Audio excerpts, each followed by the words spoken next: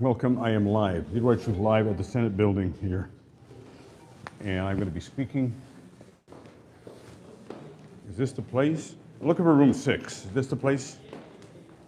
Well, I'm looking for room 6. Hey, is this room 6? Yes. Okay, and where do you sign up to speak? You have to be at the front, I guess. Up front? Is there a, where'd you come in, like the access? No, I came in through security. I just came in through here, so. All right. So far everyone's been. Which way did you come through? I came right here. Oh, okay, so that's not Yeah. security. Let's go talk to them. All right, I appreciate you. What's your name? What's your name? Detective Mealy. Detective Mealy. Mealy. Excellent. Yeah, appreciate it. I'm Leroy. What's that? I'm Leroy. Oh, nice to meet you. Nice to meet you. You sign up for access to, I guess it wants to Yeah, I want to be able to speak, so I want to sign up to speak somewhere you can sign up. at the hearing. It's usually inside the room. What committee, what room you looking for? It's the hearing on the corrupt bill. The Senate bill. It's gonna legalize corruption in the state of New Jersey. It doesn't say that, sir. You might need to- If you read it, you would realize it It does. might be in it, but it's not on this paper. Room you're looking It's room 6, I was told. for. Okay, right around that wall right there, sir. To the right? Okay, appreciate it, thank you. All right, so this is room 6, I was told. And let's see if this is the room. Welcome, ladies and gentlemen, welcome, welcome. Oh, where we started from. Exactly where I was.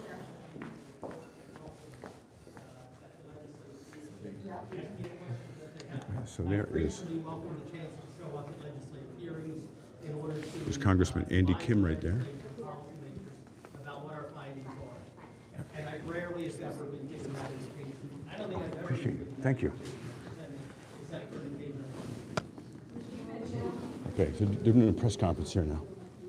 Here, excuse me. Because there is no solid basis for the law.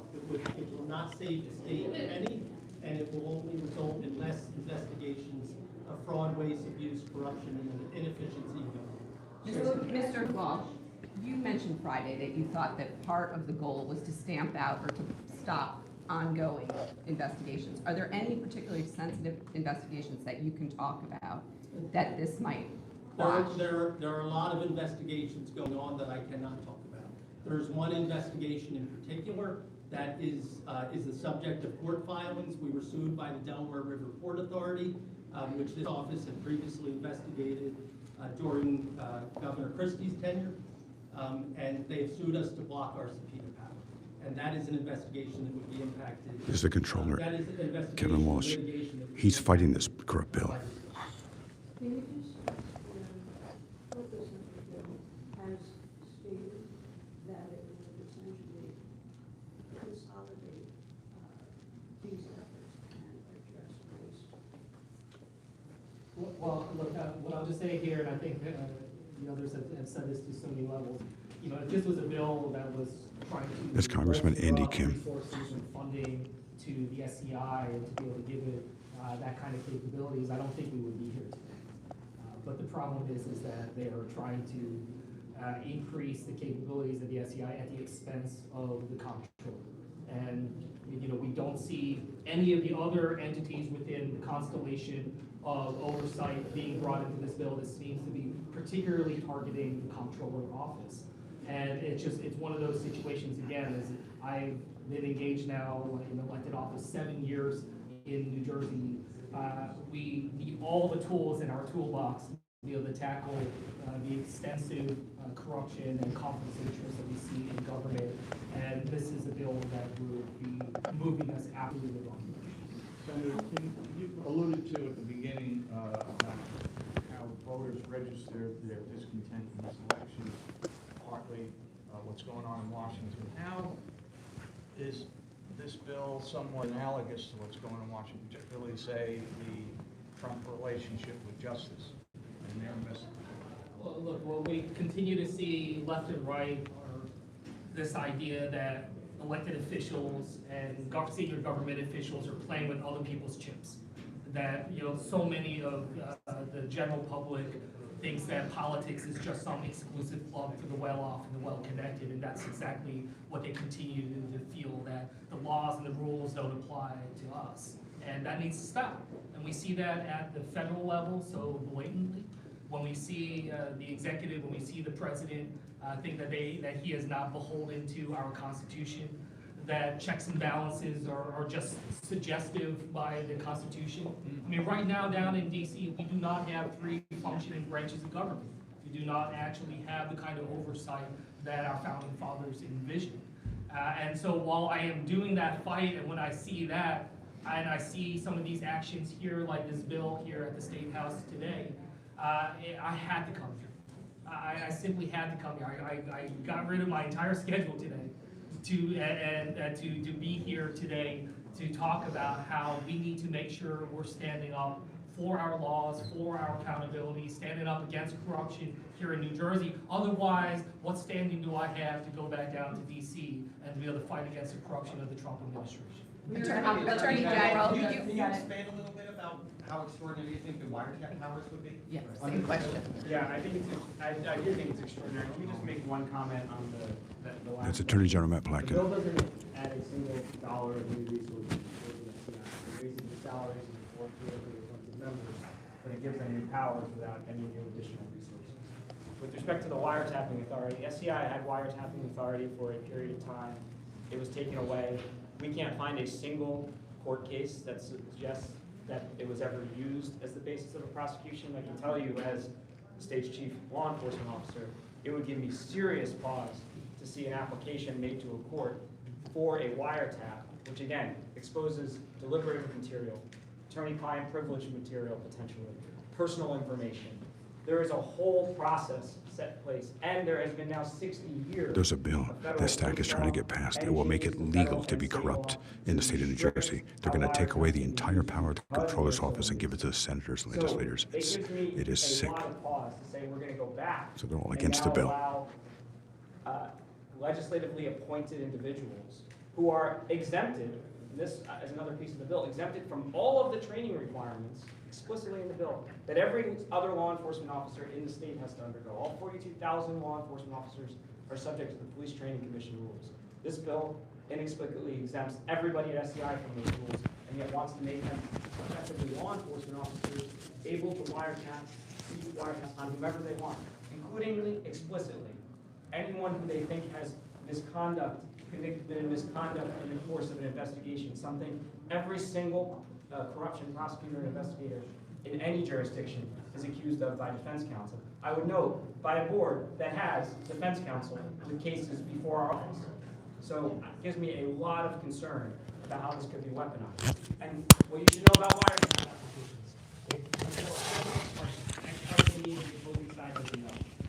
so every prosecutor and every investigator who reads this bill is going to think if they dare engage in corruption prosecution, they're going to have their bonus.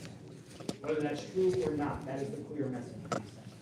Mr. Walsh, I am Leroy Truth of Leroy Truth Investigations. I've been investigating Mayor and Senator Brian Stack for over 2 years. I received over 5,000 allegations of corruption, including pay-to-play extortion, bribery, voter intimidation done by him. He has literally had me as a journalist attacked over 60 times. And God bless you, God bless Congressman Andy Kim, and God bless you as well, Matt Plotkin, for being against this bill.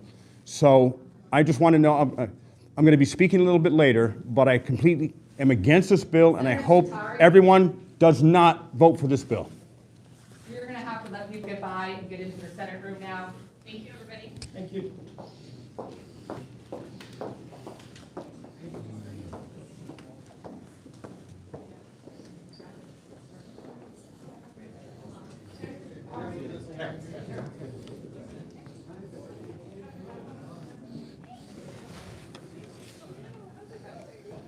You know what the bill number is? You know what the bill number is? 4924. 4924.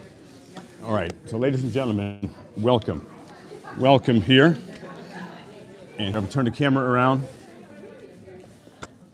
And I got the last question in for the day here. 4924. So I'm going to sign up to speak here. And I have my bright orange jacket, so can you see me now? Go ahead. Okay. Okay, you got Scott's. 2942. Leroy. Here.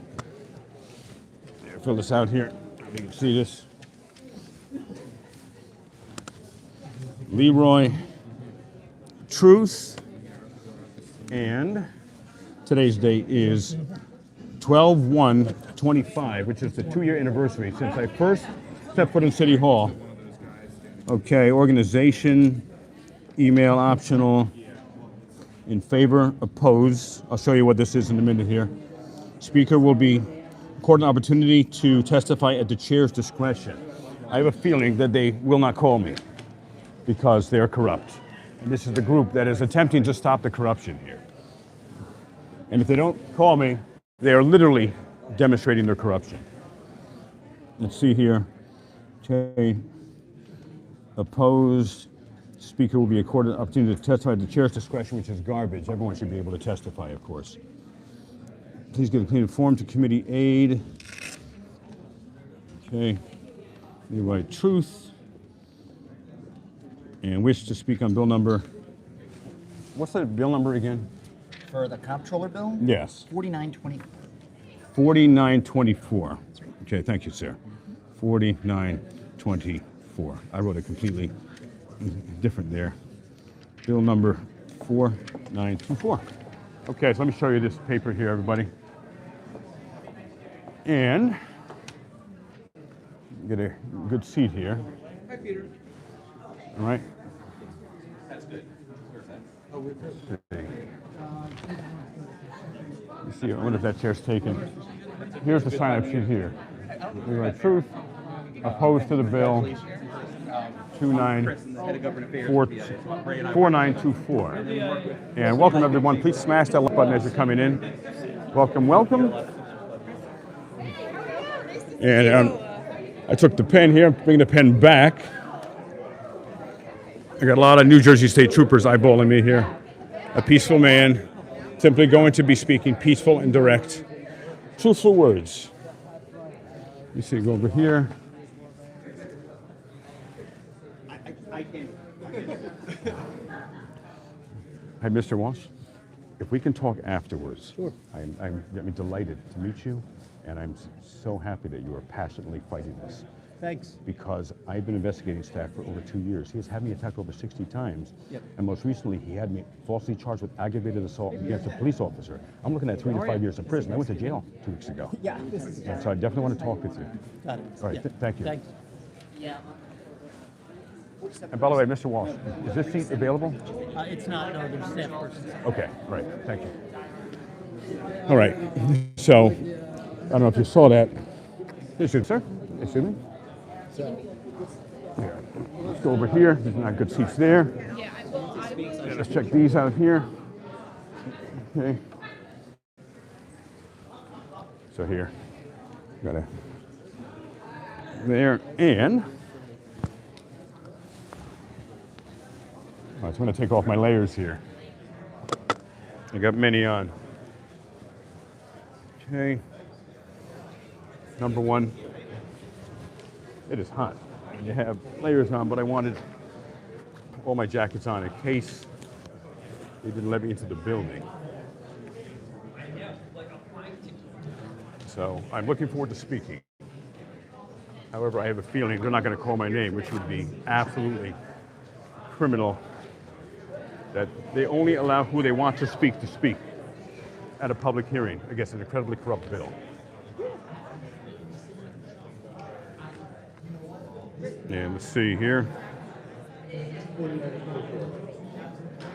Oh, I got some updates on the S assault allegations here. Here, I gotta check this out. Hold on. About the S assault allegations. And against alleged S assaulter Edwin Marina as assistant principal. Okay, here, bring this down. See here. See what we got. Okay, let's see. Okay, I just got some really good news about the ethical allegations against the assistant principal of Union City, Edwin Martinez. Oh, I got to give this paper to her. Hold on. Super important. Here, very, very important. For the governor's office. So they're trying, wow. Hey, Ray. I'm sitting right over there. Really bad for you. You got a seat for me? Yeah, right next to me. There.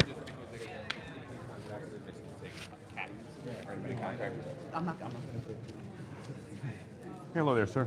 Where do I give this to speak? Sorry? Okay. Hey, hello there. I'd like to give this to speak today, please. All right, thank you. Okay, good luck. All right, thank you. And when you say good luck, what does good luck mean? I think he means good luck that they're not going to call me. Because he was one of the guys who blocked me constantly when I was here last time. Now, right in front of my camera. It was really, really, really, I mean, not just unprofessional, it was violating my First Amendment rights. So here.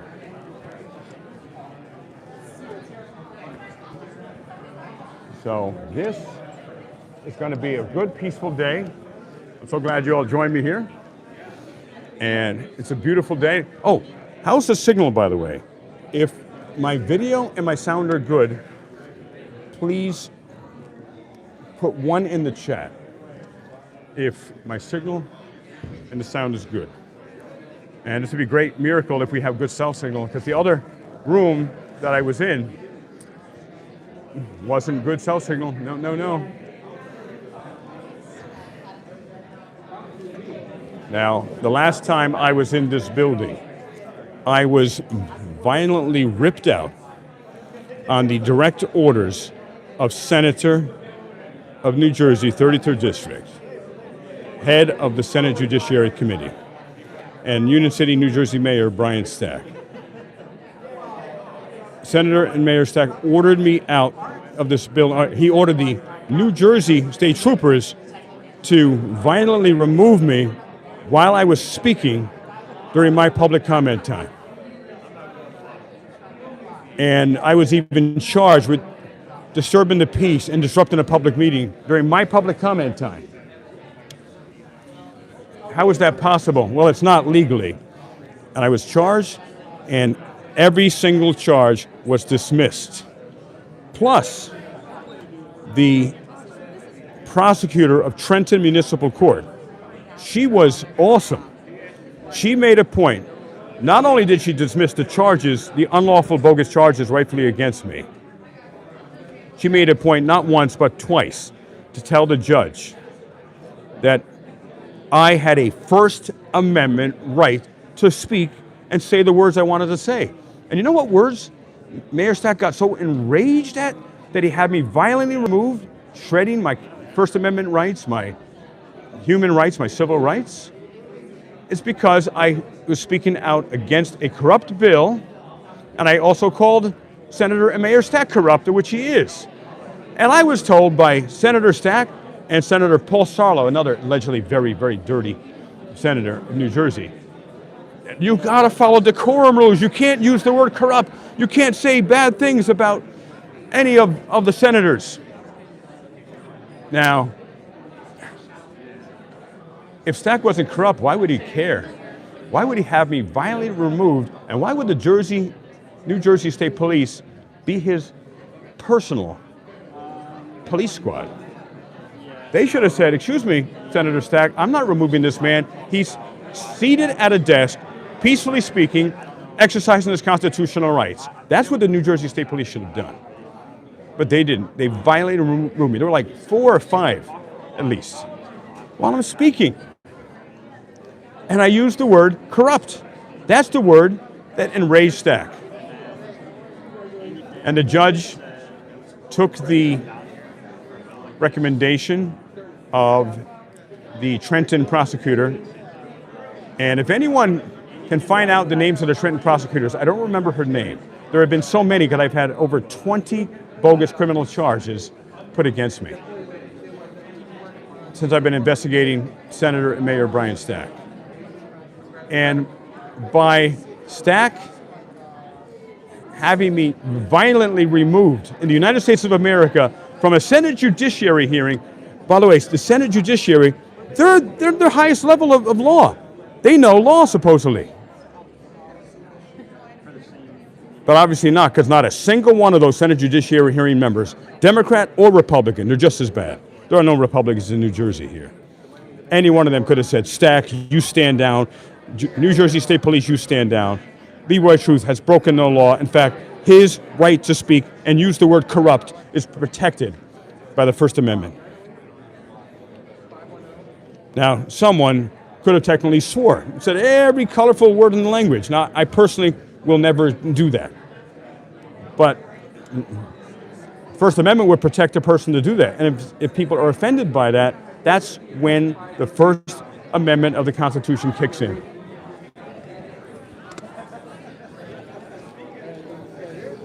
I'm going to get my other on the phone. I got a few phones I brought today. I never bring my source phone, though. Let's see. I am live now on YouTube at the Trenton Senate hearing on an extremely corrupt bill. And again, I obviously very much want to speak today. And my guess is they are going to censor me and not allow me to speak. Because there was a very snarky guy. There were these two guys, they're called Sergeant at Arms. And they were both blocking my camera last time I was here. And one literally putting his buttocks directly in front of my camera. It was disgusting. And they were violating my First Amendment rights. And then, I don't know if you can hear, but when I gave him my paper to speak, he said, good luck with that. If you all heard that. Good luck with that. Meaning, oh, you're not going to get to speak here. Yep, Patricia Walton, as Forrest Gump said in the movie Forrest Gump, this is one of my all-time favorite movies. And when he was in Vietnam, and he said, he was shot in the buttocks. He was shot in the buttocks. So we will use the more elegant terms, of course, here. And this is supposed to start at 10 o'clock today. Hey, ma'am, can I ask you? Coin, I watch you all the time. Oh, do you? And what do you do? I'm with the Gloucester Township Observer. I'm just a resident in my township. Hold on, let me get this higher here. We're live now. And tell me about you. Tell me about what? Tell me about yourself. I'm a resident of Gloucester Township, and I've been involved in our municipal government for about 9 years. And I'm here today to oppose the bill that will lessen oversight. And why do you think it was proposed in the first place? What's the motivation? The motivation is less transparency. Without transparency, there's no accountability. So that's the motivation. A scale of 0 to 10, 0 being not corrupt, 10 being corrupt, on our Trenton government here, how corrupt would you rate it? 9 plus. What would prevent it from being a 10? Transparency. You mean you feel there is transparency of some type? I'm sorry? You feel there is transparency of some type? I haven't seen much recently. That's right. For sure. We're losing more and more every day. Absolutely right. So from the municipal government on up. And you said you're familiar with my work. You watch my videos? I watch a lot of First Amendment audits, yes. Excellent. And what have you seen in regards to Mayor and Senator Brian Stack and what he's had done to me over the last 2 years investigating his corruption? To be honest, I don't know a whole lot about that, so I can't really speak specifically to that. So. Well, I'll give you the most recent insanity is that I've been investigating over 5,000 allegations of corruption against Mayor Stack, including pay-to-play bribery, extortion, S assaults, cover-up of S assaults, and including on little ones. I'm saying this for the platform, right. On students. Right. And I've received over the last month extremely disturbing allegations that there are teachers teaching right now, this very moment, as we're talking, in Union City, that have been alleged to expose themselves to students for decades. Also, allegedly having S with students as young as 9th grade, exposing themselves to students as young as 7 years old, 8 and 9 years old. And ever since I brought this story out, when 2 graduates came on my program and told about the allegations of indecent exposure against Edwin Martinez, an assistant principal, I had been attacked relentlessly by Stack. And 2 weeks ago, while I was peacefully at the Board of Education in Union City, I was simply filling out an Oprah request. I was set up, I did see that. Oh, you parts saw of that? Yes, I saw parts of it. and I am facing up to 5 years in state prison now. Yeah, I saw that. And you It's saw, retaliation. It's retaliation. you're absolutely right. Correct. And the Lieutenant Glenn Gaston, who's on the Brady list, by the way, he intentionally fell. And did you see the So video? you pushed him, I believe, or Oh, yeah. you assaulted him. Yes. And the police report literally says that according to the police report, it says that I had violently or forcefully struck Gaston in the upper body. Right, but that's not what the video shows, was it? You saw the video. Yeah. Yeah. That's not what the video showed, as far as what I could see. Right. Yes. Yep, you're absolutely correct. And I went to jail. I was in jail 2 weeks ago. I don't doubt that. Yes. So I'm Yeah. fighting for my freedom right now and fighting to oppose this bill. And one last thing, I don't think they're going to let me speak here today. The Sergeant at Arms, remember the last time I was here speaking?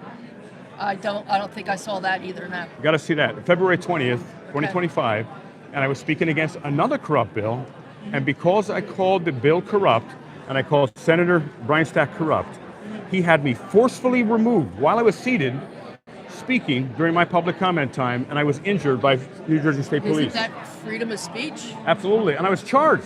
And it's an opinion, is it not? Yeah. Okay. And however, the prosecutor in Trenton Municipal Court was awesome. She dismissed the charges, rightfully so, and she made a point twice to say Leroy Truth had a right to speak as he wanted to. And it just shows the amount of corruption that you call a corrupt politician corrupt, you get Yes. removed. Yes. Yeah, it's they're breaking down our rights to free speech and the ability for us to exercise our rights. And if we can't exercise our rights, we really don't have any rights. And I don't remember ever consenting to being ruled. As far as I understood, we're supposed to be governed, not ruled. And if we don't have rights and there's no transparency, there's no accountability in our government, then we're being ruled. And that's what I'm here to speak out against today. You're awesome. She needs to run for governor, everybody. No thanks. And tell No, thanks. tell everyone your name and what's your role in whatever you do. My name's Denise Coyne. I'm a retired nurse, and I've just been involved in municipal government for 9 years, and I don't like what I'm seeing, and I don't like what I'm hearing, and I believe it's important for us to stand up and fight for our rights that were given to us. They're important, and if we don't exercise them, it's true, we will lose them, and we're losing more and more every day. Right. She's absolutely right. So God bless you. Pleasure to talk with you today. Nice to meet you. And I look forward to hearing what you got to say against the bill. All right. Yeah, you fill it out, and then you give it to these gentlemen right here, and then they will give it to whoever they give it to. Fill it out already?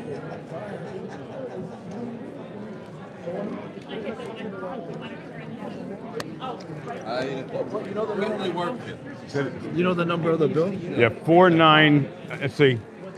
What is the number of the bill again, everyone? Is it 4924? I think. 4924. I think it's 4924. I gotta make sure because Excuse me. What's the number of the bill? It's 4924, right? That's 4924. Yeah. No, it is 4924. 4924. And ladies and gentlemen, if you just joined us, we're in Trenton, New Jersey, in the Trenton Senate chambers to speak against a bill that will literally legalize corruption in the state of New Jersey. It will take away the investigative and subpoena powers and all powers from the New Jersey State Controller, Kevin Walsh, the one man investigating and exposing corruption in the state of New Jersey. And it is sponsored by President of the Senate, Nick Scutari, who was a major puppet boy of the most corrupt politician in the history of New Jersey, Senator and Mayor, who was also the head of the Senate Judiciary Committee, Brian Stack, who had me forcefully removed from this building last time I was here speaking during my public comment time, because he took umbrage with the fact that I called the bill and him corrupt, completely proving that I was right. Excuse me. All right, and this is Raymond Mitchell, who was on my live yesterday. How you doing, everybody? I'm here in Trenton to oppose this bill of the corruption that's going on. We don't need to do away with any of this. We need to add more people to protect us. More people. That's all we need here. Yep. Meaning we need more watchdogs, not less. Watchdogs, yes. More watchdogs that we need. Thank you, Mr. Leroy. And I just want to say thank you to Leroy Truth. This is the only truth, real news that is out here. And this is a blessing right here. It's a miracle that we have somebody like this in our country. We need more of Leroy Truths out here. Hopefully, maybe you could start a school, anything that's to help more young people to get out there and start doing investigation journalists. We need this. We need to keep accountability of all these people here, these public servants that want their paycheck and their pension. Okay? Right. We need to take that paycheck and pension away and put them in prison for what they're doing to us. All this corruption throughout the whole pandemic and all. It's disgraceful. He knows things, and hey, Mary, I love that. Yes, we love our Leroy Truth. And also, Kevin Walsh and also Mr. Mike Plankin is here, Matthew Plankin, the AG. And I just confronted him on my father's mystery death murder coming out of North Bergen Harbor, owned by Hackensack Mooney. And that's why I'm here also. So much is going to transpire today, peacefully, ladies and gentlemen, as always. And the proceedings should be starting in just a few minutes. And so here Ray Mitchell just gave his paper to that sergeant at arms, and both of those, him and the other sergeant at arms, they both literally blocked my camera last time when I was in the chamber, Senate Judiciary hearing, including one put his big old buttocks directly in front of my camera lens. It was the most bizarre, disgusting thing I've ever seen. And then I would move, and he would then move his buttocks wherever my camera was. And I would move my camera somewhere else, and his buttocks would follow me. So I am going to be doing a criminal complaint against his buttocks and the rest of his body as well. And it was crazy. Who puts their buttocks in front of a journalist who's simply trying to record and document the proceedings of we the people? It's crazy. So we got quite a bit of people here, and Mary, that's right. And Senator Nick Scutari, how dirty he is. He's the president of the Senate and a personal buttock boy of Mayor and Senator Brian Stack. They tried to secretly shove this bill through quietly during what they call the lame duck sessions between the election that we just had in New Jersey and the new Legislative Assembly Senate year. But the New Jersey Monitor, and God bless the NewJerseyMonitor.com, because they found the bill, did some really, really good articles about the bill, and that's how I found out about it. And I think someone sent it to me. And they exposed this bill. It's so corrupt. Here, my jackets have fallen here. Here, my jacket's up there. And the bill is so corrupt. I'm going to read from the New Jersey Monitor, because you got to get, if you're not familiar with the story, we did. Oh, and thank you, John Lang, for the correction. That was Andy Kim. He's a United States Senator, not a congressman. Andy Kim, United States Senator and a congressman. And he's been a bit of a maverick sometimes, that he bucks the establishment, bucks Stack sometimes. That's rare. So he's against this bill here. And here we go. All right. I'm going to read to you this bill. Oh, but yes, everything is good so far. Are you watching live? I have some of my team checking in with me, making sure, hoping that I don't get arrested today, simply peacefully being here to oppose this bill. And I'm going to see who else.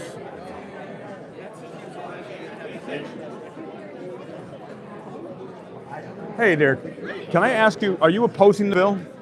Yes, I am. I don't even know if they're But which one, yeah? This is the one that legalizes corruption in the state of New Jersey.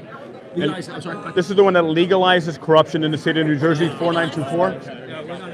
We're not engaging in that legislation. All right, well, that's the most important one of all, because it will stop any of these corrupt senators and assembly people from being held accountable. So, Are they putting it on the agenda? yeah, it's on the agenda. Oh, okay. But they were trying to sneak it in when nobody knew in the lame duck session. Yeah, but everybody knows. Now they know. Now everybody knows. Well, you didn't, but now you know. Now I do. And what bill are you here to speak about? I'm not speaking on any of the bills. Are you? I am opposing on bills that I Which not ones? making. Because we're live now. Would you like to share with our audience? Oh, well, primarily the bill that basically takes away the authority for agencies to really move rulemaking on their own terms, you know, the public benefit and public health benefit, and just really gives that authority to one entity to decide. Which entity? I don't know how it would be called. The detail of the name escapes me, but it basically would just give all authority to one individual that would determine rules to move forward or not, depending on economic impact in New Jersey. So It sounds like we're talking about the same bill. there's two separate bills. This is the Administrative Procedures Act. All right, so that and is then different. And then there's a comptroller bill. All right, so they're both going to take away oversight Yep. and give it to the corruption senators and assembly people. It will literally Gives it to one body one, that is. which is controlled by the corrupt senators and assembly people. This is crazy. So you're not speaking today though. I'm not speaking today, but I'm in opposition of these bills. Can I inspire you to speak because you're a really good speaker and people need to hear your voice.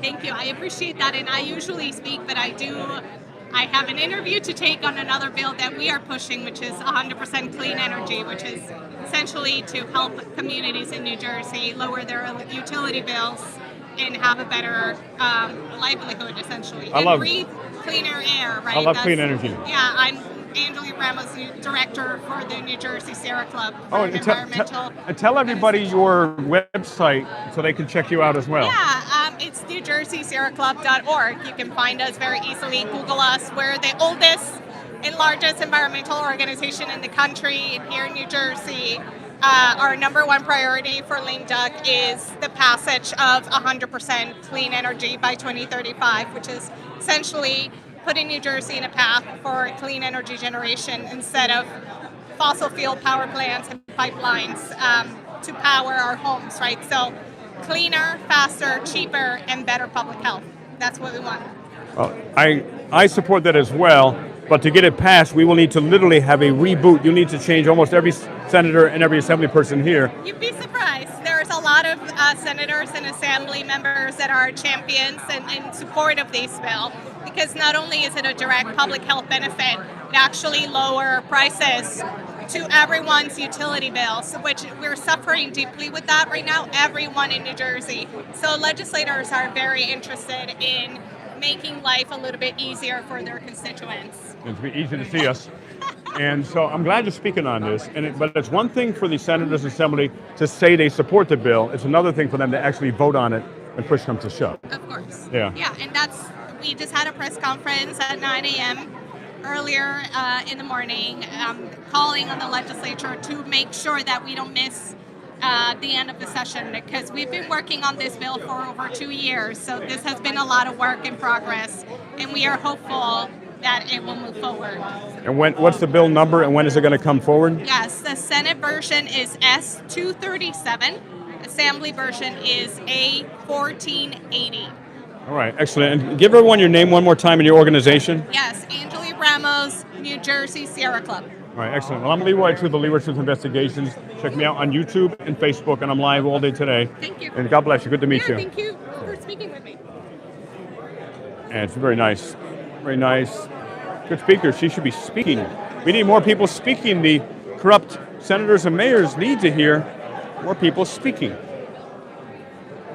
So let's see what time it is now. Ladies and gentlemen, it's 10 after 10. They are late. They are now late in getting this thing started.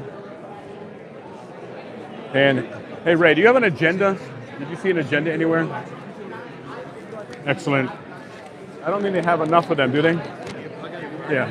Yeah. You want all the bills or just this one? All of them. All right. So, we're going to turn this around so it's not backwards. Thank you for joining me, everybody. This is the Senate Bill 4924, which will legalize corruption in the state of New Jersey. will take away all the powers from the one last remaining watchdog group that watchdogs corruption in the state of New Jersey, the New Jersey State Comptroller, with acting Comptroller Kevin Walsh. And why is he acting? Because the Senate and the Assembly won't approve him. So someone initially appointed him, but he's got to be approved. That's why he's still acting, and they don't want him acting because, they don't want him approved because he keeps investigating them, and they don't like it. That's why this bill has been created, because Kevin Walsh, the New Jersey State Comptroller, has been investigating the corruption of the corrupt senators and mayors and other agencies in New Jersey, and they have gotten irritated by him and are very upset because he publicly reports on his corruption investigations and findings. They don't want that anymore. It's insane. Let me get my mic a little higher here. So, of course they're not running on time, and I don't even see most of the senators here aren't even here yet.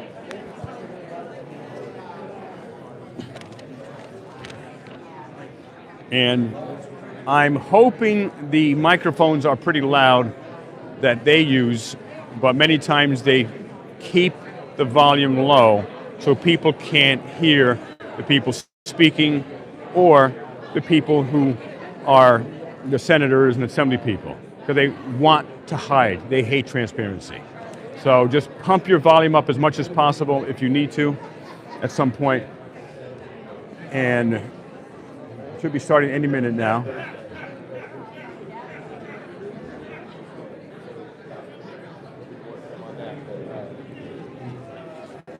And I'm going to post this on Facebook. And by the way, my Facebook page is Leroy Truth. So everyone who's here now, if you would go to my Facebook now and follow it. It has been deleted 5 times, allegedly by Senator and Mayor Brian Stack. I have rebuilt it from scratch 5 times, and I just saw on my dashboard that we have just had 1 million views over the past 28 days. And I am so delighted the reach is back. So many people are interested in learning about the corruption of New Jersey and Mayor and Senator Brian Stack. Thank you, Patricia Walton.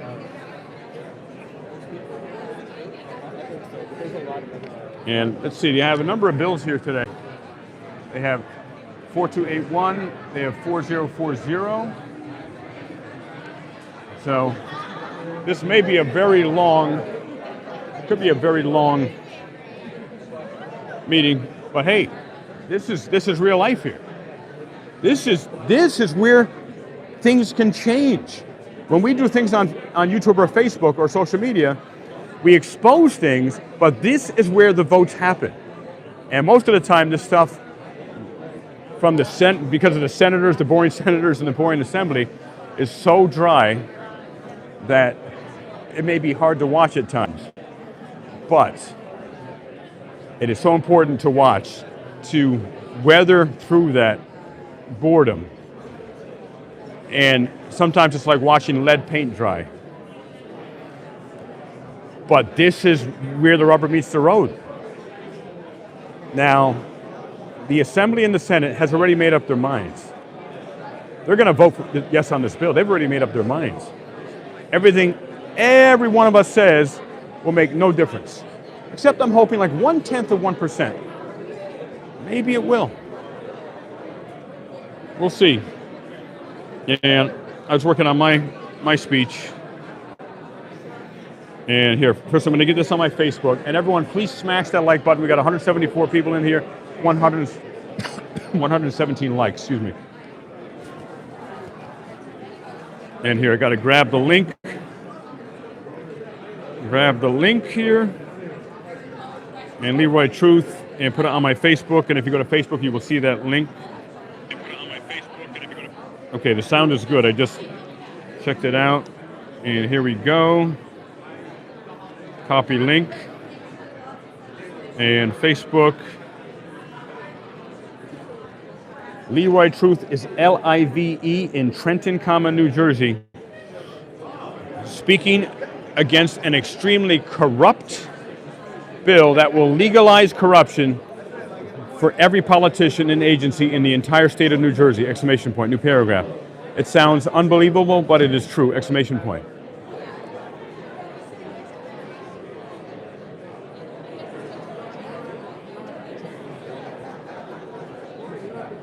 Okay.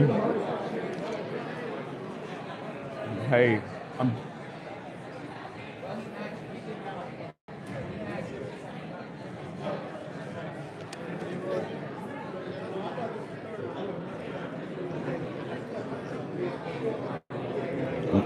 I got an important update, important tip here. Hold on.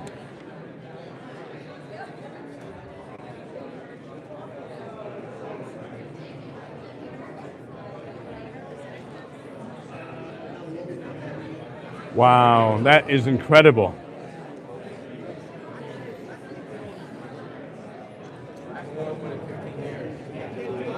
Wow, that is.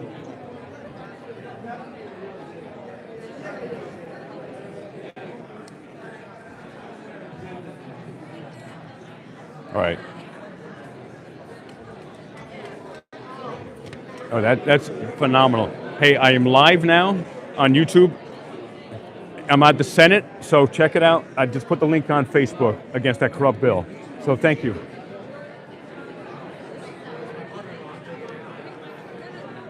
Okay. They said they would love for you to have this, Leroy Truth. Who said they? The lady. Oh, yeah? It says vote no on corruption here.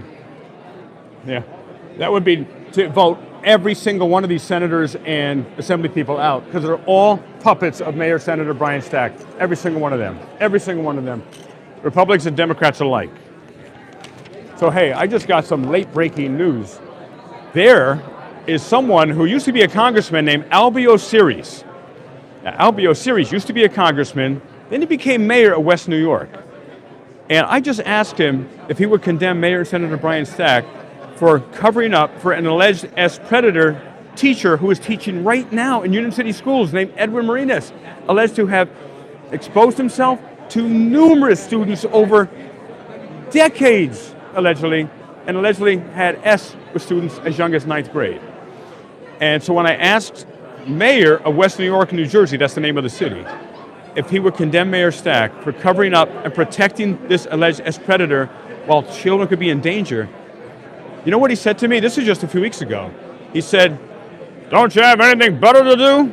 I said, "Oh, I don't have anything better to do than protect children from alleged predator teachers that are teaching in Union City schools right now, this moment, while you're watching my video?" And Mayor Senator Stack won't suspend Edwin Marinas or do a public statement about it. So guess what? I just got word. This is late breaking. Congressmen love their pensions. They serve like one term, I think, for 2 years. I think they get lifetime pensions. If everyone watching this could check that for me. Is that true? Well, I just got a special word that Albio Series, former congressman from New Jersey, present mayor of West New York, New Jersey, present major puppet boy of corrupt Senator and Mayor Brian Stack. He's a little manipulated puppet by Stack. I just got word that he is under investigation for his pension because of his ties, direct ties, to the disgraced new felon, United States ex-Senator Bob Menendez, who is now serving, I believe, 11 years in federal prison for all kinds of crimes, including being a foreign agent. So his pension may be going bye-bye. So I got to tell you, there's some good things happening with some accountability investigations with corrupt politicians in New Jersey. It's just starting here, and now in the federal government. So God bless the person who gave me that info, and stay tuned because there's much more to come. Yes. I am Leroy Truth of Leroy Truth Investigations. What's your name? My name is Jack Curtis. Hey, Jack. And I specialize in investigating and exposing corrupt politicians, and I've been investigating Mayor and Senator Stack for the last 2 years. Okay. I'm here to just talk about a farmland assessment issue in New Jersey. You familiar with farmland assessment? No, I'm not, sir. It's across The farmland assessment law was put into effect in 1964 by the legislature to help poor farmers that were losing their farms because they're real farmers, because they couldn't pay their property taxes. All right, so they weren't the big corporate ones, they were the real family farms. Real farmers. And they got 98% off their tax bill on the land that was dedicated, it's called in the law, devoted to farming, okay? I live in Mendham, and in 1964, there were 20 people that claimed they were farmers. And it might have been back then because it was rural. Is that in Mendham only? No, it's all across the state. So 21 people claimed they were farmers. 20 people claimed they were farmers. Today, there's 158. Wow. Because it's all people living in $10 million mansions that are claiming to be farmers, and they're clearly not. I've had 2-3 stories written about it by Tom Moran, and it's the Daily Record, the Bergen Record. By the way, Tom, we're live on Leroy Truth now. Tom Moran is an exceptional writer. He did a great story about Esther Suarez, the Hudson County prosecutor, of how dirty and corrupt she is. It was an incredible story by Tom Moran. But Donald Trump, there's across the state, there's 37,000 people that claim they're farmers.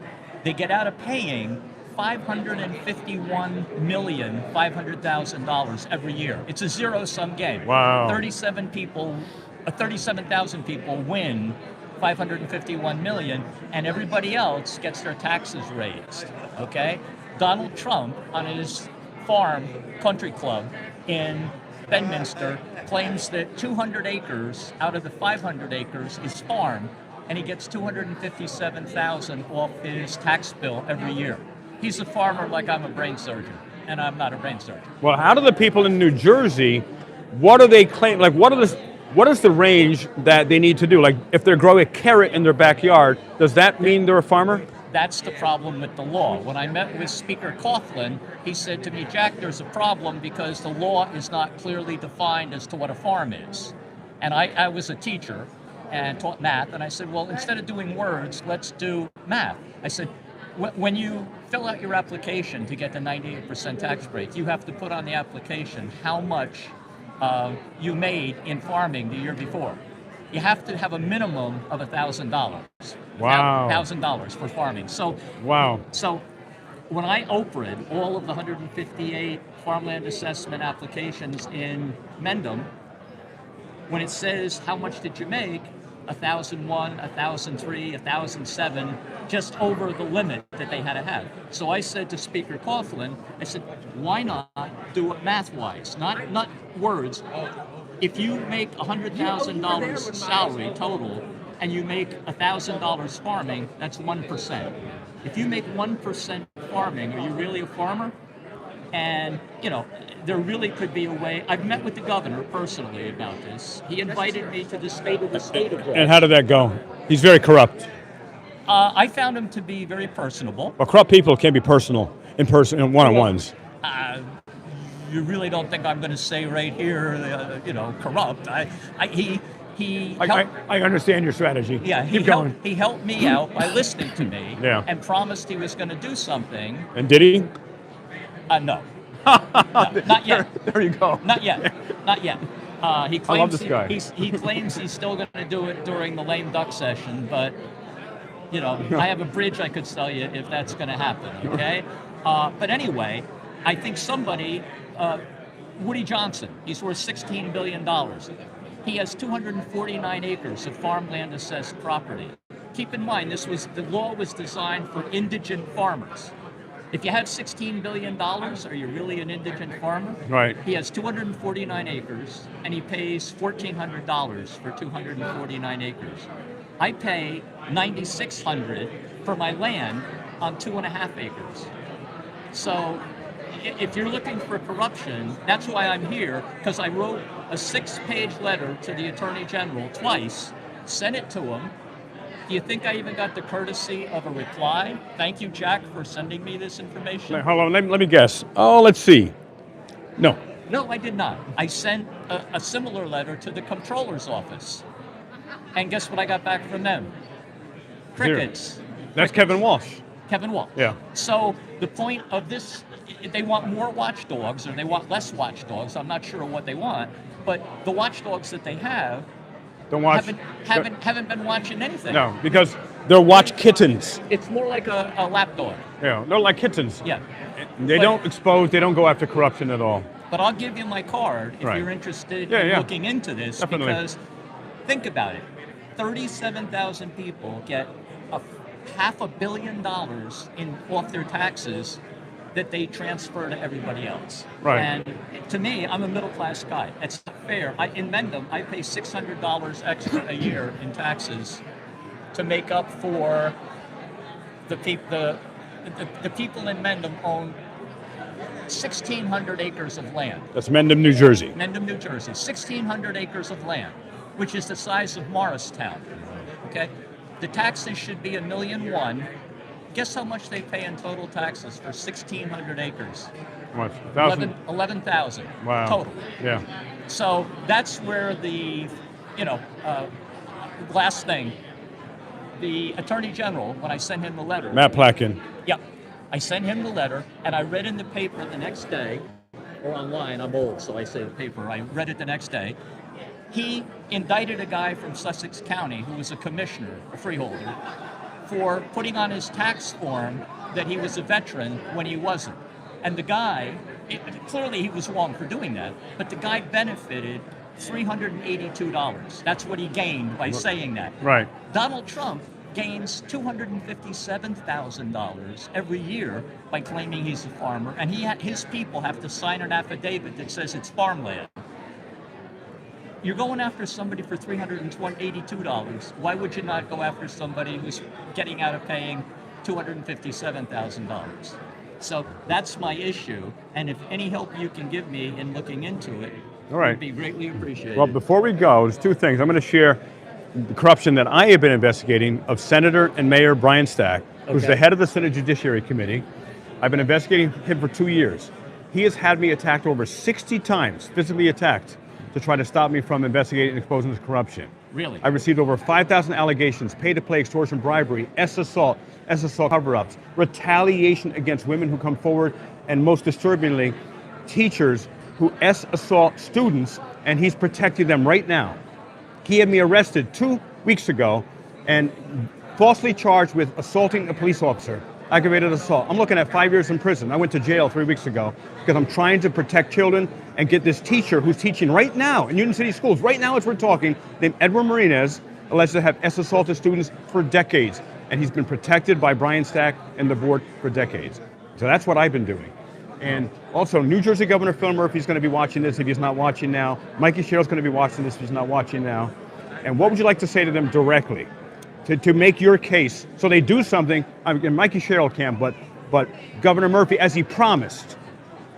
I simply would like to say, words are powerful, okay?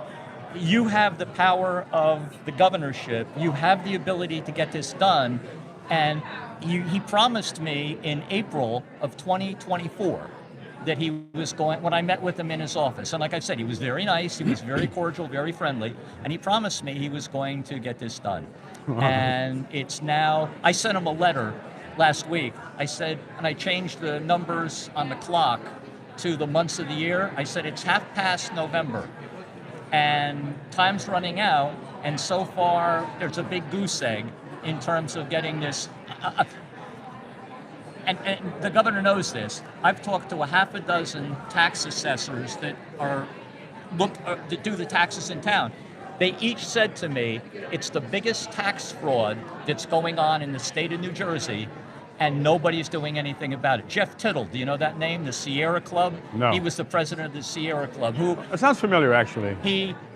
Sierra Club is the biggest protector of land in New Jersey, and a great organization. And this is the last thing, then I got to move on to some other subjects. He said to me, and he said it in the newspaper articles, that the farmland assessment law is the reverse Robin Hood law, where the rich steal from the poor.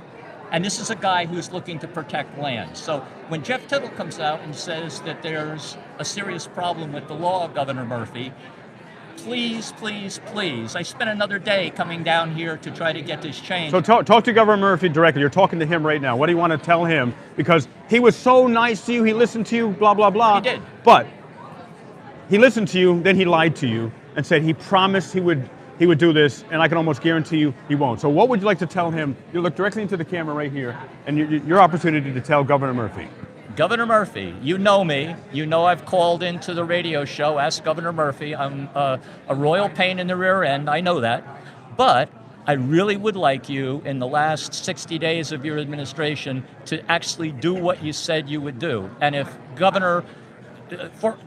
future Governor Cheryl's listening to this, please schedule a meeting with me so I can show you my data. And when you look at my data, there's no misunderstanding that this is a humongous tax scam. $551 million is no, nickel and dime fraud here. It really isn't. So thank you very much for the opportunity. I really appreciate it. God bless you. What's your name? Jack Curtis. Jack, pleasure to meet you, Leroy Truth. Please check out my YouTube and my Facebook. You will be shocked. Everything's on video. Do you have a card? I always do, except today I left them in my car. Okay. You want my card? Yes. To get in touch if you think this is worthwhile, because I better give you the right card here. This is the card that I give to other people when they argue with me. There we go. Okay. No, that's not the real card. That's my joke. Oh. That's my joke. I card. see. Did you read it? I just did now. Yeah, that was, gotcha. I wondered, why'd you give me all of them?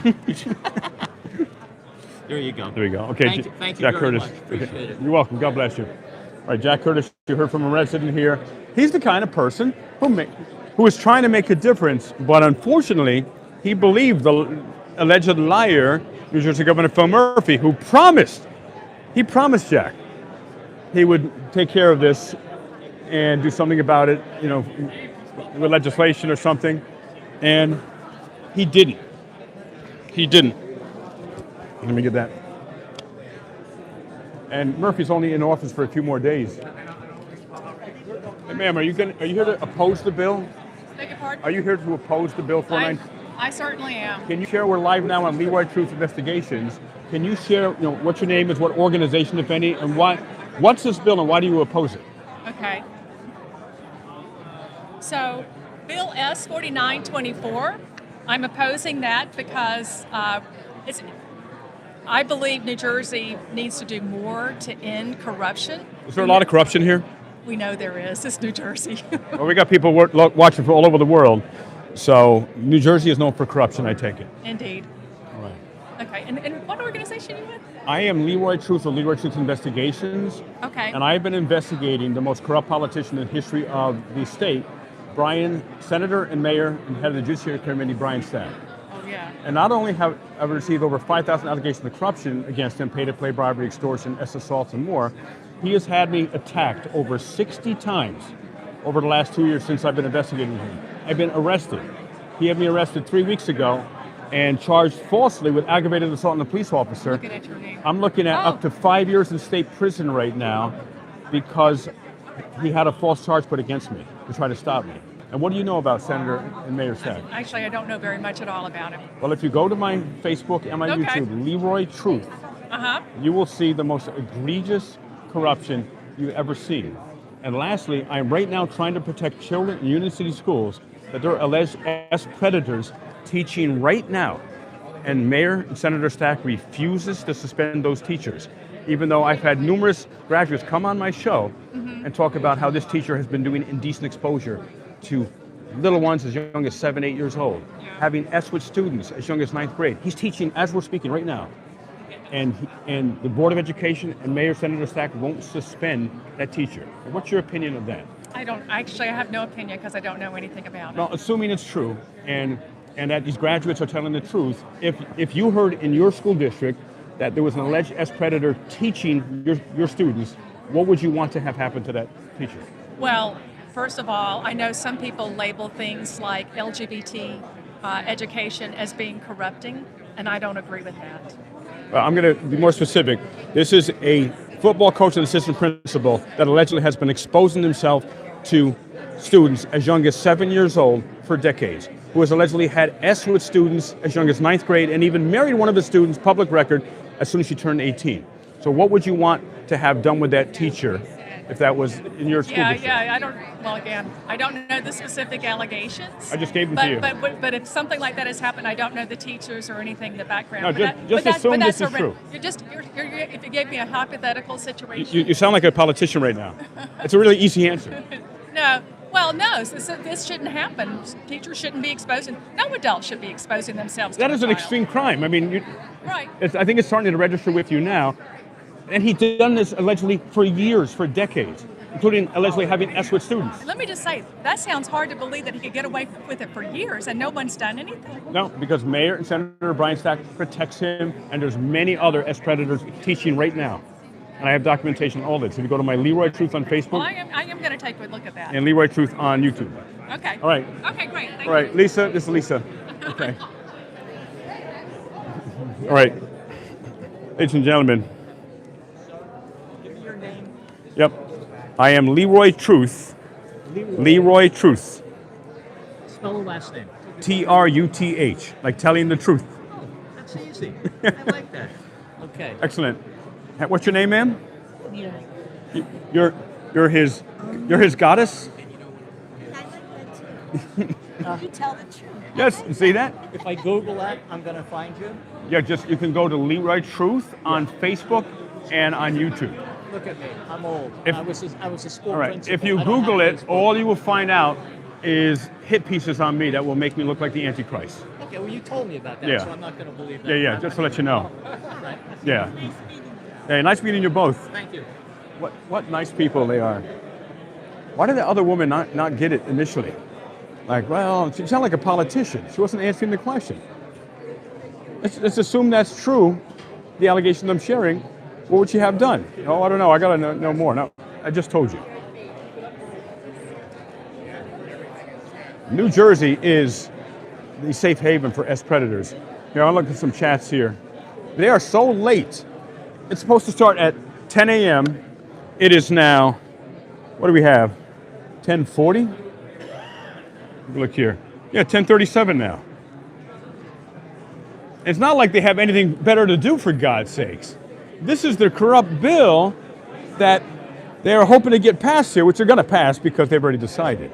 They're hoping people die of old age here so there are less people who speak against the corrupt bill by making this meeting so late. Crazy.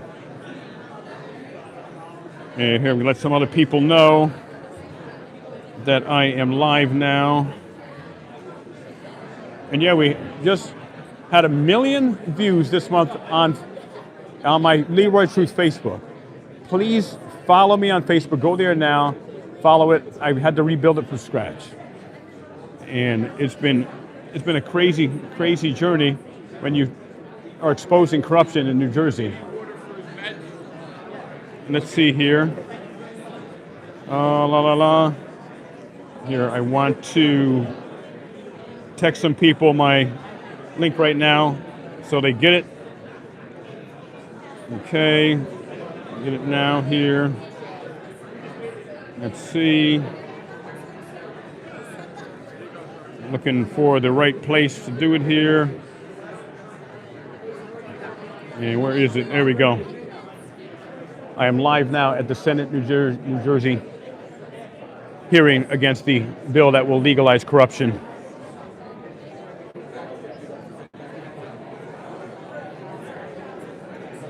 Okay, send it to them. And I want to read some chats too, everybody. And if anyone is inspired to send a super chat or Venmo, PayPal. Also, mods, can you put my GoFundMe in there as well? As I am fighting for my freedom. Insane. Investigative journalist fighting for his freedom. As Annette says, keep fighting, save the children. I was arrested and falsely charged with aggravated assault against a police officer because I'm trying to save the children from an alleged S-predator. That sounds insane. That's like make-believe world. How is that even possible? Whoa. Lewis. I'm actually live on YouTube right now. And this is incredible. Oh, Yeah. Wow. All right, I've got to talk. I'm live right now on YouTube. And are you against that bill, by the way? Are you here against the bill? Yeah, I'm with Senator Beach. Okay, got it. All right, we got to catch up. I will. All right. Wow. That's strange. It is. Now, there's a blast in the past. There's a gentleman, he wasn't on camera, and amazing genius of a man, and I haven't seen him in, I don't know, how many years. So, small world. Hey, Scooby Snacks, thank you. We are all Leroy Truth. I'm Leroy Truth, you're Leroy Truth, every single man, woman, and child who stands up to corrupt government and reports on it, whether you have 0 followers, 1 follower, 10 million followers. The only way government officials like Mayor and Senator Brian Stack and President Nicholas Qatari can be held accountable for their alleged extreme corruption is we the people exposing their stories and coming to these meetings and speaking truth to them. That is key.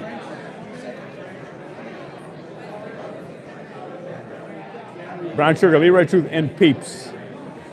So I'm Leroy Truth, you're Leroy Truth. We are all Leroy Truth and Scooby Snacks. God bless you. Thank you for your $5 super chat there. And mods, if you can put in the GoFundMe and the PayPal Cash App I see. Thank you, Rami. You're awesome. And Venmo. And any amount, $1, whatever it is, helps. We raised a little over $9,400 so far. And the total is $15,000 for my attorney, the incredible attorney Jacob Uriel, which is actually an incredible price. Attorneys can charge $50,000, $100,000 or more. So I appreciate Sean of Long Island Audit for connecting me with his attorney. His incredible attorney, Jacob Uriel, one of the best attorneys in the country, one of the best criminal defense attorneys. Absolutely amazing.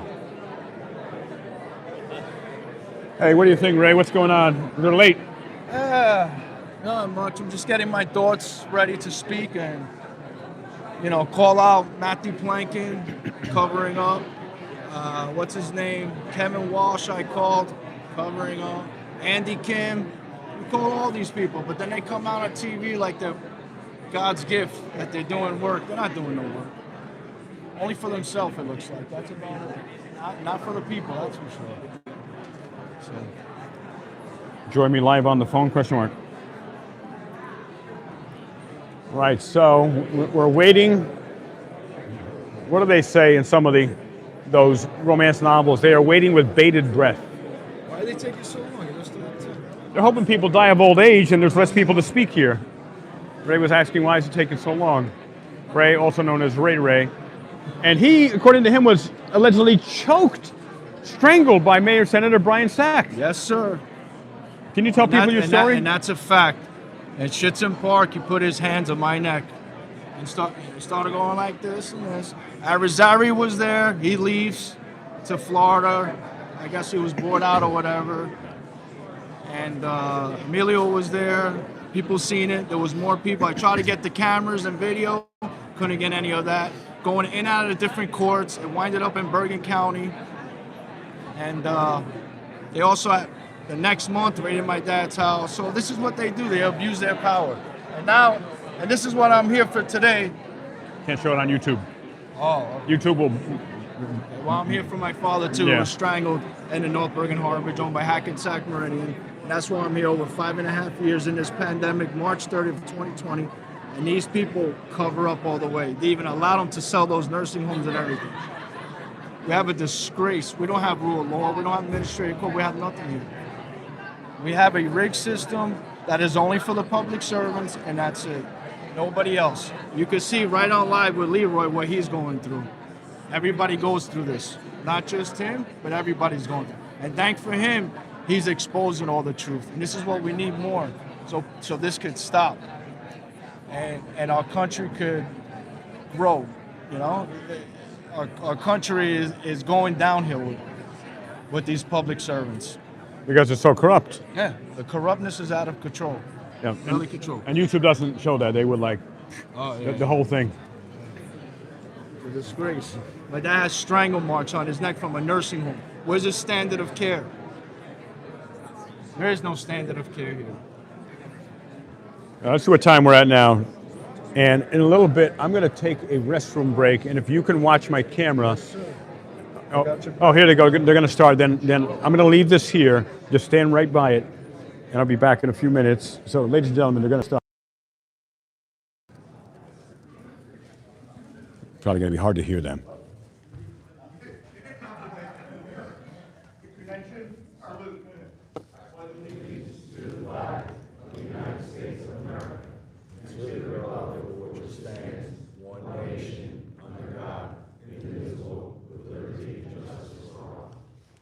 Thank you. Roll call. Okay. Right. I'll be back in a few minutes.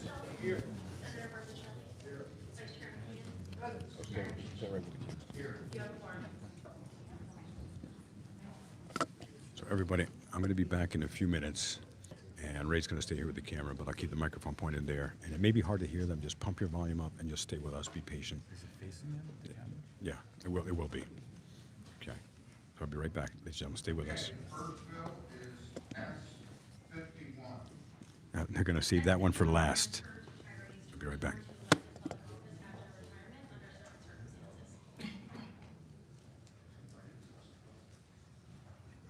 No one to testify. Anybody on the committee have any comments?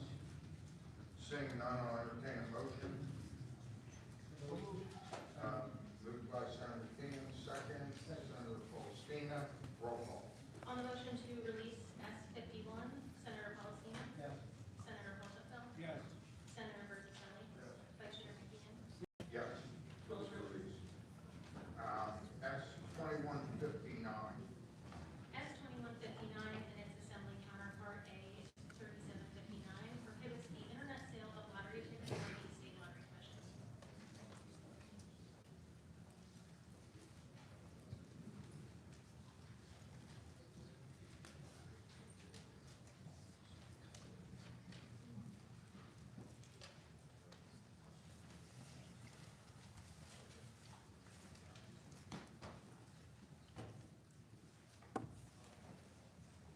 So first person to testify, Mary Ellen Berger.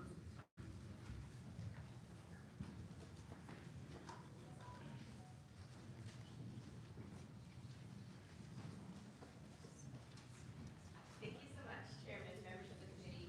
Mary Ellen, I'm part of the New Jersey Food Council. I'll be very brief. I know we have a lot today. We really just wanted to thank you for taking up this bill. And Chairman, we had some conversations about them as well. The council and some other groups have raised concerns about the lotteries of rule change since they proposed since they first proposed it and adopted it in 2024. This does have a significant impact on our retail sales, on foot traffic for our stores. They have indicated to us that they plan to move forward with implementation, I believe in June, so that it will be coming up. Again, this has a really substantial impact on our members in the lotteries, not just the direct sale of the lottery commission that they would use, but also the ancillary sales from the consumers that would no longer go to those local stores. So again, I was very brief. Thank you so much, and we appreciate you taking the time today. Excuse me. Any questions? Betty? Thank you.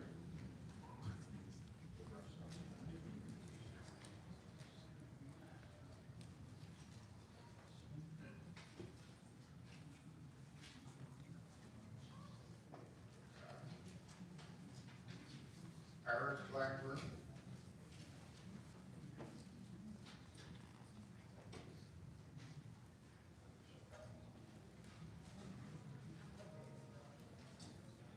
Thank you, Mr. Chairman, members of the committee, for hearing this bill today. We're happy to support it. Eric Blomgren from the New Jersey Gas and Convenience Store and Automotive Association. We represent a large portion of the state's more than 2,500 convenience stores, most of whom are lottery retailers. I don't want to be reiterative of what Mary Ellen was saying, but the main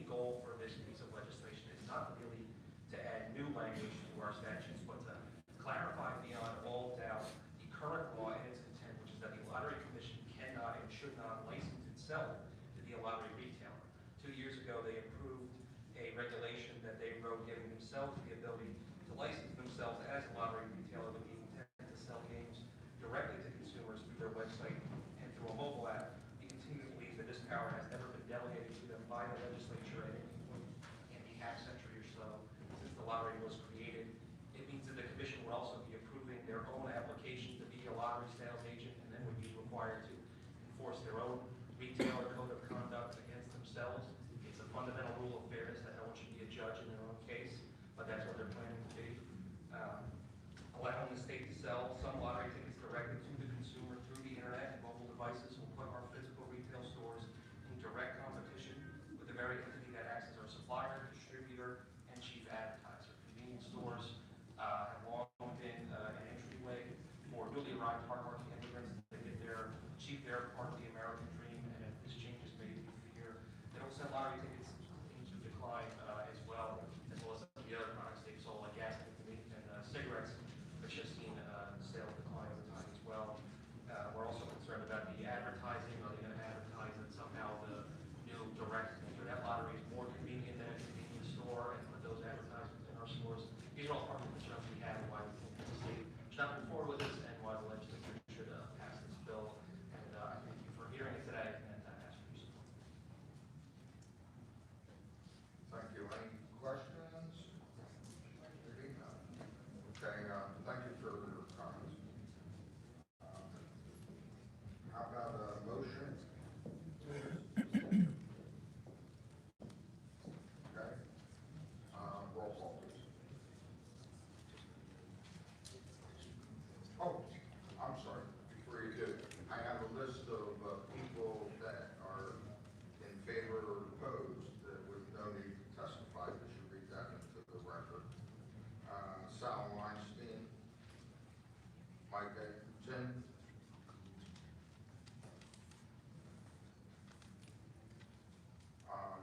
Oscar Charles,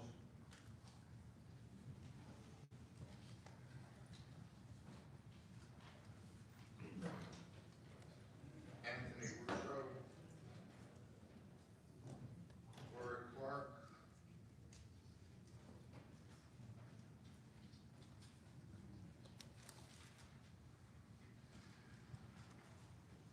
Anthony Ruzionik,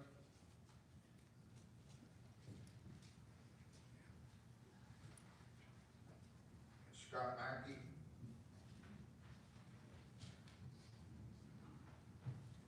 all in favor, no need to testify.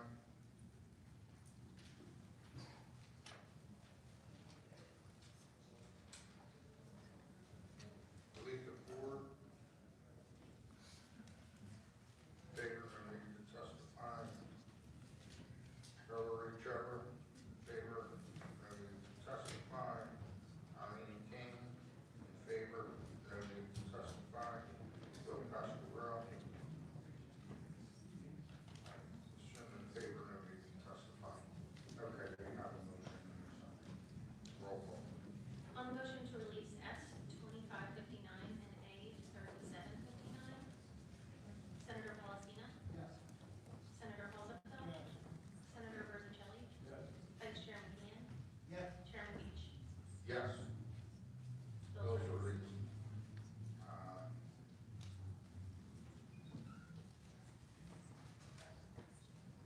Okay, Senator Paulistina's bill, S 3892.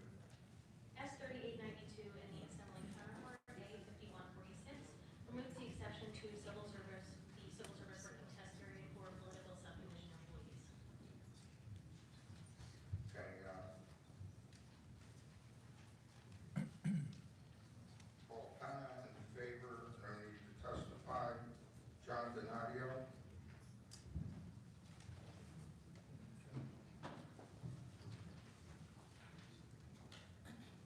Thank you, Mr. Chairman, members of the committee, John Donadio, New Jersey Association of Counties. I just want to thank you, Mr. Chairman, for proposing this bill, and for Senator Palestina for taking the time to work with us and introducing the measure on behalf of the association and a successful private program in Camden County. And also wanted to take a second to thank the chair of the Civil Service Commission as well, who has implemented several measures to streamline the hiring of employees across the state of New Jersey, and this being an important and integral part of that. So we support the bill, and I hope the committee passes it today. So thank you, sir. thank you for your testimony. Senator Paulstina, you want to make any comments? Just thank you for posting the bill. Mr. Chair, as it lines on the working test period for the counties and local which was required in the state. However, I think it's worked well, and so Okay. Any questions?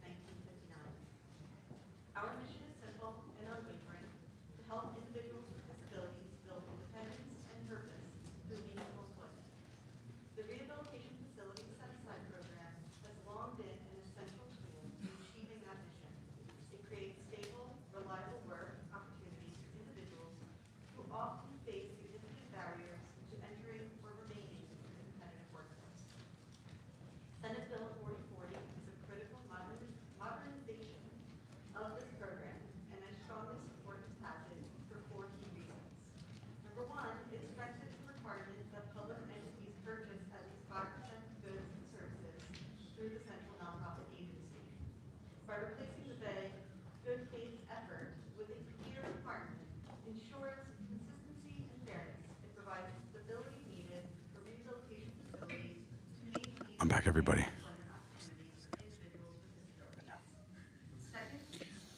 Okay, I'm back. Just talked to the exposure report of David Snow. This is like watching lead paint dry. But thanks for staying with me, everybody. We're going to be here a few hours. Third, it mandates training for state and local purchasing agents. Many purchasers are simply unaware of the set-aside program or unsure how to access it. Training will help ensure compliance, improve understanding, and strengthen utilization of the program statewide. Last, it grants the central nonprofit agency the right to first refusal within cooperative purchasing agreements. This protects employment opportunities for individuals with disabilities when rehabilitation facilities can provide goods or services at a fair and competitive price. At Immigrants to Opportunities in Union County, we see every day how meaningful work transforms lives. Individuals gain confidence, financial stability, and a greater sense of independence. Their families see progress and pride. And our communities benefit when people of all abilities are included and supported. Senate Bill 4040 is not just a procurement reform. It is an investment in people, people who want to work, who have valuable skills to offer, and who depend on stable, accessible employment pathways. On behalf of Immigrants to Opportunities and individuals with disabilities we proudly serve, I respectfully urge the legislature to support the advance of Senate Bill 4040. Thank you for your leadership and commitment to expanding opportunities for New Jerseyans with disabilities. Good morning. My name is Mohsen Badran, President and CEO of Access New Jersey. Access New Jersey strongly supports the S4040, the set-aside reform bill.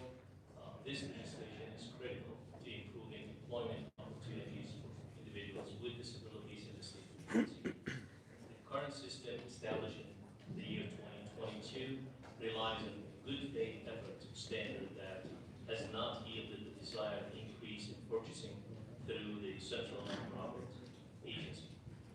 We believe that the reforms outlined in this bill will address these shortcomings and strengthen the set-aside program. This bill will change the good faith standard to 5% required purchasing loan, a policy that will significantly expand employment opportunities for hundreds more individuals with disabilities living in New Jersey. The bill would also require the New Jersey Treasurer and the Division of Purchasing and Property to share data on program utilization with the CNA. Additionally, the Treasurer will be tasked with the reporting on the success of the bill's implementation, providing transparency and accountability.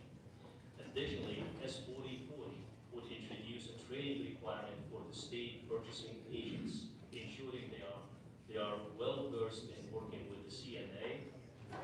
This measure will help streamline the purchasing process and prevent agencies from bypassing the program. Through the cooperative purchasing agreements, preventing state agencies from circumventing the set-aside program. The CNA is the largest employer for individuals with disabilities in New Jersey and plays a vital role in the state's economy, contributing over $82 million in economic output and creating millions in state and federal tax revenue. Access New Jersey members organizations support nearly 24,000 jobs, generating more than $927 million in labor income annually. Employees in the state set-aside program earn more than $17 per hour, with over 600,000 hours worked in the past year alone. S4040 would provide measurable opportunities and dignity for individuals with disabilities while boosting the state's economy. We urge policymakers to support this legislation to ensure the continued growth and success of the set-aside program. Thank you. Okay, it's obvious we have so many people to testify. From here on, we'll limit testimony there any questions from the committee? Say they don't want to be here long. They need to be here for the next 47 hours. If that need to be to hear from all people, now they're limiting time to 3 minutes. It's ridiculous.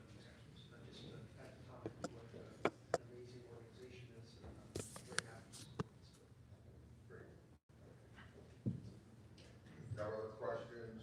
Senator McCann moves the bill. Do I have a second? Hold on a second. Okay. Roll call, please. On the motion to release S 4040 as amended, Senator Palestina? Senator Holzapfel? Yes. Senator Versacelli? Yes. Vice Chair McKeon? Yes. Chairman Beach? Yes, and I just want to read quickly the people, no need to testify. Lori Buckaloo, opposed, no need to testify. Barbara Capelli, in favor, no need to testify. Colonel James, in favor, no need to testify. And Cindy Wall Richler, in favor, no need to testify. Thank you, everyone. Next bill is S 4281. S 4281 permits partnerships and joint ventures to bid on public works and prevailing wage contracts if each party to the partnership or joint venture is independently registered. There are amendments in your packets to this bill. Okay, Ryan Sharp, in favor, no need to testify. Abby Adams, in favor, no need to testify. Osmer Charles, in favor, no need to testify. Lori Buckaloo, in favor, no need to testify. Any comments from the committee? Seeing none, I'll entertain. Sorry? Senator McCann, Senator Holstein, second. Roll call. On the motion to release S 4281, Senator Palestina? Yes. Senator Holzapfel? Senator Versacelli? Yes. Vice Chair McKeon? Yes. Chairman Beach? Yes. I'm sorry, Senator. Did you want to say anything on the bill? Okay. All right, the bill carries its release.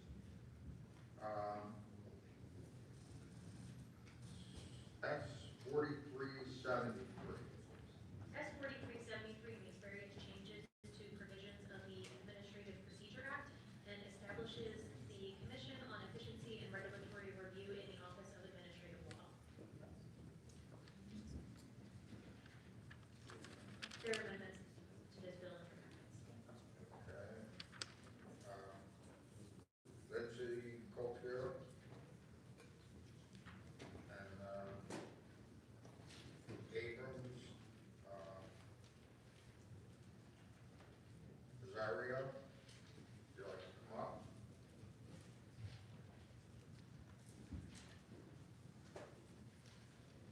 I guess they're not here. Peter Chen, opposed. Okay. And you are, sir? I'm Alex Zatter. Oh, okay.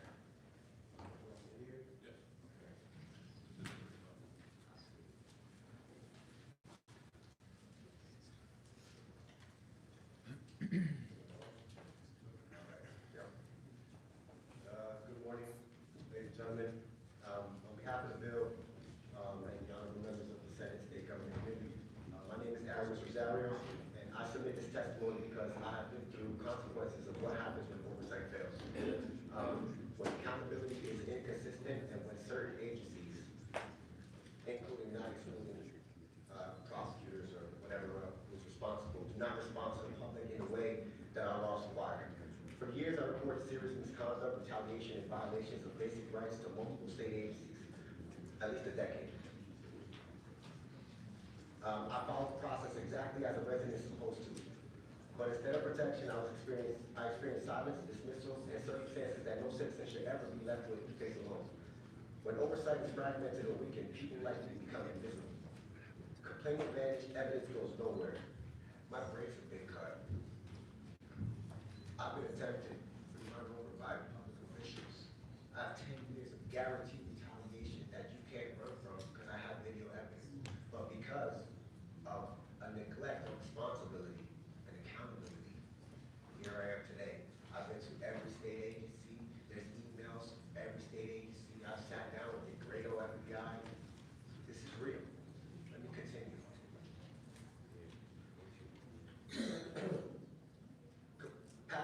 entertainment unchecked and the message received by the public at this point. The system protects itself before it protects people. I'm here today because this cannot continue. This bill and the restructuring of oversight functions is purposes. It's not a technical matter. It touches the core of justice and public trust, which is needed more than ever.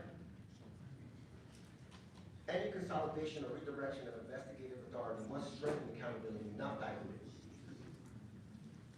It must ensure that every agency, including prosecutor's office, is answerable when they fail to act, fail to investigate, or fail to protect those who come forward.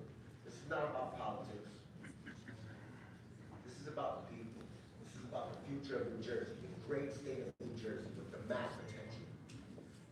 We have gentlemen and ladies here who can make a change, a balanced change, before it's too late or before God forbid, this is the time. We need to make a healthy change for New Jersey. The people need it. Sorry, I'm almost done. I appreciate the time. So I urge this committee to You're right, they are so full of themselves. expand transparency, independence, and accessibility for the public. New Jersey needs stronger safeguards, not weaker. It needs oversight that works, especially for those who have already suffered from the consequences when it doesn't. I survived my experience in others may not. Please make decisions that reflect the seriousness of accountability and the true interest and integrity of this building and justice. Respectfully submitted, Aaron Suzanne. Thank you. Thank you. Any questions? Okay, thank you for your testimony. Yes. Betsy?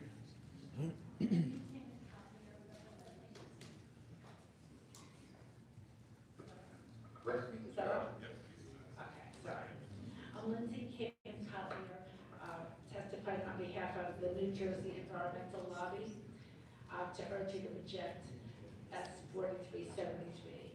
So I speak as a scientist, as someone who has protected New Jersey residents for decades. As the Assistant Director of Environmental and Occupational Health and Safety at the University of Medicine and Dentistry in New Jersey, before I was confined with wet hair surgery. I had to enforce the very regulations that protect workers, communities, and the environment.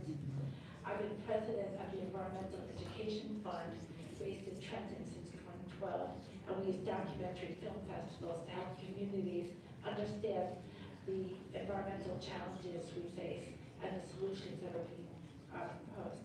So I know what happens economically and socially when environmental and occupational protections fail. So we're one of the most expensive, densely populated, and climate-exposed states in the country. Our taxpayers already face some of the highest costs from flooding, infrastructure damage, stormwater failures, emergency response, and public health impacts. So if we weaken environmental protections now, then will these costs will explode later, directly onto homeowners, towns, and the state budget. And we're already behind. We have some of the fastest raising sea levels on the East Coast, extreme rainfall that now exceeds historic design standards, chronic flooding and mold outbreaks in homes and schools, and aging infrastructure unable to handle today's storms, let alone tomorrow's. So each of these impacts has a price tag: flooded homes and basements, closed roads, failing culverts, contaminated drinking water, sickness from pollution, uninsured properties. These costs fall squarely on taxpayers, municipalities, schools, districts, and property owners. They also drive residents and businesses out of the state. In the context of S-4373, it's not just environmentally risky, it's reckless. It requires agencies to do deep accounting of the cost of environmental rules while really focusing on the benefits, the avoided damages, the avoided health care costs, the protected property values, the reduced emergency spending, the enjoyment of undisturbed spaces, and the long-term financial stability that strong environmental policy provides. No serious economist would ever evaluate only one side of the ledger, but S-4373 forces state agencies to focus on costs rather than benefits. The threat to New Jersey Pact is especially troubling. It's the most important climate resilience initiative New Jersey has ever developed. It modernizes flood maps, updates rainfall projections, and ensures new development is built with today's storms, to withstand today's storms, not the storms of 50 years ago. Delaying or weakening New Jersey path under a cost-only analysis will cost the state far more in the long run. Every portal design building, every undersized stormwater system, every avoidable flood multiplies taxpayers' costs for decades.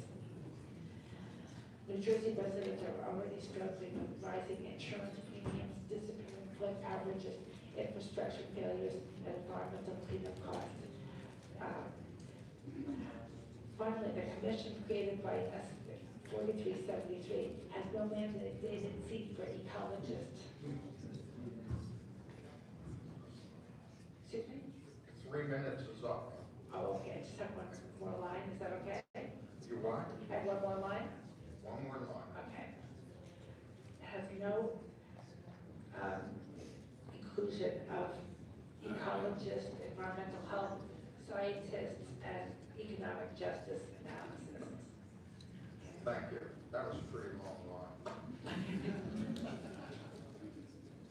At this time, any questions? Comments? At this time, I'll read the list of people. No need to testify. Doug O'Malley, opposed? Oh, I'm sorry. You're coming up. I thought there was no need to testify. Okay. All right.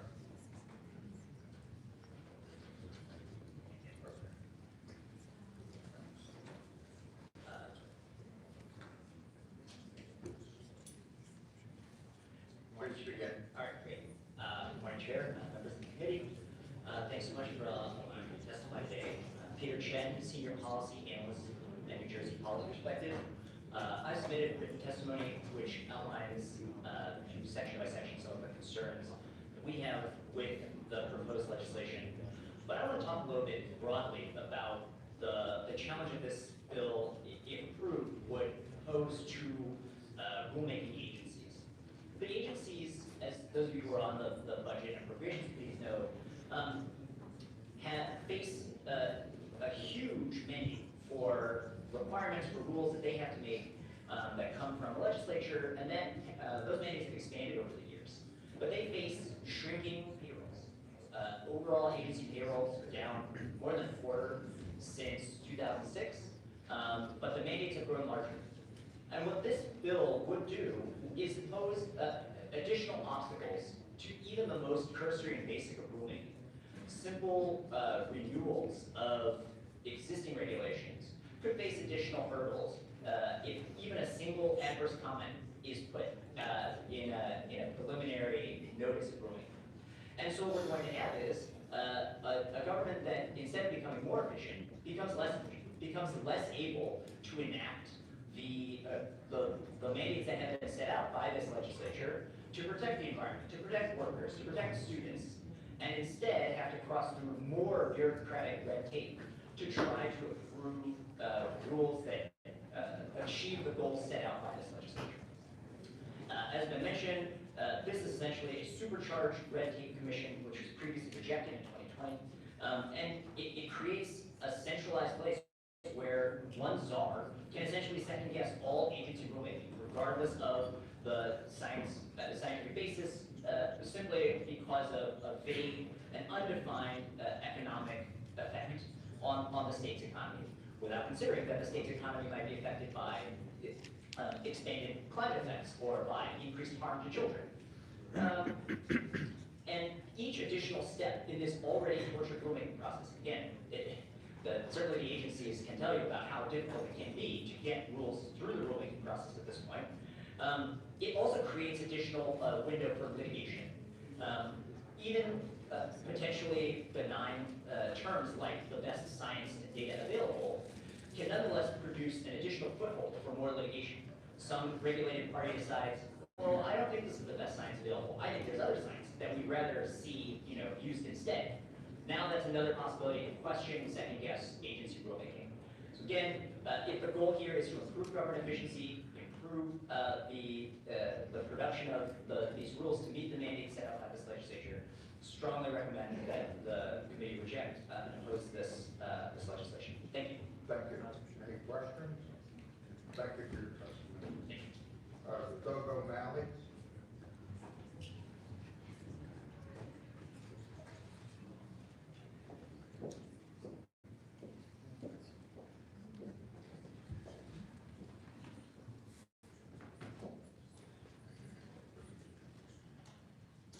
Thank you so much, Mr. Chairman. Thank you, members of the committee. My name is Doug O'Malley. I serve as the Director of Environment, New Jersey. I wanted to testify this morning in opposition to this bill and strongly support the testimony you just heard from your chairman from New Jersey policy perspective. Part of the reason I wanted to testify against this bill is based honestly on history and the correct kind of role of government and the division of powers. The legislature, as many of you know, actually has the ability to validate regulatory actions currently. That is an action that is taken rarely, but certainly has been taken by both houses of this legislature. And that kind of speaks to the important nature of, if the legislature feels it needs to kind of weigh in on administrative rulemaking at the state level.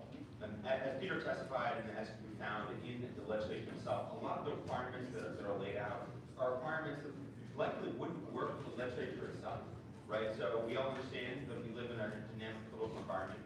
So the concept of having a schedule that would be able to predict exactly when and where regulations are proposed does not reflect the reality of where we are right now. I'd also want to say that we've had more than 40 years of essentially efforts to create, efforts to kind of create more restrictions on the ability to pass protections, right? So what we have in this legislation, and just to kind of quote the legislation itself, is impact statements on proposed rules effects on the state economy, a cost-benefit analysis, best available science. All of those things right now are incorporated into the regulatory process. Part of the reason I didn't mention the review of the Office of Administrative Law. That's part of the reason why it takes so long to get things done, right? The rules that are issued on the state level have actually decreased over time. And the Cato Institute, which is not exactly known as a particularly left-leaning institute or institution, did an analysis of regulations, this is more than a decade ago, that looked at rules and regulations passed in the late 90s under Republican leadership, and then also in the mid-2000s under then Governor Horseman and the legislature. And it found that the regulations that moved forward were almost identical. What we've seen since then is the numbers have actually gone down. And I think this is true if you speak to kind of any advocacy organization, really any organization that's looking to get rules done. It's not just the 1 year process that happens once rules into the register. Literally, you're looking at anywhere from two to 3 years to get a ruling proposed, to have multiple stakeholder processes. So I just want to conclude my testimony, Mr. Chairman, by saying that this bill sets a really dangerous precedent, and we strongly urge the committee not to support it. Thank you. Thank you for your testimony. Any comments? Thank you.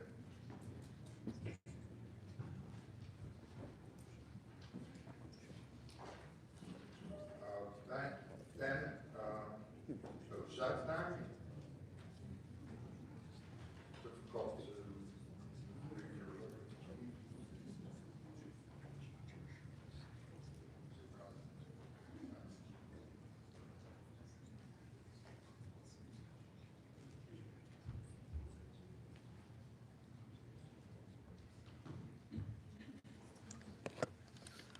Okay, ladies and gentlemen, thanks for staying with us here.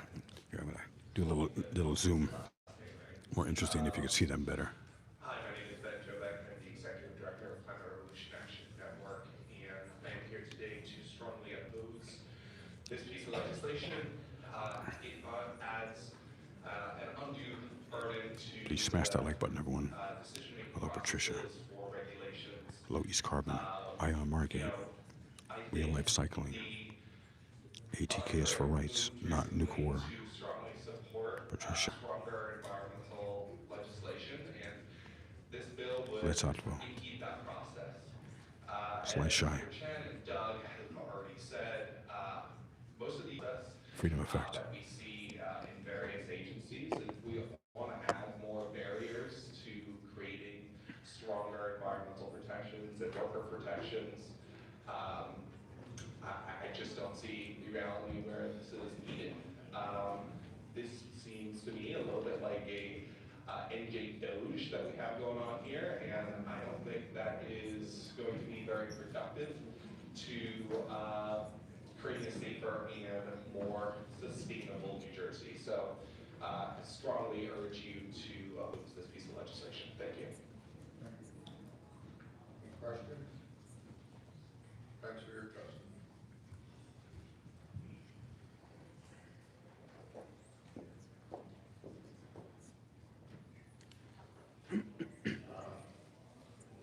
Founder Collins Road.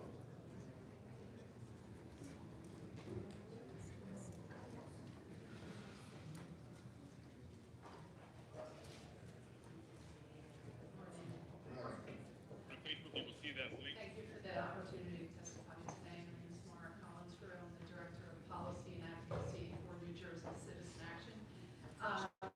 Please forgive me for not having written testimony. Just traveled for the holiday, and like all of you, just kind of thrown back into the mix today. Today, we oppose this bill. I would like to invite a conversation with Senator Spatari on what the real reason for the bill is. But as we digested it over the last several days, we had several concerns. We have passed with Citizen Action and many of the coalitions we work with pretty transformative legislation in the area of healthcare, worker justice, consumer protection, all which have been fought vehemently on a quote-unquote poor economic impact to major industries like pharmaceutical companies and hospitals and people like that. This seems to give organizations who opposed legislation to begin with and the implementation of strong regulatory authority that goes along with that an opportunity to get a second bite at the apple. Already, cost-benefit analysis is required. The public has an opportunity to inform and engage on the regulatory process, and so we're not seeing a need for a transformation here. We also have concerns that this would somehow restrict the ability of the governor-elect to be able to institute things via executive order without additional barriers. So at this point, we oppose, and again, I would welcome the conversation so we can talk more about what the proposed bill really is to address and anything that really would need to be looked at. Thank you. Thank you. Any questions? Thank you for your testimony.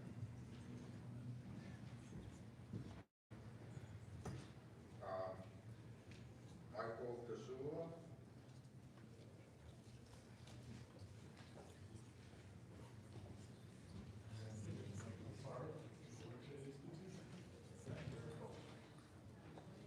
I appreciate this opportunity again. My name is Mike Tesoro, Policy Director for Ownership Respect.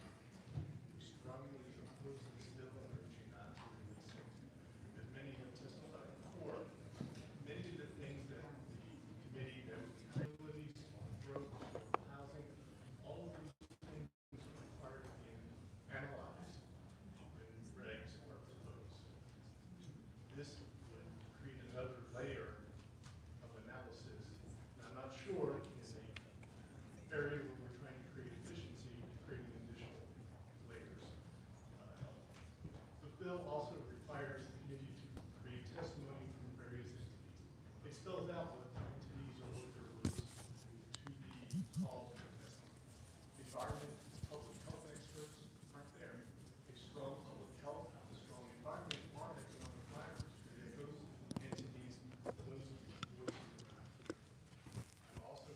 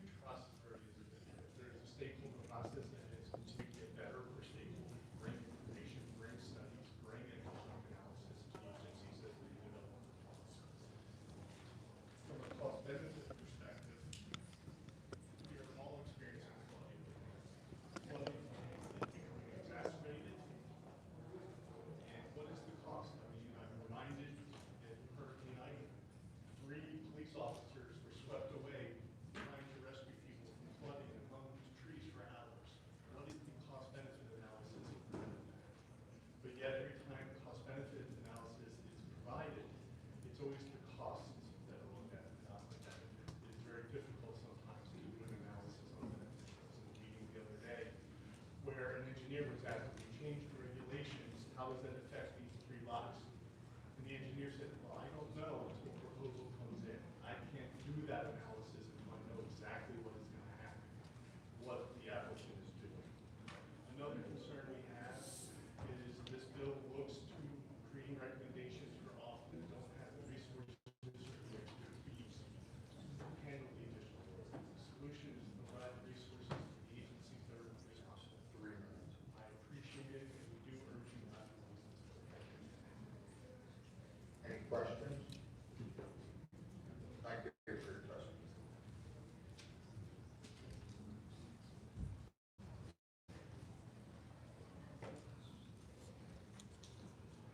Eric Brady's.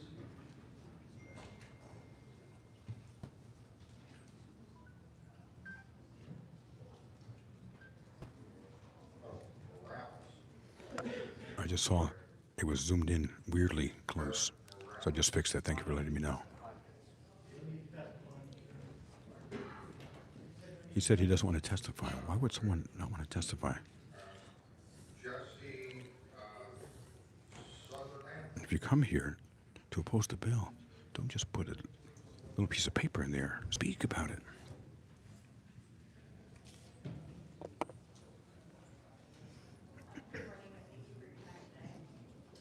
My name is Jesse Sutherland, the political director at the New Jersey League of Conservation Voters, the statewide political voice for the environment. We come here today in strong opposition to S 4373. There are many reasons why we need to maintain administrative law. It impacts our daycares, our bridges, our state ocean standards, and more. If we needed to pass a law every single time we needed to take an action, with respect to the time of the legislature and this governing body, nothing would ever get done. The legislature sets the law to create the framework, and public servants in government establish procedures to implement the law. It is that way because subject matter experts and those who work full-time in these specialty areas can carry out that work. But I want to give a specific example of why this proposed legislation is so dangerous. I want to talk about cost-benefit analysis, and I want to talk about carcinogens in drinking water in schools. New Jersey does have strong regulation. We often regulate differently than the U.S. EPA for drinking water specifically to the benefit of all of us.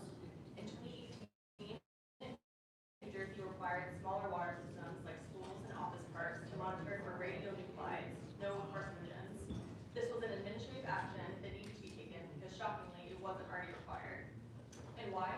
The U.S. EPA uses a cost-benefit analysis like what is proposed in this legislation. A cost-benefit analysis that would be applied by appointees who are not subject matter experts because they can't be in all areas of administrative law. In this case, the EPA determined from the cost-benefit analysis and the modeling that the impact would not be great enough to warrant a regulation to test for all radionuclides in small water systems like schools. So if we allow cost-benefit to rule the day, school children in all counties in New Jersey could be exposed to cancer-causing agents in their drinking water. This legislation is dangerous and its impacts could be much, much further than just our area of expertise. We urge you in the strongest terms to vote no on this legislation. Thank you. Any questions? Thanks for your testimony. Diane Herbert.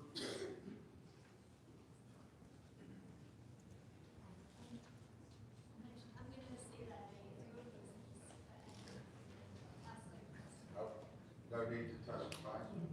Thank you. Okay, they're getting closer to bill number 4924. Ideally speaking, they won't do some ridiculous thing and call everyone else except me because they're so afraid of what I have to say.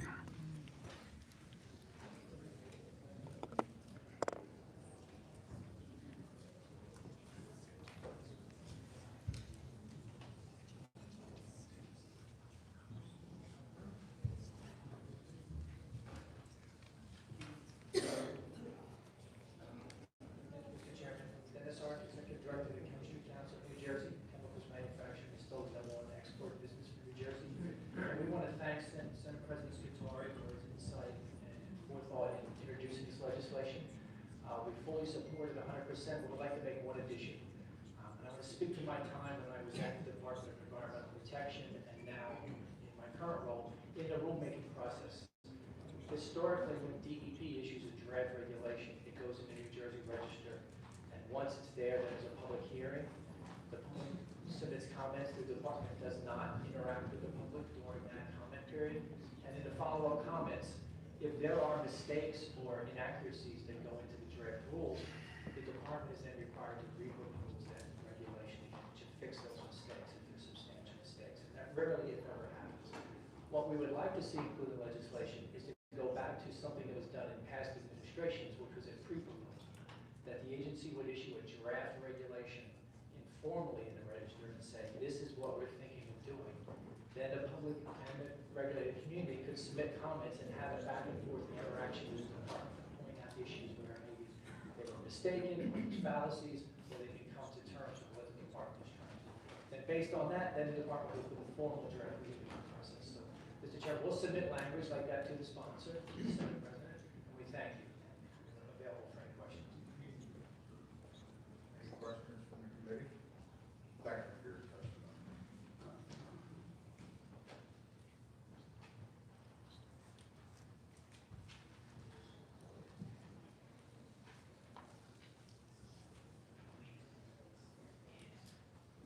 Nicholas Kikis?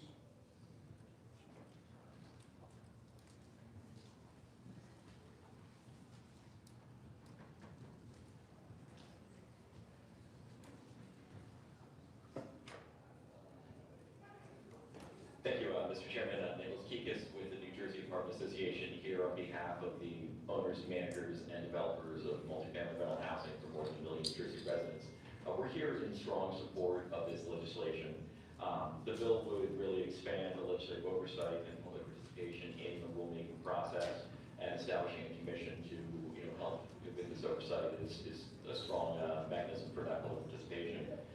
One point, and I heard this in a lot of testimony previously in opposition to the bill, is that the regulatory process has a number of steps that regulatory agencies are required to follow. Unfortunately, right now, those agencies or those requirements are often not followed because there isn't teeth in the regulatory process unless an impacted entity is going to challenge a rule or regulation. Agencies are kind of free to just dismiss comments, not respond, not be robust about them.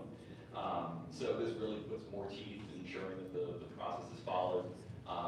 And also it's not about directing particular policy path, it's about ensuring that our rules and regulations are efficient and effective. And it's something that people on both sides of an issue should strongly support. There's no reason to want inefficient or improper regulations or imposing unnecessary burdens. Study the issues, try to understand the best way of avoiding unnecessary burdens, and we'll get to better regulations of the state and reduce our burdens on businesses. So with that, I strongly support the bill. I'm happy to answer any questions from the committee. Thank you, Mr. Chairman.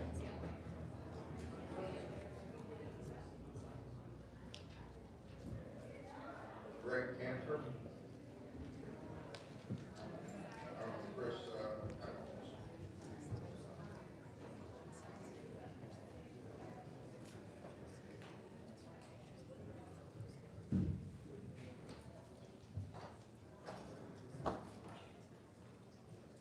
Good morning, Chairman Beach and members of this committee.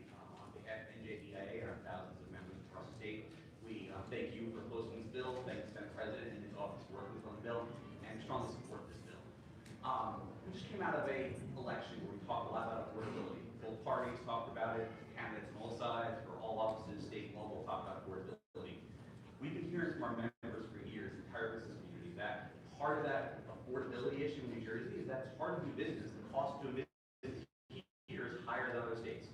And we've been especially hearing that from our manufacturers, a lot of small and mid-sized manufacturers, that it's hard to do business here and harder than those states.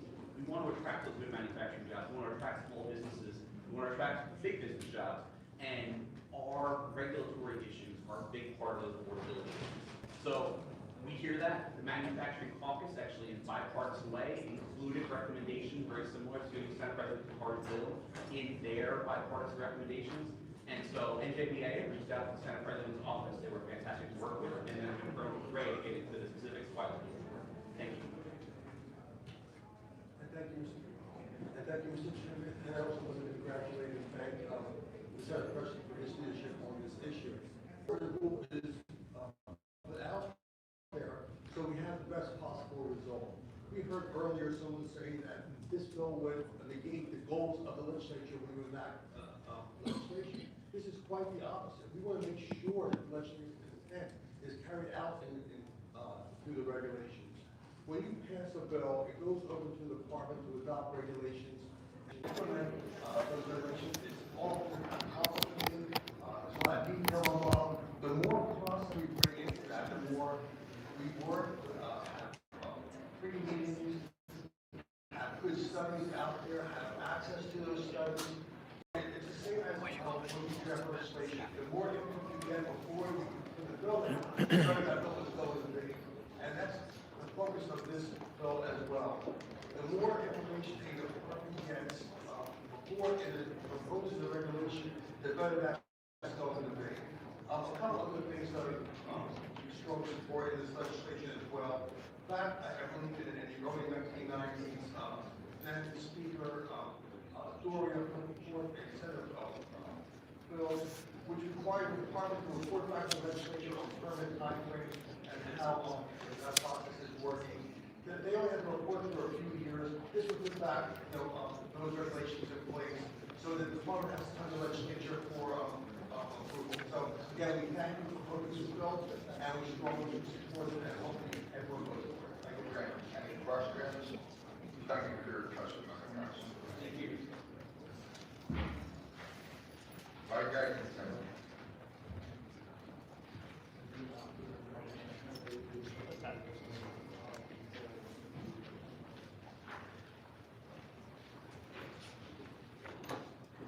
Thank you, Chairman, members of the committee, Mike Edmonton, Executive Vice President, New Jersey Chamber of Commerce. We strongly support this bill. My 30 years plus here before you all, working at the state chamber, coming to various committees, you all know that once a bill passes and the governor signs it, it takes a light on something that goes to the regulatory agency. And we've had concerns over the years in various agencies on legislative intent. What you all pass here, how they interpret the law, and the process, in my opinion, used to work. We used to have stakeholder processes in the various agencies. By the way, that would include not only representatives of the business community, but the environmentalists were invited in, and other groups, all the different stakeholders to have discussions with the agencies as we're updating the rules and deciding where to go. The APA Administrative Procedures Act is really fallen on deaf ears. This bill, we thank Senator President Scutari for introducing it. We strongly support it, reforms and revises it, brings back that processes, looks at cost-benefit analysis and the impact. My members, particularly the small business middle market members, Chairman, deserve to know what it's going to cost them if they have to comply with certain regulations. If, for instance, a business has to raise their property for a fee, what is that cost going to look like at the end of the day for them? All they want to do is thrive, survive in New Jersey, hire more employees, to make the economy work. So certainly we strongly support this bill. One last point I'll make. I've involved a lot of stakeholder process. It works when done right. I was asked by Chairman Bob Smith back in the day to be one of the co-chairs of a public access issue. We worked. We had 2 members of the environmental community, 2 members of the business community. We had 80 stakeholders. We did a report. We submitted to the legislature. Before that process went over into the agency to be regulated and promulgated. So the process works when done correctly. Strongly support this bill. Thank you, Chairman, for allowing me to talk to you. Thank you, Michael. Any questions? Thank you for your testimony. Now I have a list of people in favor of Jeremy to testify. Eileen King, Leroy Shepard,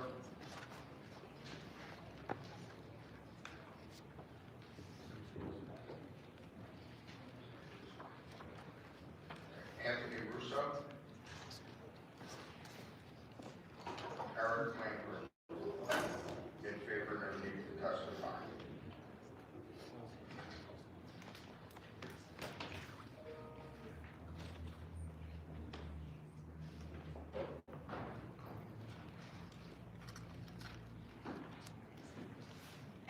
Seek amendments, no no need to testify. Aaron McClendon. Opposed, no need to testify. Matthew Hirsch. This list is all opposed, no need to testify. Antoinette Miles. Deb Coyle.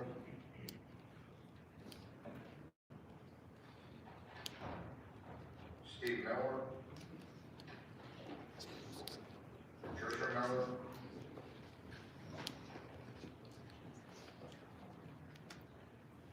Juan Norwood.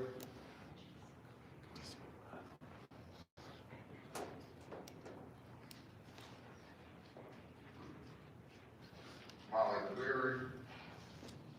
Madison Lynn. Richard Devane.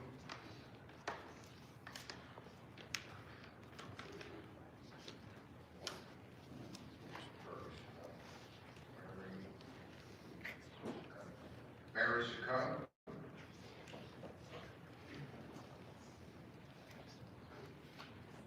Anna Marta Biskey. Laura Sullivan. Amber Reed.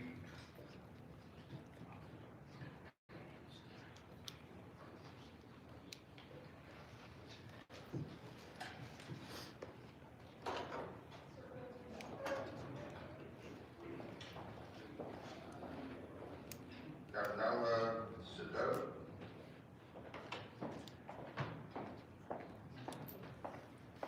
Angelique Ramos. Raquel Ramos. Hoppy. Michael Pine. Mary Ellen Pepper.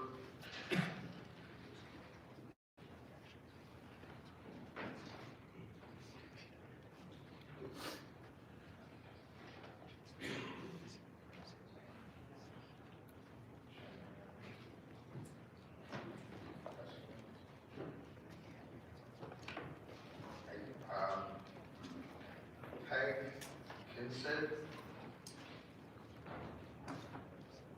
Dr. Rebecca Roots.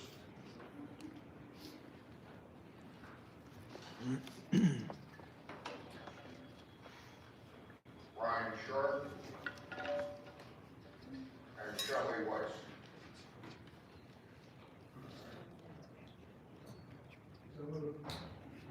Senator Paulson moves the bill. Second, Senator McCann. Roll call.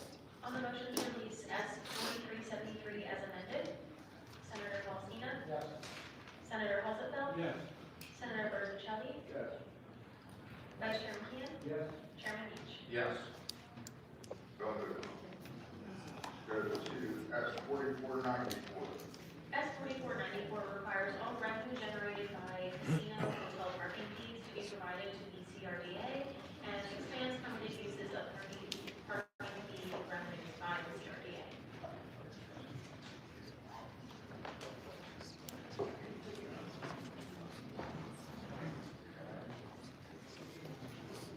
Everybody seems to be in favor of the testify Christopher Campbell, Mike Hedgington, and Hillary Shepard.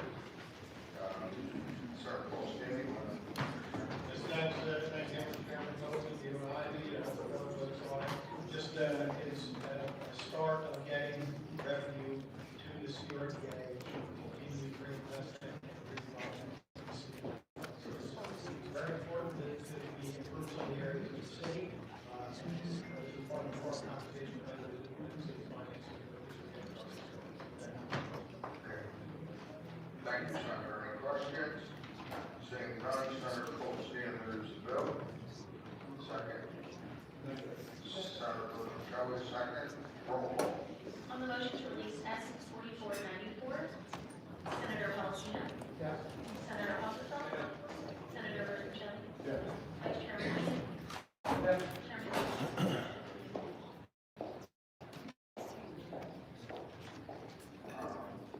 Next bill is S 4554. S 4554 and its assembly counterpart, A 4562 first reprint, allows the state, municipalities, and counties to implement automatic enrollment of their employees in deferred compensation plans.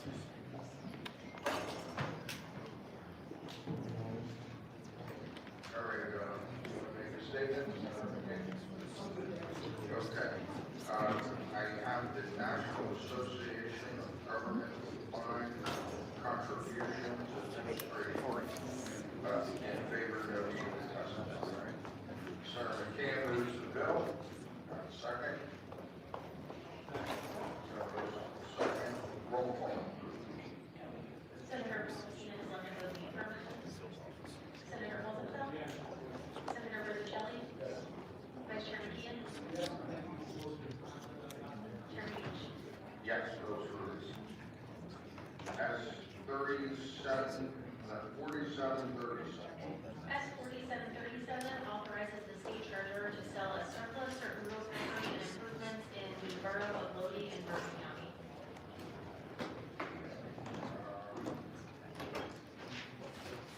Dr. Rebecca Watt, in favor, no need to testify. And Brian Sharp, in favor, no need to testify. Any questions? Have a motion, please. Senator Rosenfeld, second. Senator McCann, roll call, please. On the motion to release S 4737, Senator Palestina has on the vote in the affirmative. Disappears. Senator Just Rosenfeld. sometimes doesn't show Senator up. Rosichelli. Vice Chair Said he was on his phone. Yeah, he texted. At 48:30. Maybe he's in another room. No, just didn't show up. He would text you like he's here. I tell you, the only discipline Yeah. dedicated to Signed up to testify. Right. Any questions? Say that again. He said you're the only one that is dedicated and disciplined to this mission. That's the beauty. Thank you so much. Welcome, man. All these people here are fake. On the motion to release Not S real. 4831, They're all Senator phonies. Palestina has on the vote in the Got a affirmative. bunch of Senator phonies here. Rosenfeld. Senator Rosichelli. Vice Chair McKeon. Chairman Beach. Yes. At 49:07. S 4907 $15,815,984 from constitutionally dedicated CDC revenues to the New Jersey Historic Trust for grants for certain historic preservation projects and associated expenses.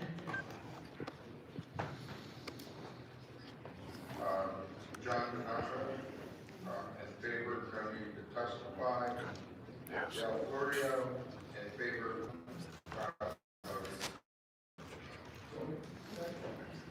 So moved by Senator Rosichelli, second. Senator McCann. Roll call. On the motion to release S 4907, Senator Palestina has left the vote in the affirmative. Senator Rosenfeld. Senator Rosichelli. Senator Rosichelli has left the vote in the affirmative. Vice Chair McKeon. Chairman Beach. Yes.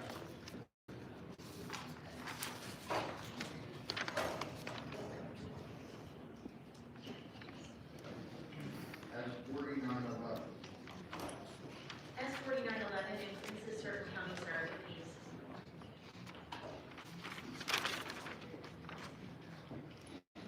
No one signed up to testify. Any questions? Seeing none, do I have a motion?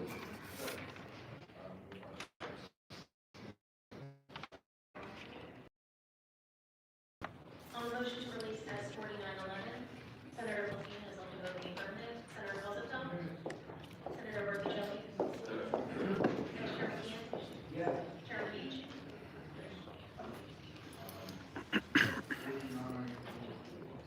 S 4924 expands the SCI investigatory powers and duties and has technical amendments. Please. Senator Secretary, this is your bill. Thank you for being here.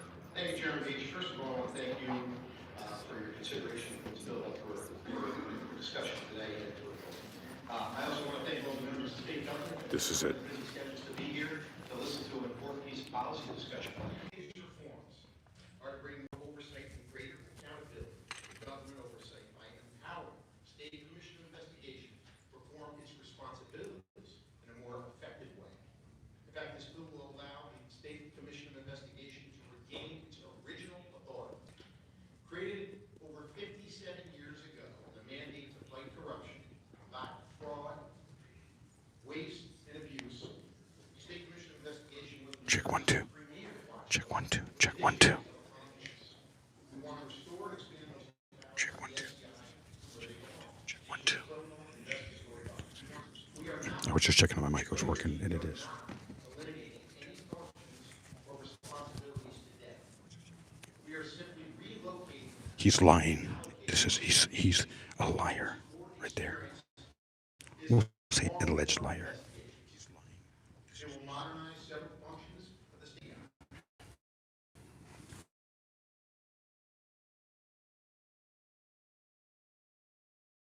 Across state government and beyond. Obviously, people have heard from their constituents that they want more transparency, more accountability, and that's what we're going to do today. That's why the NAACP is in support of this bill across state government considerations that they obviously for many years. This will reaffirm the SCI's primary mission of conducting investigations and allow, that's why they gave the state comptroller to focus on its primary mission of conducting audits, examining. This is insane what he's saying. They've been very successful, and I'm sure you're going to hear many of those numbers today, which I applaud. The getting of those numbers back through the Medicaid Inspector General's Commission and Comptroller's Office is lovely, and that's going to continue. The SCI is better equipped to fulfill this mandate to conduct serious investigations in a professional manner. They have a responsibility to be thorough and objective without showing any favor or disfavor. This legislation will also make the head of the SCI the state's inspector general, consistent with the findings of the Oversight Committee that spurred the creation of the SCI over 57 years ago. The enhanced role of the inspector general is a needed reform that makes sense. Just makes no sense. Oversight, everyone should be accountable. Everyone should be playing by the same rules. Not just some, not just the power. How about Mayor Senator Stack? No one is above the law. I believe we have the best person to provide that strong leadership in this mission. Mayor Stack would not be in office if any of this was true. Many of us have not heard of the name Bruce Keller before today. That's because in his former life, he was in the federal prosecutor's office in Justice Department before what has been happening under this administration. Doing the necessary work to root out fraud and abuse. And I'm going to ask him about some of the cases that he's handled. Many of the cases that people discuss and hold out as models of what should be happening, those are the ones that he handled. But he hasn't been doing it through press release. He's been doing it through the hard work of prosecuting and investigating. The Commission's new executive director and hopeful inspector general is a highly respected former federal prosecutor overseeing a staff that includes numerous former prosecutors and experienced investigators. They have the skills to conduct their own investigations. They should be empowered to fulfill this role. The bill also strengthens the cooperation between the SCI and other state and local oversight entities. Over its long history, the State Commission of Investigation has developed working relationships with the FBI, the state police, the Attorney General's office, the IRS, and Homeland Security, among other law enforcement agencies. The SCI has distinguished itself with investigations and hearings into human trafficking, into illegal firearms, into COVID response, into the school. After he gets done double speaking, there will be public comment on this bill. Local public employees' compensation, addiction rehabilitation centers, and congressional redistricting. New Jersey constables, sexual predators, among others, should be restored to its mission of accomplishment. The debate and discussion about the initiative should be a factual one today, and a responsible one. It should be, and we should not be distracted by rhetoric or rhetorical mischaracterizations about what this bill is going to do. Let's focus the discussion on the need to restore the State Commission of Investigation to its position as the premier watchdog agency. Now, instead of taking these things personal, instead of taking these things to the internet, let's have a meaningful discussion about change that's needed. Because I know that people are calling for change, and this is the change that This is insane. investigative agency with teeth, which gets to the core of the problem that permeates government, which is waste, fraud, and abuse. Saving the taxpayers' money. This is not a parochial battle. You're right, John Denicola. Additional layer of oversight that I hope that we consider. This is in stark contrast to the politicization of investigations that are now occurring in Washington, where partisanship and personal ambitions are compromising the integrity of our law enforcement processes. I hope that does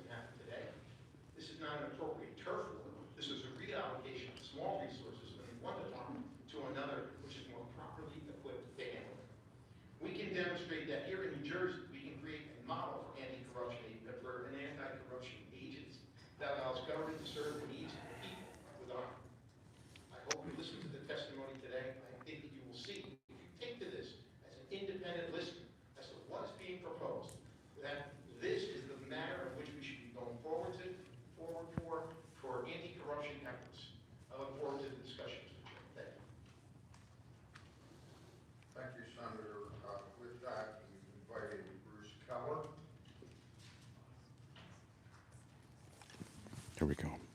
Public testimony now. Public comment time now. Or should we make it a presentation, I understand? Bruce Keller. This is Bruce Keller. My name is Bruce Keller, Executive Director of the State Commission of Investigations. I want to begin by thanking you all for the opportunity to appear before you this morning. Whether it's an investigation or a trial or an appeal, success turns on one thing: accurate, provable facts. Policy arguments that the sky is falling right now. I've spent my entire career dealing with facts. During the last 10 years, as you just heard, I was responsible for developing those factual records as a federal prosecutor in the District of New Jersey.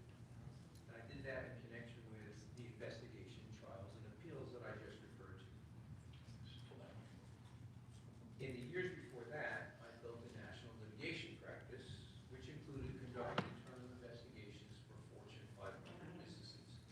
So today, I'm here simply to deal with facts and provide you with some of the key facts that have been missing from the media coverage on S4924. And those facts, as opposed to the attention-grabbing headlines, favor supporting S4924, not condemning it. The bill assists the SCI to fulfill the statutory mandate the legislature gave it decades ago. In my view, it simply corrects a few missteps made over the years in the form of earlier missed opportunities to reaffirm the SCI's leading role in combating corruption. S4924 is best thought of as a reform bill addressing that by bolstering what the legislature originally intended when it decided nearly 60 years ago that the SCI should be the state's foremost watchdog entity. And this morning, with your permission, I'd like to offer 3 factual categories explaining why I think this bill does just that. First, a little bit of background about the SCI that sadly has been missing from the current debate. Second, just a few facts about my prosecutorial and private practice experiences that inform my views. Third, any objective analysis of the merits of this bill has to consider the relevant statutes, the language, and the legislative history. That includes an honest comparison between the scope of the SCI's authority to conduct investigations with that of the comptroller. And I want to offer also some important statutory backdrop to the SCI's wiretap authority. Let me start with a few facts about the SCI.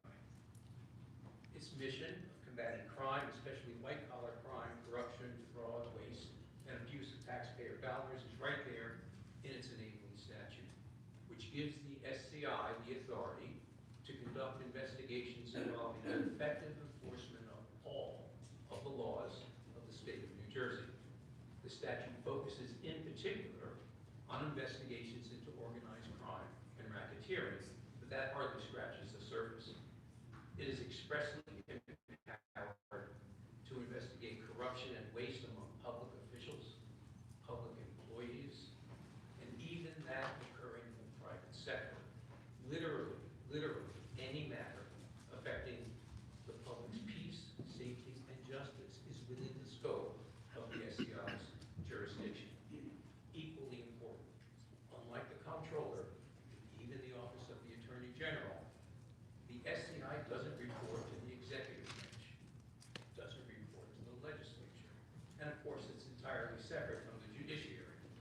The framers of the SCI's enabling statute felt that it was vital to create a truly independent, investigative, expert, elite agency to conduct its work at arm's length from the routine, partisan, bureaucratic fray of state government. That explains why no more than 2 of the Commission's 4 members may be of the same political party. They derive from 3 separate appointed authorities: the governor, the Senate President, the Assembly Speaker. And in fact, far from being beholden to the legislature, the governor, the executive branch, gets 2 of those 4 appointments. And the Commission serves staggered 4-year terms. And those working at SCI SCI are barred from participating in political activity, state political activity in New Jersey. That structure is unique among state investigative entities. It was carefully crafted to guarantee independence, and I think it negates the suggestion that the SCI is a captive of the legislature. If anything, on occasion, the SCI has been accused of flexing its independent muscles too vigorously. But both the New Jersey and United States Supreme Courts have examined that claim and found it lacking. This track record of independent investigations is not an accident. It's a function of design. Remember, the genesis of the SCI was back in 1968, a time when the New Jersey legislature had been accused of perhaps the worst type of corruption of all, being too cozy with the mob. The legislature wisely recognized those types of accusations did not permit a business as usual approach. Instead, restoration of public trust required a completely novel response, and New Jersey led the way. To assure public corruption allegations would be effectively investigated without fear or favor, it invested the SCI with unprecedented independence, making it extraordinarily difficult, if not nearly impossible, for political favor or lack of transparency, or worse, to hamper its investigative work. Put another way, the legislature put a premium on creating an institution that would transcend changing administrations and political affiliation. And it worked. You just heard Senate President tick off some of the investigations that the SCI has conducted successfully. They're all listed on our website. They stack up against any other entity in the state government. And in addition, the SCI enforcement partners and the general public informed about organized crime, which today includes activities of gangs that extend far beyond La Cosa Nostra. And moreover, in all the areas the SCI is authorized to investigate, it provides documented, detailed, supporting factual findings, often accompanied by recommendations that have led to legislative changes that improve the way state government functions and protect the public. And it has resulted in the savings of millions upon millions of dollars for the state of New Jersey. One more piece of SCI. What do you think about what he's saying, everybody? Put in the comment, please. Not only does the SCI have a broad mandate to investigate violations of all laws, both civil and criminal, both public and private, by design, it's able to take action, and this is important, even where prosecutors can't. By that I mean the SCI is empowered to expose mal and misfeasance, even when the complete elements of a crime cannot be proven beyond a reasonable doubt. Now, we all know reasonable doubt is a bedrock principle of criminal law. Need to prove. But it limits even the best prosecutors from pursuing certain matters. By contrast, the operating principle of the SCI is a version of the old adage from Justice Brandeis. Sunlight is the best disinfectant. So again, it's designed, by design I should say, even if corrupt acts it investigates don't technically qualify as bribery, extortion, fraud, kickbacks, or other crimes, the SCI has He's talking about Brian Stack. to reports But he's not being investigated. Isn't that curious? cost-effective way to help deter corruption. The committee recommended creation of the SCI to the best. And I'm quoting now. There are many occasions when hard-hitting expert fact-finding is needed without involving the criminal process or implying criminal violations are under investigation.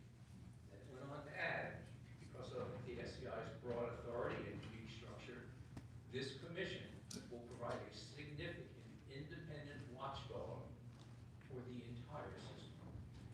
That mandate, coupled with the Independence Act free from partisanship, makes the SCI extremely well equipped as an anti-corruption entity. And I say that as someone who, now I'll briefly chat about my background, spent the last 10 years in federal government, the bulk of my time prosecuting high-profile corruption, fraud, and tax abuse cases.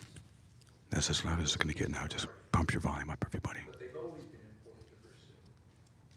strong argument to make it even more important to pursue. And thanks for your patience with the very quiet sound. Because shifting federal enforcement priorities mean they're not being pursued with that same vigor at the federal level. So as great as it was to be a federal prosecutor, and it was great, charged with overseeing many corruption and fraud investigations, helping to run more of the overall office, including supervising trials, providing advice on ethical issues imposed by the rules of professional responsibility, and being asked to do so for both Republican and Democratic U.S. attorneys, to be able to help continue the SCI's tradition of top-notch anti-corruption work was too great an opportunity to pass up. Put simply, Senators, I view the SCI as a gem of a law enforcement entity. So let me explain why I believe Public comment is coming on. This guy's making a case to support the bill, sounds like. Bill's got to be no, no, no, no, no, no, no, no, no, vote no, no, no. It legalizes corruption. taking another step away from transparency or amounting to an unprecedented grant of wiretap authority to the legislature all reflect, charitably speaking, misunderstanding. If they pass this bill, my phone will be wiretapped by the time I get to the parking lot. And they don't forthrightly acknowledge the SCI's history. Why do I say that? Let me move to some facts about the Office of the State Comptroller, of which I am an enormous fan. But these facts contradict its being gutted. To begin, the bill eliminates none. It does reallocate to the SCI OSC's current investigative work. But here's some important facts you have not seen reported. That work, which the OSC inherited from the old IG office, is a very, very small part of what OSC does. Look at the OSC's own website. It shows you how very few, it's approximately Stay with us, everyone. The public comment time is coming in next, after this guy stops blathering. Look at it another way. If staff Bruce Keller is his name. valid measure of the importance of that investigative work, it's worth noting that OSC has not grown that staff since the final years of the Inspector General's office in 2010. According to publicly available budget information and hearing testimony, the old IG office was staffed with about 20 individuals back in 2010, and that's at best OSC's investigations division right now. And that's only a fraction of its overall personnel, 10 to 15% of what the work of the comptroller currently does. So the claim that this is somehow, this bill is a torpedo amidships to OSC is a bit much. By contrast, investigations is 100% of the SCI's work. And the SCI does it with former prosecutors and deeply experienced state and federally trained investigators. And we're adding even more in the months ahead. The SCI right now, very lucky. Qualified prosecutors, investigators, and analysts want to work here. And although it remains a small elite entity, it already has about twice as many of those people that are devoted to investigations as OSC does. And it does its work with remarkable efficiency. Its budget for decades has hovered just under $5 million a year. To me, those facts alone provide objective reasons to reallocate OSC's investigative work just the way that the bill proposes. But there's one more thing, and it's really important. OSC's investigative work is hamstrung. Let me be very clear about this. I am not in any way criticizing any of the personnel at the Office of the Comptroller, from the Comptroller himself all the way down. My hat's off to them for what they've managed to accomplish. But being Yes, he is criticizing them blatantly. is inevitably the result of OSC's authorizing statute. It means its investigative staff has fewer, less powerful investigative tools than does the staff of the SCI. So why is that? Well, they have no access to important law enforcement databases like NCIC and FinCEN. They have no ability to conduct state-of-the-art background checks because they don't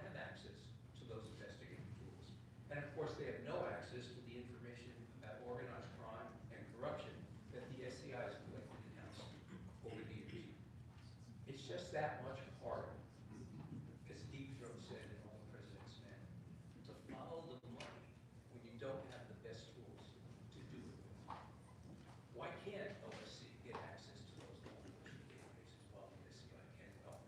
The SCI's enabling statute expressly authorizes it to investigate wrongdoing and help enforce the law. Because of that, it is recognized as a law enforcement entity, and it's been given access to law enforcement tools that are maintained by others for that purpose. OSC simply doesn't play the same mandate, so it doesn't have the same access. It's also a purely executive branch entity, and its oversight authority focuses on the work of the executive branch entities. Not so SCI, because it's intended to operate independently from any other branch of government. It has the authority to investigate every potential violation of law in every branch of government and in the private sector as well. Those undisputed facts for me create a very clear choice.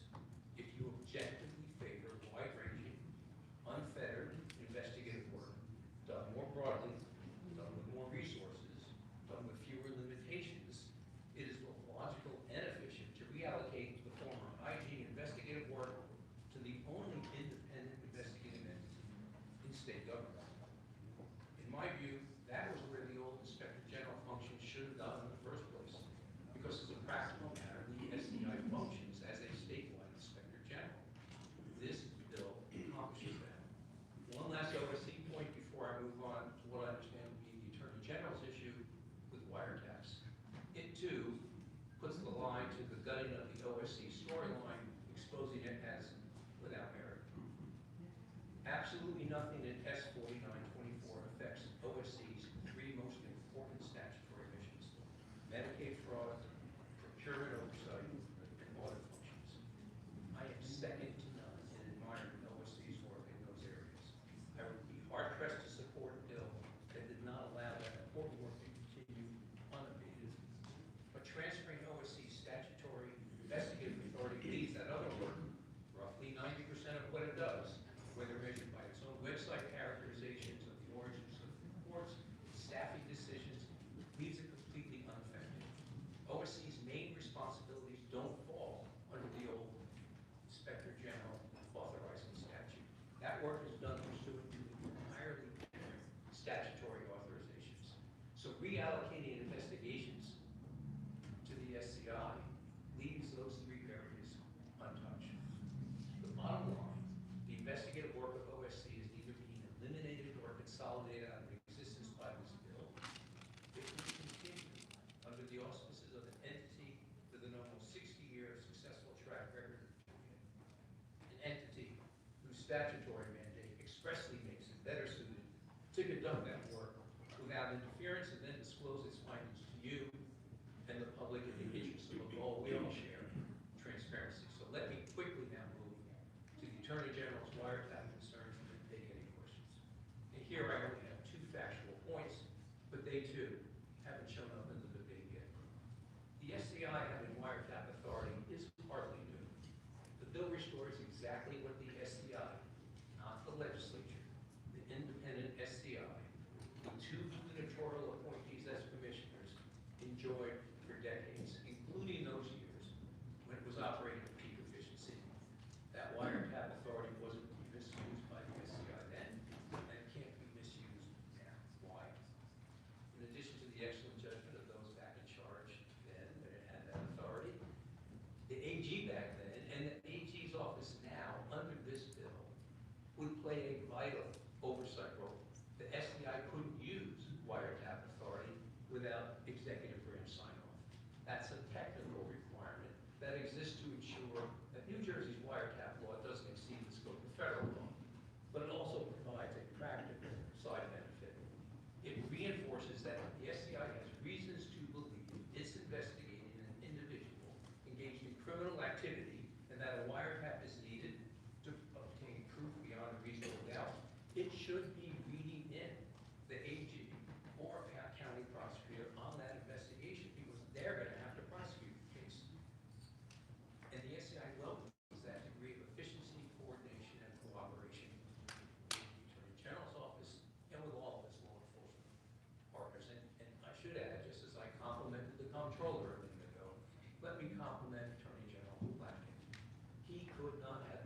gracious in making himself available, his first assistant, Lindsay Riccolo, available, and still others to me as soon as I joined the SCI. We've already had multiple conferences, shared information, and referred matters to one another. And that cooperative spirit characterizes the way government entities with the common purpose of combating corruption should operate. And with all that said, it's only if you ignore both the facts I've offered today and the key statutory language and legislative history that one can turn this into a policy debate about killing transparency and accountability. I am where I started. I leave those policy choices to others. I stick to the facts. And the facts as to what S 4924 actually would accomplish simply don't warrant the attacks it's received. A vote for 4924's reforms doesn't remotely resemble a vote for corruption. Instead, it would be a vote for reinvigoration, the reinvigoration of the one independent entity in all of state government designed to root out corruption, and a nearly 60-year track record of doing just that. Thank you, Mr. Chairman. Thank you, especially the members of the committee, for permitting all of this time this morning. I wanted to make certain I gave you a complete factual record on which to base your votes. May I answer any of the questions you want to ask? Do we have any questions, comments? Just a couple background questions, if I might, Mr. Chairman. Director, you gave us a little bit of your background, but I want to understand the way in which you made the judgments that you put before us. The past 10 years, you worked in the Justice Department, is that correct? That's correct. In the federal prosecutor's office to investigate and prosecute. Before, and the last question is, you went from that agency to the SCI.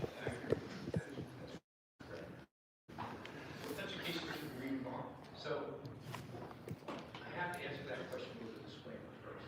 Although I was the lead on many of the more complex cases in the office, nobody does it alone. Teamwork is the watchword.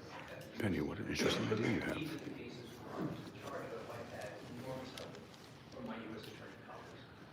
That said, I did handle some of the more complex matters, policy fraud, political corruption, cases, violent crime cases.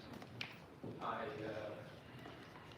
an equal opportunity prosecutor. I prosecuted both Republicans and Democrats. I was involved now in the Mr. Bridgegate case. I had RICO cases involving Casey private family. I worked on corruption in Allison police force. I had a fraud case involving court order. I argued one of the, in recent memory, only case outlawed before the Third Circuit involving a murder where the facts were quite sensational, involving hitting and dismembering of the murder victim. I had a case involving a one-man crime spree across the three states that ended in a high-speed chase across the George Washington Bridge. The stuff that getting headlines are about. And I had a last case involved the transportation across state lines in New Jersey of sex workers who were then not paid for wages.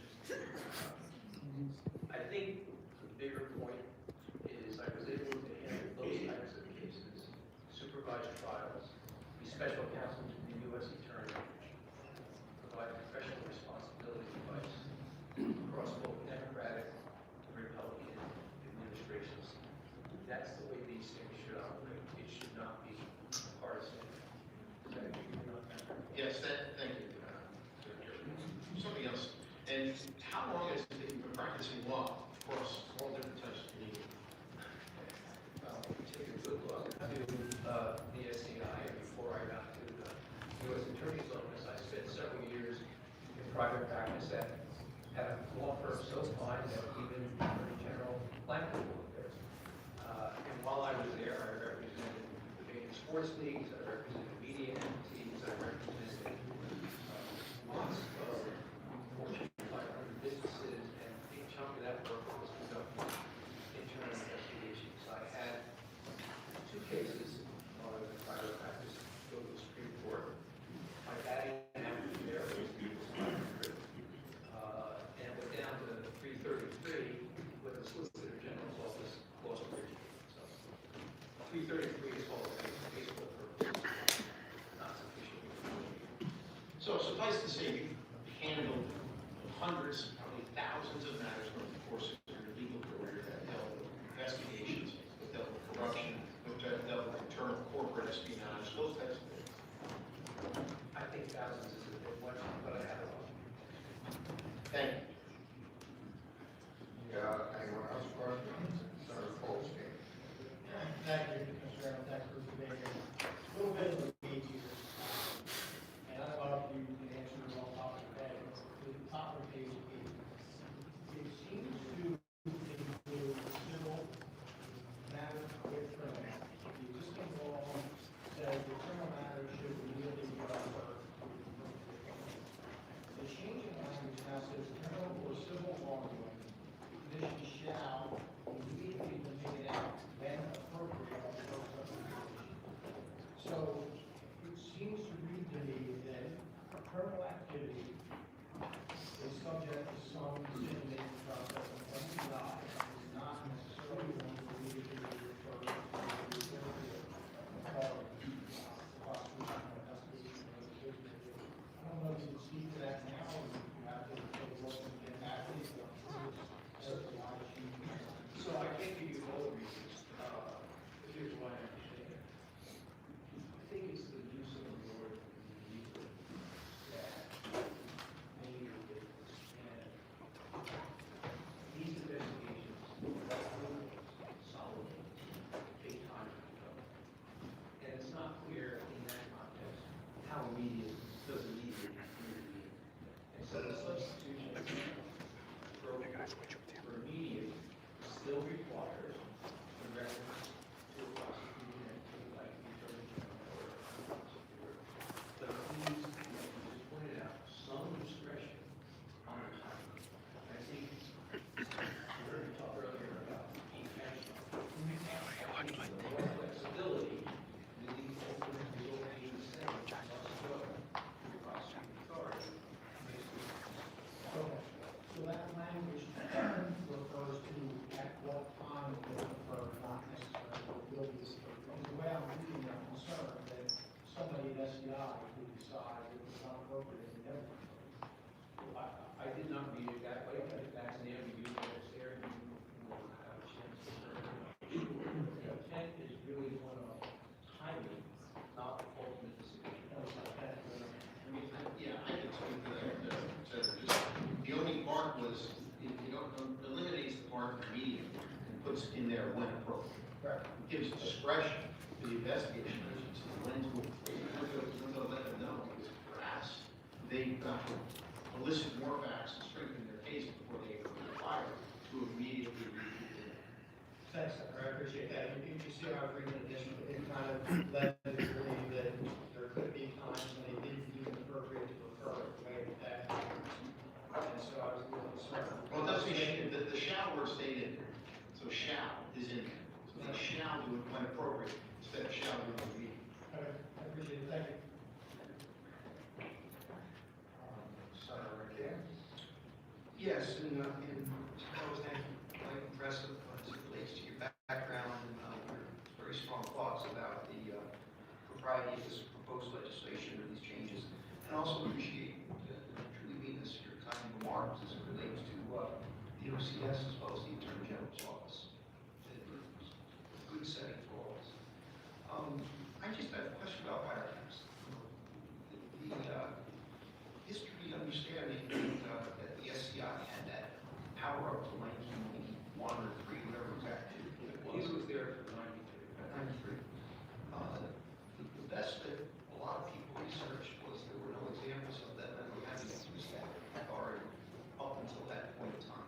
So whether it was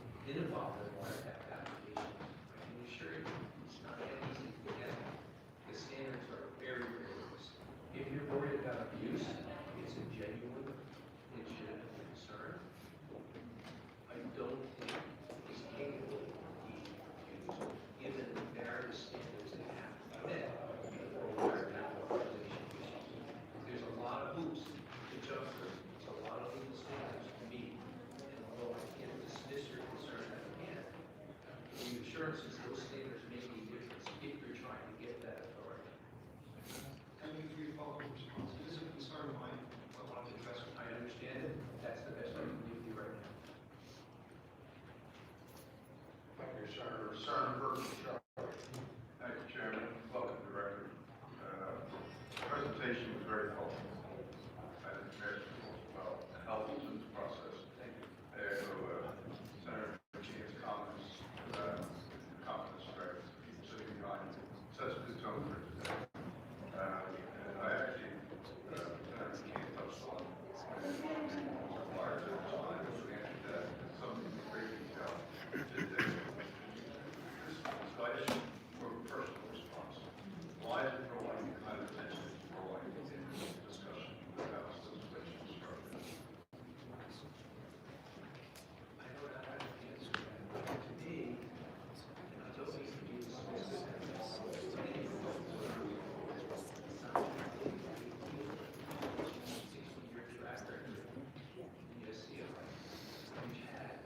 which includes 4 decades, the wiretap authorities from the outset. And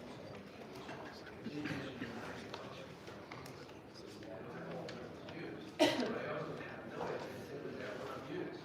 And I don't think it's given the standards that so it was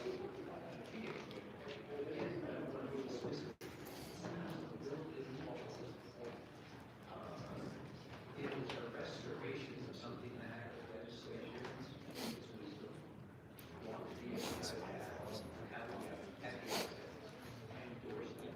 That way it should have been taken away, and I never found it satisfactory in terms of given that it was never reviewed. So if you have all these other checks and balances in place, make this the focus of a tax on the bill seems Close on this, Mr. Chair, again, I would suggest that had it been used through the years that it was in place, that would have been public at that time, considering the kind of cases likely wiretaps would deal with. Do you think that something was serviced? So I think the best way to answer your question is to go back to something I said on the interview. The AG office, in the first instance, in most cases, or maybe the county prosecutor, necessarily would be involved, whether legally or at some point, in any criminal investigation that involved establishing proof beyond a reasonable doubt that somebody's involved in criminal activity. Much of what the SCI has done over the years, because it's designed to do that, hasn't involved criminal activity and referrals. It's a smaller portion of all the great work that the SCI has done.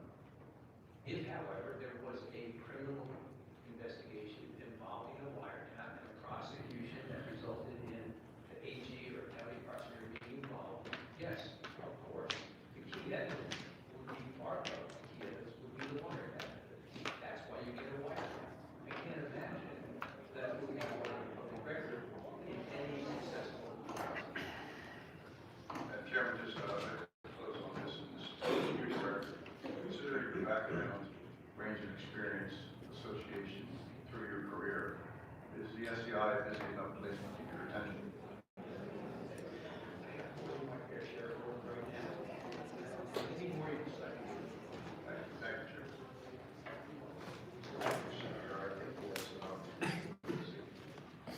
So, thank you so much for your testimony. Any other questions? Yes, Senator. Thank you, Director. My former life, I was a county prosecutor. One of the things that always came up was the phrase of free birth. We all wear white hats. That's why when you get into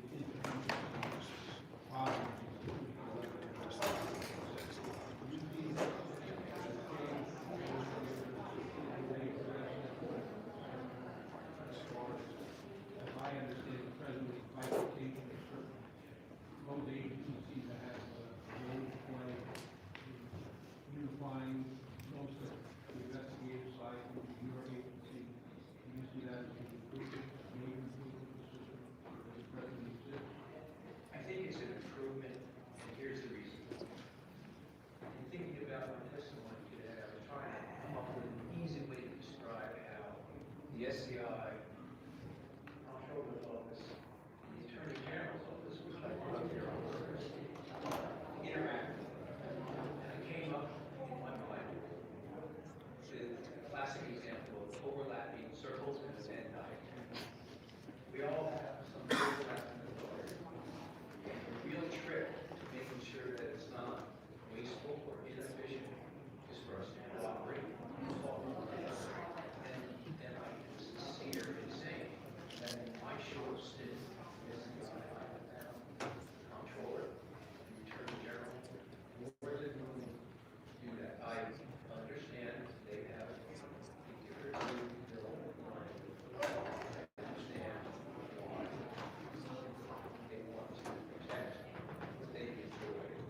That's not necessarily the right way to proceed. And so I think the bill offers many more benefits than it does comparison for the factual reasons that I laid in throughout my presentation. Does that answer your question? Thank you. Is that it for questions? Director, thank you so much for your answer to all the questions and for your explanation. Very clear, concise,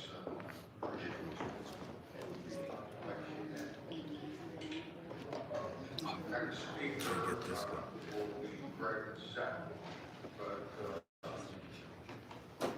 Mr. Seth, I received a communication from Richard Smith, who is the state president of the NAACP, asking me to read into the record a statement, okay?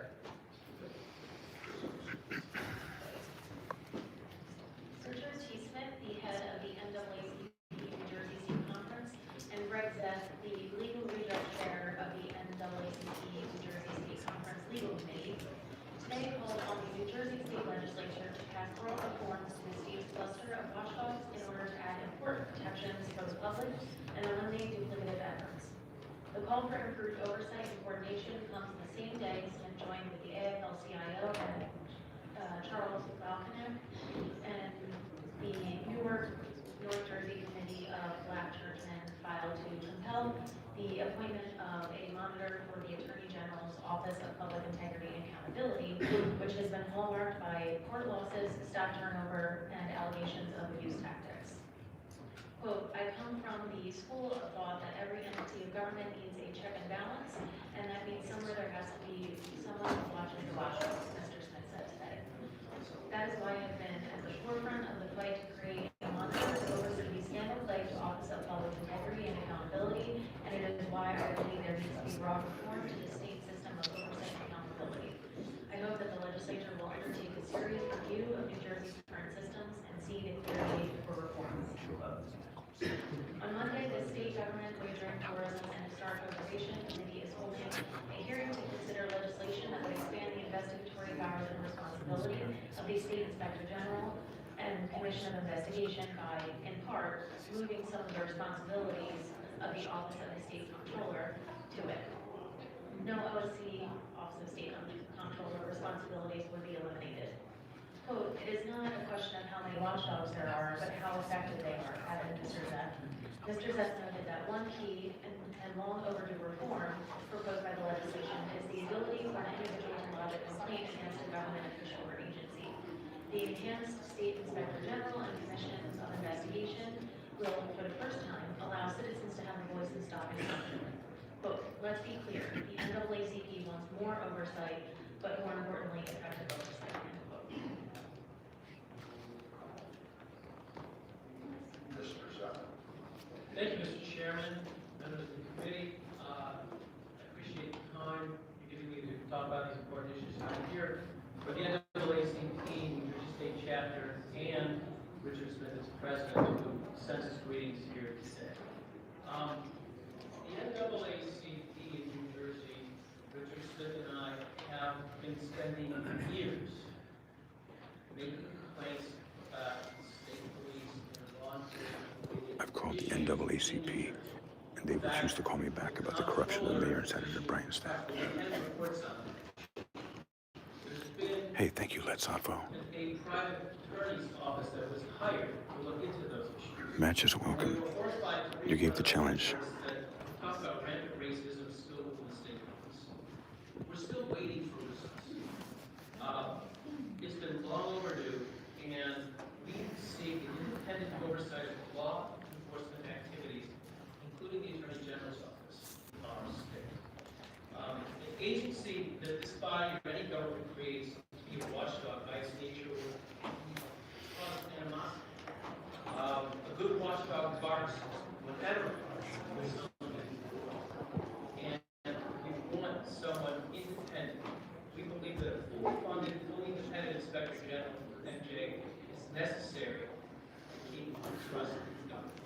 Because right now, maybe more than any time in our history, trust in government is going down. Throughout our history, trust in government has always been something that our founding fathers said should not. We don't need to trust in government, we need to verify what's going on. No single branch, no office, no single official can be trusted with unchecked authority.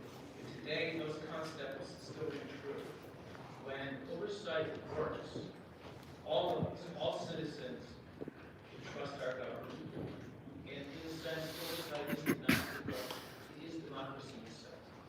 So what we are asking for in short here is that more oversight, that a independent Inspector General be created that helps all of New Jersey.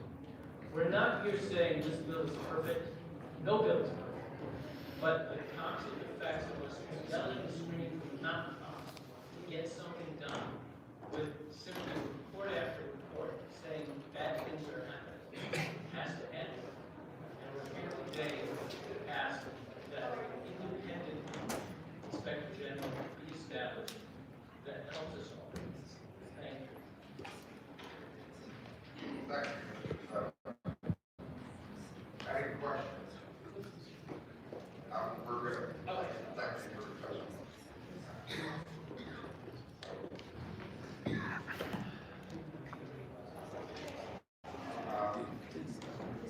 Joe, MP, back, eight.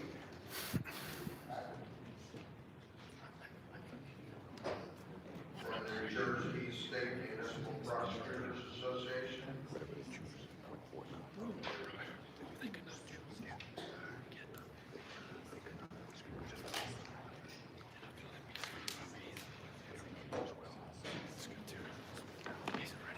Just want to remind everyone we have 3 minutes for testimony.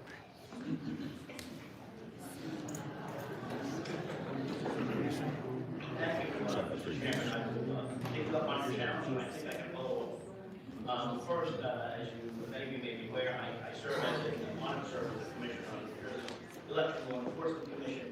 I'm not speaking on behalf of the commission today. I'm not speaking as an individual commissioner.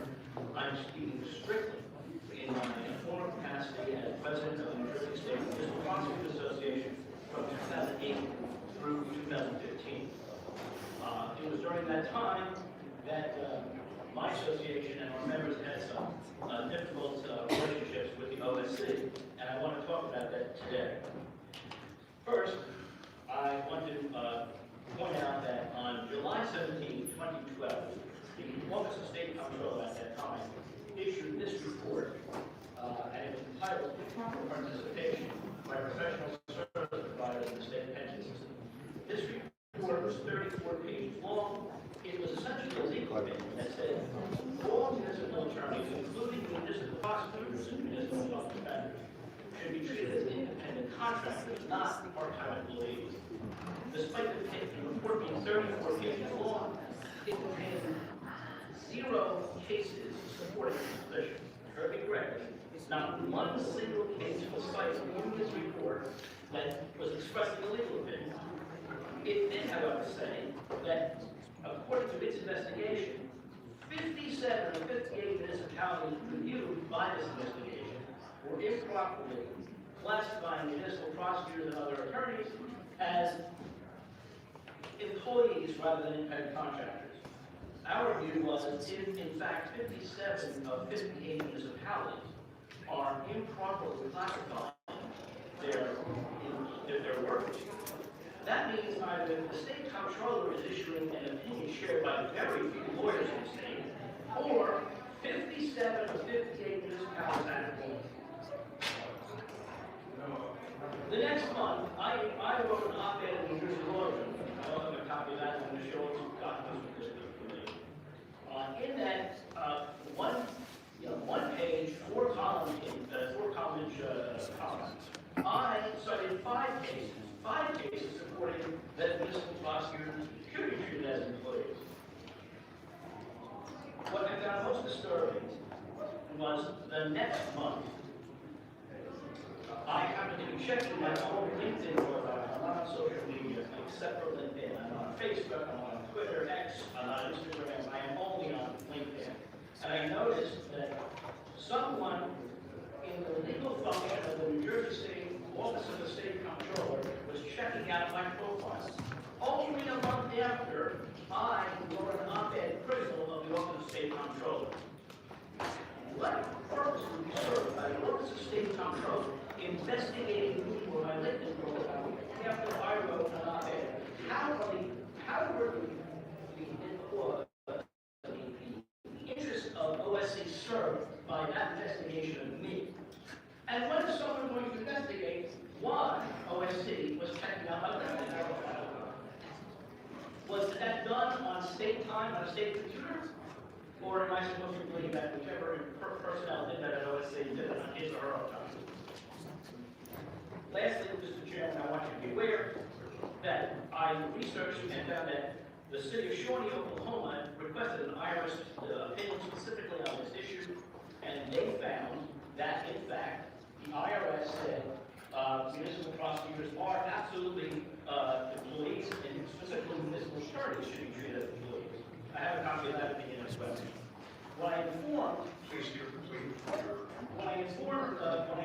state New State Legal Municipality General Counsel Bill Carter about this, he said, "Oh my God, this is just one example of OSC's overreach, either incompetence or incomplete work, not just trying to reach a narrative without getting the facts properly.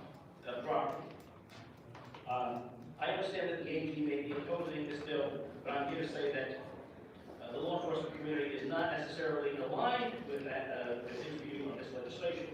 In conclusion, I, for one, as a past president of the New Jersey State Municipal Prosecutor Association for 8 years, strongly support this effort to increase and enhance oversight of OSC investigations. I am certain that most of the prosecutors would agree that enhanced oversight is a good thing in good government. I have copies of these documents. I'll show them to you. I welcome you. Anyone have any questions? No questions, so thank you for your testimony. Yeah.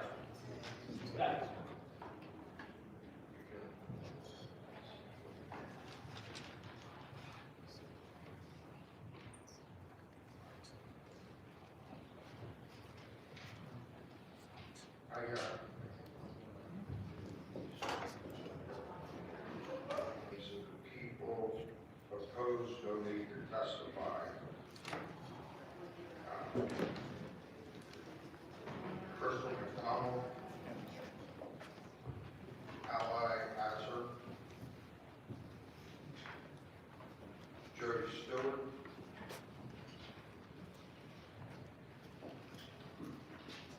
Carolyn Tuck,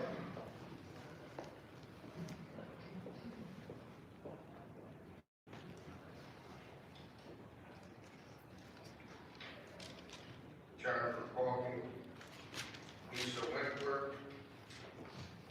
Stella Rice,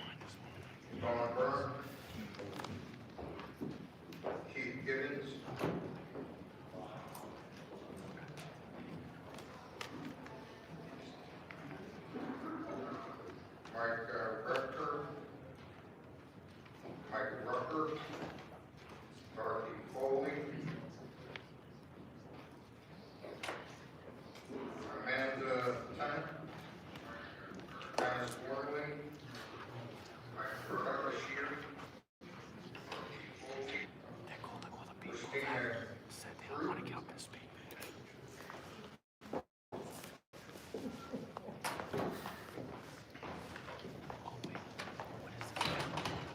Microphone. Matt Dragon, Susan Jared Hunter,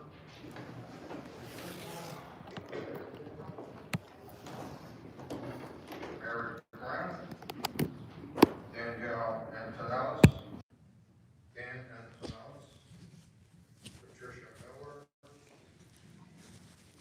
Steve Miller, Matthew Hirsch, Vera Martinez,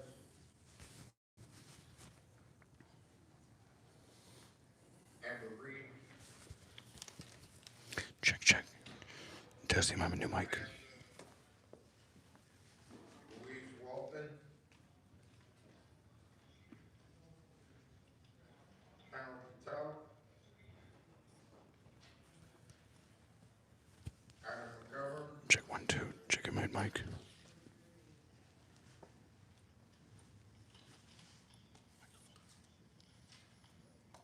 Nadia Morsi, Karen Sabinsky, and Sharon Ager, Karen Espartas, Deborah Morgan, Test 1, 2. Test 1, 2. Elizabeth Morgan,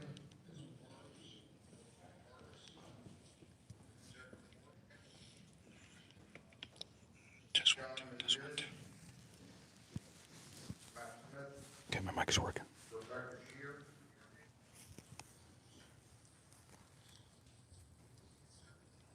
Anna Martavicki, Test 1, 2. Test 1, 2. Laura Zerk, Yes, the Aaron guy's probably waiting for me. We're gonna go on to them right now. Thank you for the mic checks, everyone. Frank Bands, Dave's channel.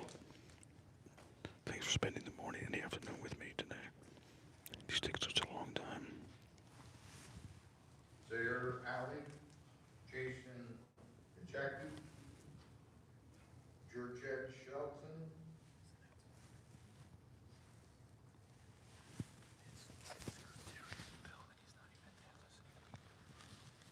Zella Amani, Alicia Parker,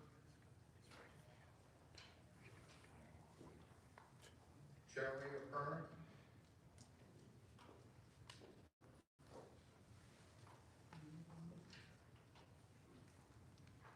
Julie Force, I'm glad you didn't go grocery shopping, Frank. Ken Musgrove, Thanks for spending some time with us here. Davis,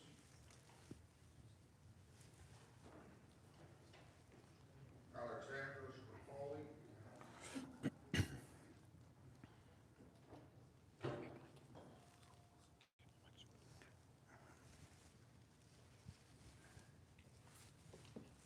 Elizabeth Hayden, Ken Musgrove,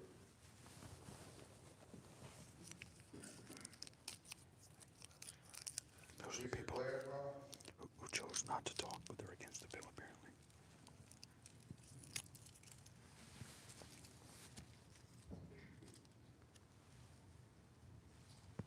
Molly Cleary, Bridget Devane, Madison Linton,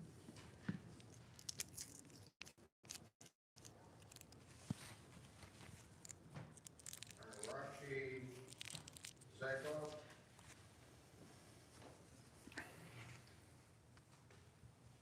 Gregory Price,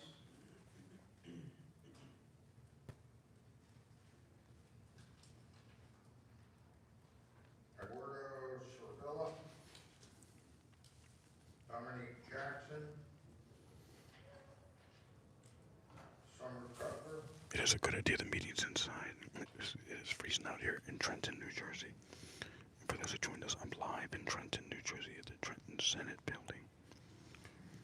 I'm going to speak against an extremely corrupt bill Angela Fielding, that they may actually not allow me to speak because they're afraid of what I have to say.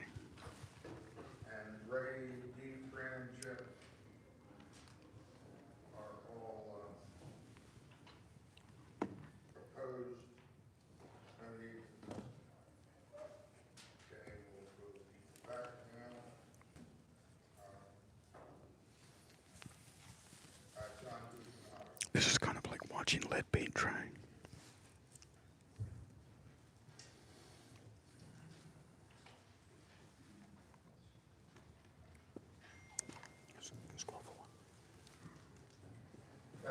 Thank you, Mr. Chairman, members of the committee. John Donadio with the New Jersey Association of Counties. I appreciate the opportunity to testify on this important piece of legislation this afternoon in support. I appreciate the opening remarks of Senator Spitzer and, of course, Director. I think they encapsulated the important reason behind our support for this legislation. And I really wanted to talk about our organization has long been asking for reforms to the comptroller's office and the manner in which that he conducts his investigations arbitrarily and capriciously in the way that we look at it, without regard for disputed facts, disputed material issues of fact, disputes of law, circumstances, and regardless of the irreparable damage that is made to public officials throughout the state. There seems to be no accountability, no due process of the law, and we are hopeful that this legislation takes a step in the right direction to establish some of those types of procedural safeguards, again, that we have long been calling for. I think today, I struggle with this, Mr. Chairman, too. I think the fact that the comptroller is here today is indicative of how the office wields its power. And although it may not be in violation of the law for the comptroller to influence legislation either through social media or to be here today, but the comptroller has subpoena power over every one of the committee members here today, and subpoena power over my office as a quasi-governmental office. And again, although it might not be in violation of the law, it certainly doesn't smell or feel right to our members. And again, I think is indicative of the fact that we need reforms in this legislation. It's certainly important to have an independent autonomous agency to have oversight over public officials. It's certainly important that public officials are held accountable, but it's equally important that public officials accused of wrongdoing have their day in court. That is not certainly the case under the current practice, where you have a comptroller's office that, in our minds, acts as prosecutor, jury, and judge. And I think that this bill makes significant reforms to establish those safeguards. And the other thing that I wanted to bring up, because our organization struggles with this a great deal, is that I've read quite a bit about it over the weekend, is about the calls for transparency and openness in government. And to us, it's just the hypocrisy of it all, in that if you read, and I would encourage the folks who are supportive or oppose this bill or support of the comptroller's office to go back and look at the complaints that the comptroller has issued. They don't include any responses from any of the defendants in these actions. They summarize it, summarily dismiss it, and move forward. And the other piece that I struggle with too, Mr. Chairman, I know my time is up, is that regulations that were proposed in 2024 by this comptroller's office effectively exempt the comptroller's office from the Open Public Records Act. So we think that this bill streamlines operations and leads to government efficiency, and establishes some very important procedural safeguards. So we support the bill. Thank you. Thank you, John. Any questions? Seeing none, appreciate your testimony. Next we'll have Eric Richard.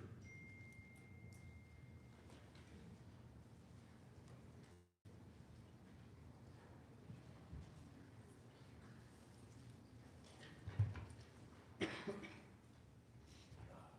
from the AFL-CIO? Correct, Chairman. Good afternoon, Chairman. Good afternoon, members of the committee. Thank you very much for the opportunity to speak to you. My name is Eric Richard. I'm the Legislative Director for the New Jersey State AFL-CIO, and I am here today representing our President, Charles Mechanic. The main reason we're here today, and we echo the statements of the Senate President as well as the Director, we embrace their knowledge of the intricacies of this bill. We are highly respected, and we embrace their comments. But as a labor organization, there's really two reasons why we're here today supporting this. First and foremost, the bill for the first time brings the ability for individuals, workers, to bring complaints against public elected officials or governments. Double speak, triple speak. Our members are on the front lines of implementing public policy. They are in each and every room often when these types of decisions are being made. And we feel that their voices for the first time now being heard is an important aspect. Workers should be part of the process, and we feel that giving them and including them in this role is an important piece of this legislation. Furthermore, the SEI often touches on reports that are critical, or I should say the issues that are critical to our members. The Senate President had mentioned some previously, but they include COVID's impact on workers in nursing homes, local government public employees, as well as construction through the School Development Authority. These are all very important topics to our members, and we feel that expanding the scope of the SEI and providing it more resources and access to other agencies will help coordinate and strengthen its ability to accomplish its core mission of rooting out waste and exposing government corruption. Our state government needs to provide this agency with the tools necessary to identify fraud and abuses across government. Modernizing this agency, consolidating investigative responsibilities, strengthening accountability, and creating a streamlined agency to achieve this is a goal we believe all our elected officials should support. In closing, trusting government is essential, and this bill goes a long way to achieving this. It's not a perfect bill. Did you just hear that? Trusting government is essential. When it's so corrupt, New Jersey is more corrupt than all the states combined.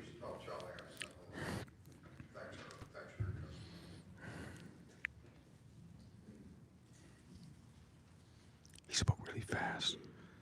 James Sullivan. Maybe he knows what he's saying is to make corruption legal in New Jersey. This is kind of like being one of those announcers for a golf game.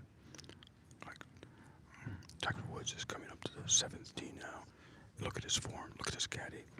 Look, he's wearing 2 different color socks. That's so cool. Good afternoon. My name is Jim Sullivan, and I'm the Deputy Policy Director for the ACLU of New Jersey. Thank you, Chairman Beach, Vice Chairman Kean, and members of the State Senate, State Government, Wagering, Tourism, and Historic Preservation Committee for the opportunity to provide testimony on S-4924, which takes important investigatory powers away from the Office of the Comptroller and gives them to a newly revised State Commission of Investigation. This would be a major blow to transparency and democracy in New Jersey, and the ACLU of New Jersey testifies today in strong opposition. Last year, the legislature made changes to the Open Public Records Act, a law designed to shine light on the work of our state and local government.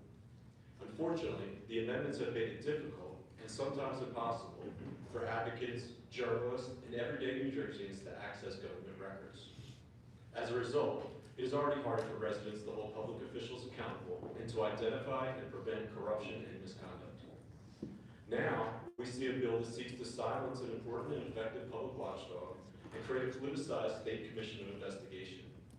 S-4924 would be yet another attack on transparency and democracy in New Jersey and should be rejected.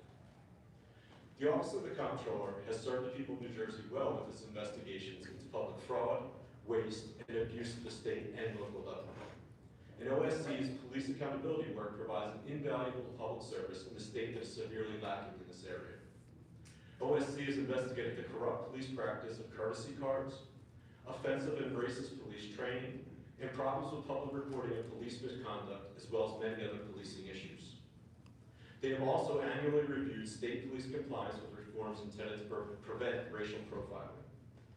This bill would weaken the ability of OSC to investigate these issues fully. This independent state-level oversight is extremely important since it provides the public with police accountability measures that state law often doesn't, and we can no longer rely on the federal government to engage in consent decrees or investigations the way they once used to. The bill would also allow the Senate President and Assembly Speaker to designate the chairperson of the State Commission of Investigation, which is supposed to be a neutral watchdog. This would politicize an important oversight agency whose independence should be protected at all costs and should not be subjected to the political whims of the legislature.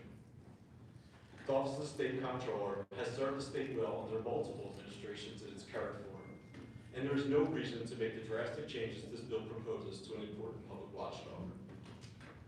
If the legislature wants the state government to run more efficiently, getting rid of government watchdog agencies is the exact opposite of what we should be doing.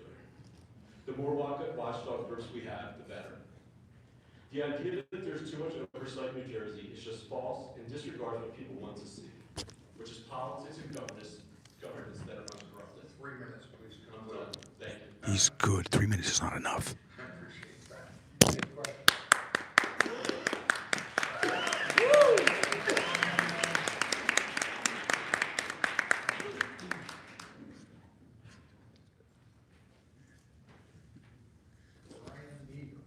He was good. He was good. But they give us 3 minutes, a ridiculous amount of time. Should be at least 6 minutes. Even 5 minutes, actually. If there's a lot of people speaking 5 minutes. These are part-time people. They hardly ever are here. Brian's not here? Oh, here we go. Let's see if they call on me. Please begin, Brian. But if they don't, they're literally showing how corrupt they are while trying to push this corrupt bill through. You pronounce every other letter. So I came here in strong opposition to this bill because of the harm I believe it'll do in reducing transparency in government. Following that last speaker, I concur entirely with what he was saying. You know, the bill starts with a section where it talks about the potential for inefficiencies by having redundant organizations. And I know there was some talk about Venn diagrams before. As a retired engineer, I see having it all collapse into a single circle as being a single point of failure. Having some redundancy in this stuff isn't a bad idea. And the efficiency with which the OSC has done its work over the past years, my understanding is that their budget for 2025 was about $9.6 million, and that in the same year, their efforts led to the recovery of $132 million in Medicaid funds alone. That's quite a great track record. Over the past 5 years, they've issued over 100 reports and recovered more than $670 million in public funds. So the way I see it, it looks like you're getting about $12 back for each dollar you spend with the OSC organization. More personally, in the past year, I was able to meet a few people there. They took a meeting from me and some other advocates working on opioid settlement-related stuff, where they identified some really egregious stuff that was happening in one municipality that was misspending the funds. What really struck me was the professionalism of the staff over there and how they really took to heart that behind those dollars that were being spent, there are people.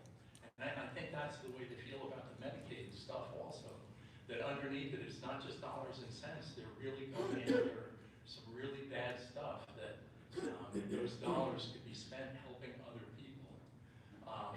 So anyway, that's my strong endorsement for dropping this bill. Thank you. Any questions from the committee? Thank you for your testimony, sir.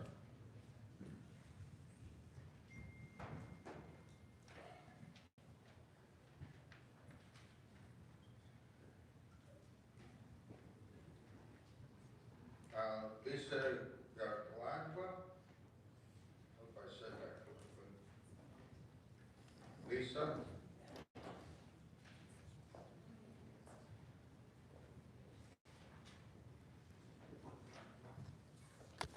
The New Jersey State Troopers are starting to come now. Maybe that's because they were told I'm going to speak.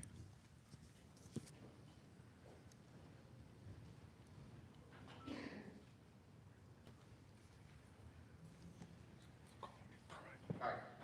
Lisa Gladwell, thank you for hearing me and holding this. I kind of changed as I listened to some of the, and I'm from Bergen County, kind of River Edge, and I am listening to some of the testimony that I had, or that I heard. Just a few clarifications from my standpoint that I think are more important than what Brian said so eloquently, and also the ACLU. I do have experience with the Office of the State Controller. I'm from Bergen County. I've reported some things at times,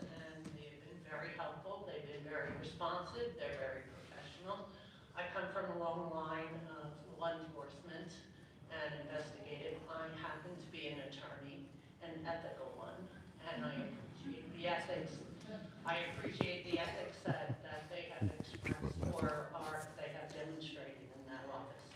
I want to mention, just from today's testimony, the SCI, Mr. Keller was, his resume seems to be phenomenal, but he's been in this position less than 6 months.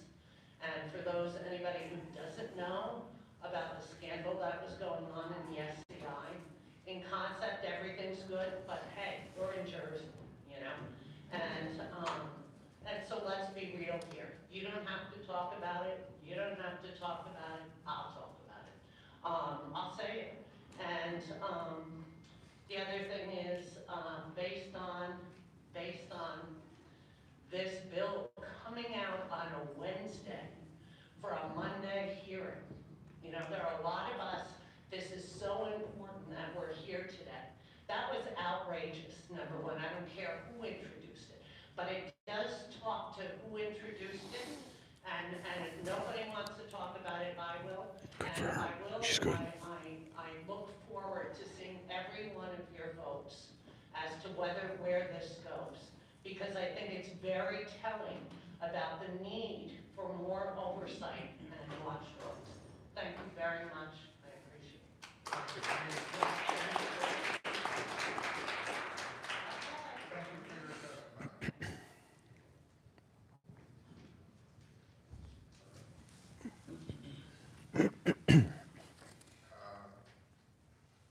Anna Mazer Grunenthal.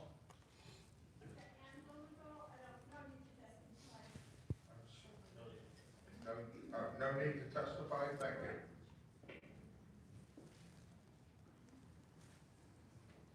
Peg Kinsel.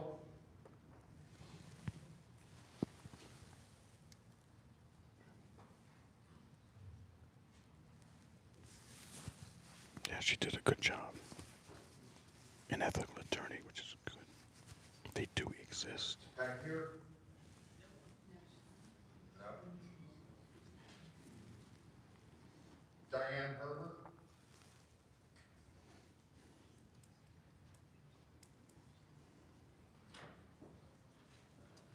Peter Chen.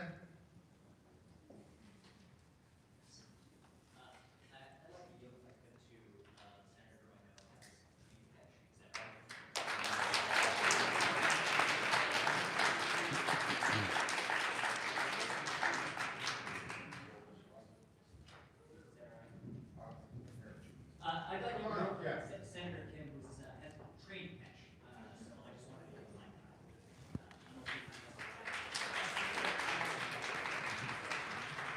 Listen, I appreciate that. However, nobody's special. I have a list. Whoa. Thank you. Thank you. Brian Everett. Brian. He said they wouldn't let Senator Andy Kim speak, I think. That is insane. That's insane. He wanted to let Senator Andy Kim speak, I believe. United States Senator, and he said no. What the hell's going on? He said, no one's special. Well, all the corrupt politicians think they are. But I'm happy to provide the best 3 minutes I can.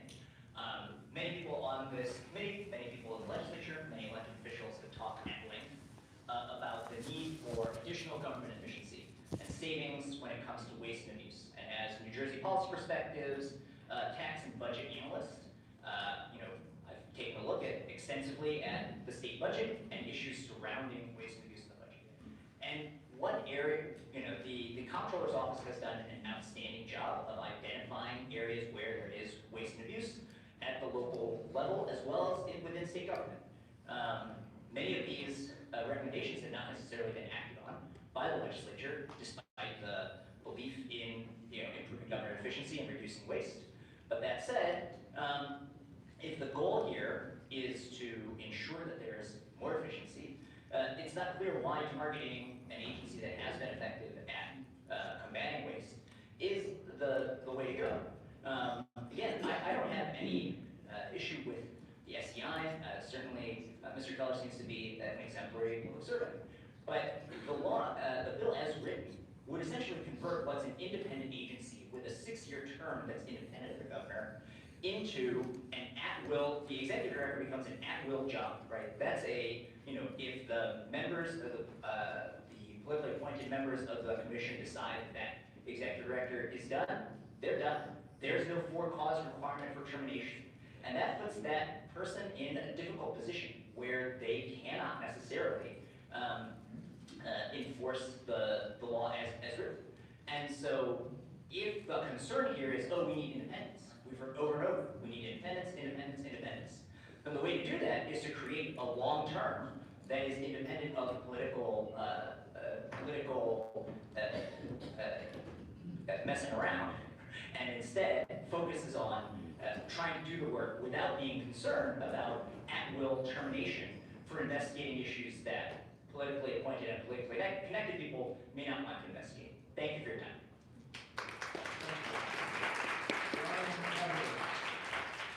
Brian? I'd like to yield my time to Senator Andy Kim. Yeah. We just gave his time to Senator Andy Kim. Raymond Mitchell. They didn't let it. It's Raymond Mitchell now. They wouldn't let Andy Kim talk.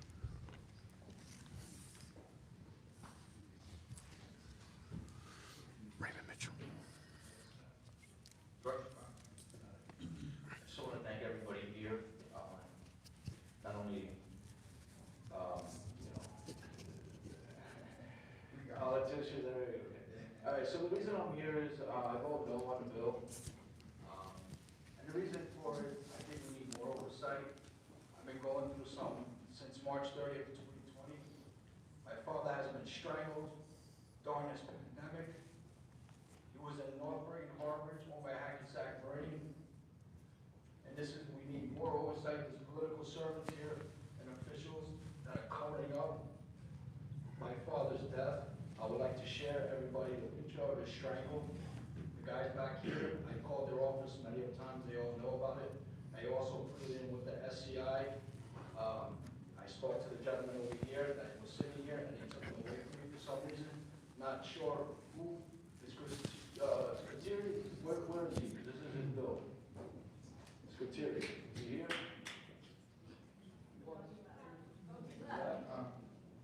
Please continue. I would like to share some stuff. This goes back, all the way back to 2012 and 13. Mayor Brian Stack put his hands on my neck, okay? Now all of a sudden in this pandemic, my father was State police are going. Northbury and Harvard. They're walking right by him there. They're circling them. State police. They're getting ready there. I have paperwork here, I have audio. I also have stamps from the U.S. Attorney's Office as well in 2003 that they never did anything for me. And I'm not sure who's covering up.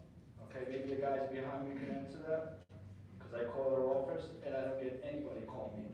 Today is the first time I have somebody calling me. You have to stay on the bill, okay?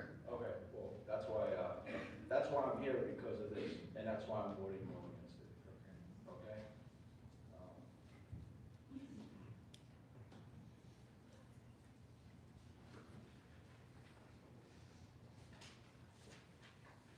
This is a copy of this picture, okay? I do have it here photographed as well on the phone. I want to just share with everybody what is going on here. I'm not sure why this is happening, that our government, AG's office, Watchdog, SAI, Internal Affairs, Accessoires in Hudson County, they all covered it up for some reason. And who are they covering up for? The only person I had issues with is Brian Stack. And he's the only one that with the ability that could go into this and do this to my father. And this is why I'm here. And I would like justice here, okay? Because I'm tired of going over 5.5 years with nothing. It's like a joke, the rule of law. Okay. 3 minutes is up. Thank you. I appreciate it. Thank you. Any questions? No questions. Thank you for your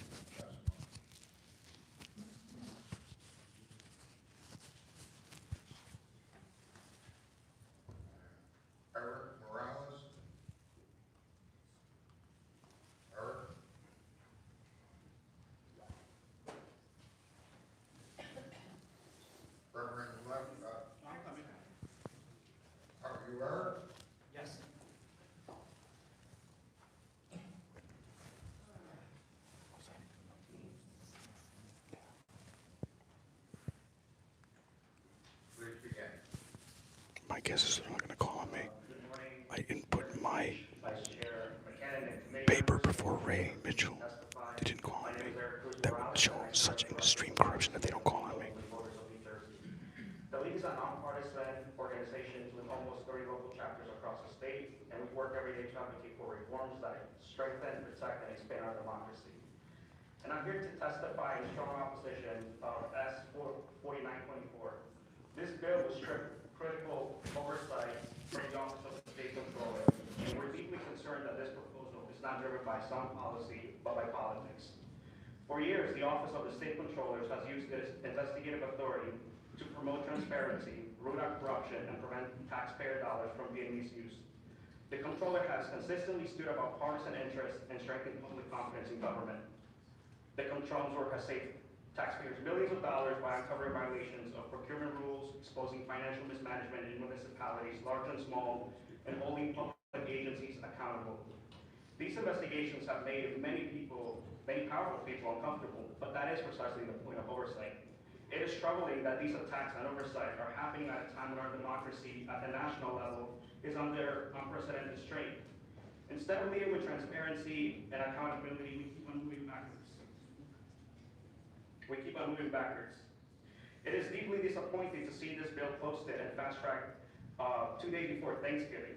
Rather than setting the example and differentiating ourselves from the current administration, the New Jersey legislature is finding ways to consolidate power, removing critical oversight, and leaving the interest of the people as an afterthought. This proposal developed without any consultation from advocacy organizations, good government groups, or members of the public who rely on strong oversight, and it simply does not make any sense right now. Instead, it raises serious questions about how this new structure would function and when would we dismantle an office that has consistently done its job well, only to recreate its work somewhere else. This shift would further concentrate political influence in an agency that is meant to operate independently and reduces accountability. It does not strengthen it. As you will continue to hear many times today, we need stronger government oversight, not less. In recent years, we have also seen the steady weakening of the very laws and institutions meant to hold government accountable. We watched Oprah got it. We saw the Election Transparency Act weaken essential oversight. And as a voting rights organizations, we're still witnessing the impact of the 2010 elimination of the public advocate. S 4924 continues this pattern. It undermines the office that has consistently delivered for taxpayers, exposed wrongdoing, and held government accountable. Weakening the state controller does not strengthen democracy. There's more police now. For these reasons, we urge you to reject this bill and reaffirm New Jersey's commitment More to state transparency, police. accountability, and good government. Thank you for your time. They're coming in. Thank you, sir. Any questions? Thank you for your time.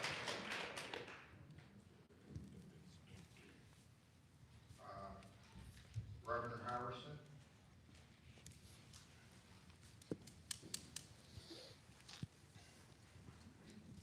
They haven't called my name yet. I put my paper in quite a bit before Ray Mitchell. That would be the ultimate censorship. Good afternoon. Thank you, Chairman and members of the committee. Thank you for this opportunity to come. My name is Reverend Dr. Leslie Brown Harrison, and I am a council member of the Borough of Riverton, New Jersey.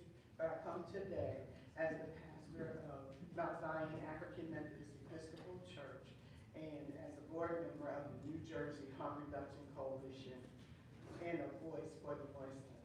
I'm here today to speak in strong opposition to S 4924 and urge you to vote no.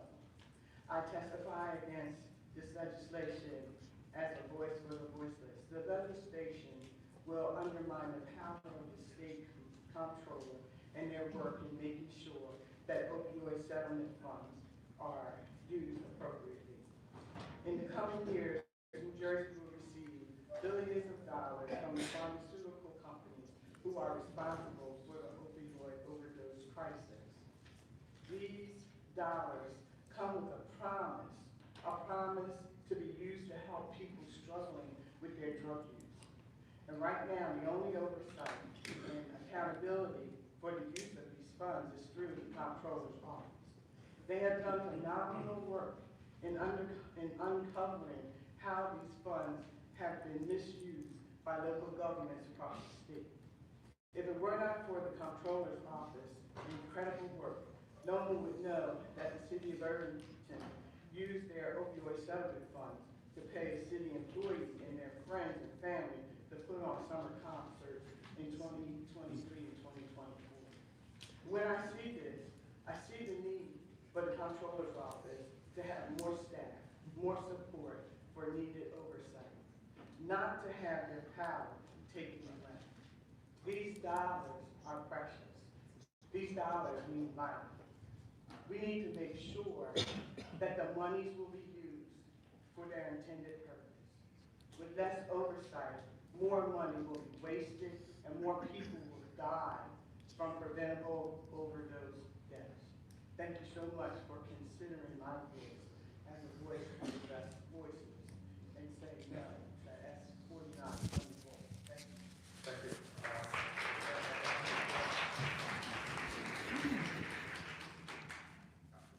Okay, thank you for your testimony. We don't need the applause. Can you believe, listen, could you believe what he said? We don't need the applause. It is called First Amendment expression. This guy is terrible. And so far, they haven't called me, of course.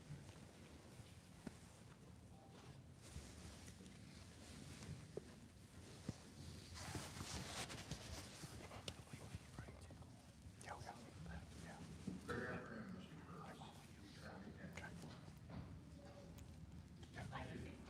I'll go first. I want to thank you all for allowing me to speak.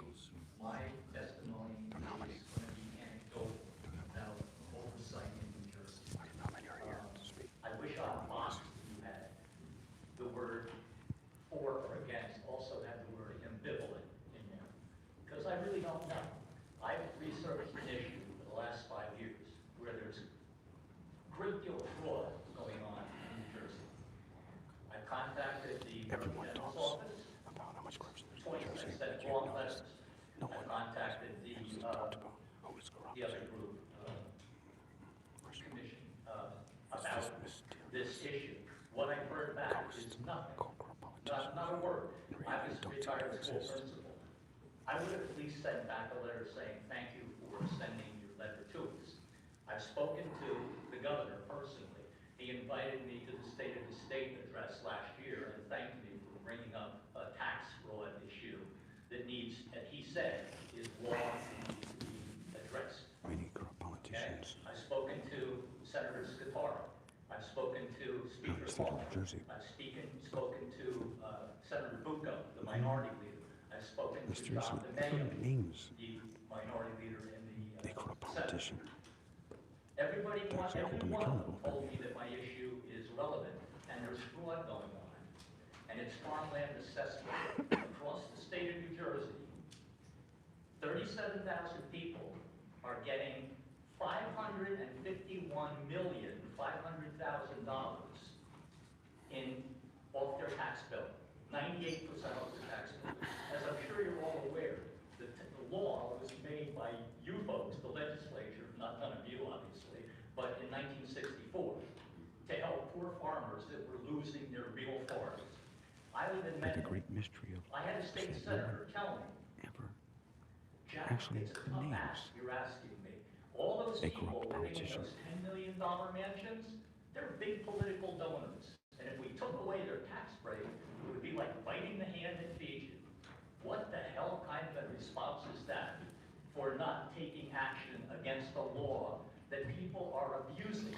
In Mendham Township, these people own 1,600 acres, there were 20 farms in Mendham in 1964, 20. Today there's 158. 158. These people own 1,600 acres of land, which is the size of Morristown. The taxes should be $1.1 million. They pay $11,000 in total for 1,600 acres. Every other person in town has to pay $600 extra in taxes to make up for the $1.1 million that these people don't pay. And I just think that's inherently wrong. I know, I'm going to stop.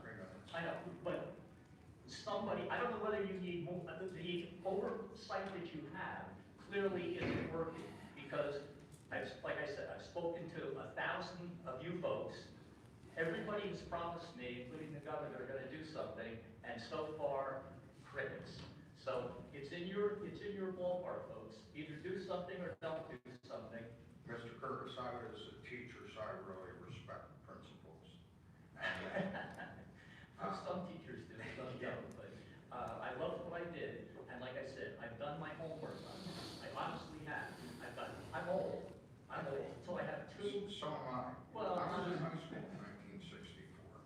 That's when I graduated. So, and I'm older than all these guys. I have So two. maybe. I have 2 milk cartons full of data. Notice that they're giving him way more time than 3 minutes. Well, you're in the right place because there's a lot of people around here that you should be speaking with. Anybody that wants to talk to me, please reach out because I tried and I feel like Don Quixote tilting at windows. I really do. Okay, thank you, Mr. Curtis.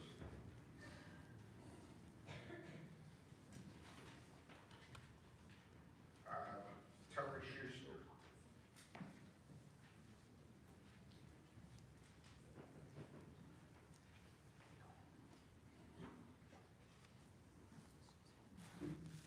Please begin, sir. Chairman, members.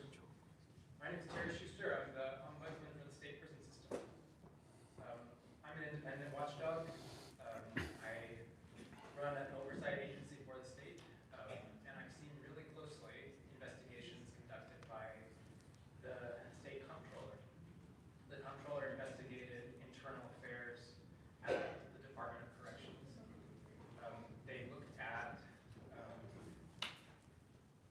something like 45, 50 cases of excessive force, sexual abuse in women's prisons that were investigated internally. And they found really shocking examples of cases where the people who were using excessive force were not punished, and the people who were subjected to excessive force were punished.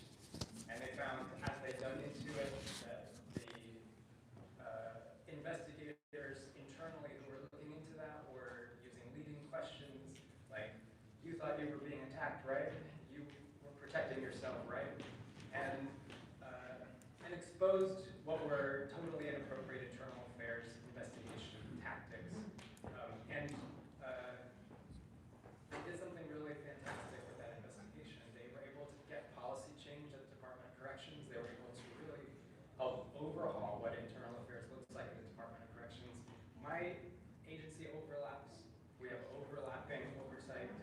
We didn't have the resources that the comptroller had to look into this, and what we've now benefited from is not only policy change, but much more transparency between internal affairs at the Department of Corrections and the Ombudsman Office. We get very regular updates. We're actually sort of recreating the audit that the comptroller did and doing it twice a year now, and it's led to the thing that all oversight should lead to, which is more transparency, changed expectations, changed policy, changed culture, and hopefully more public trust.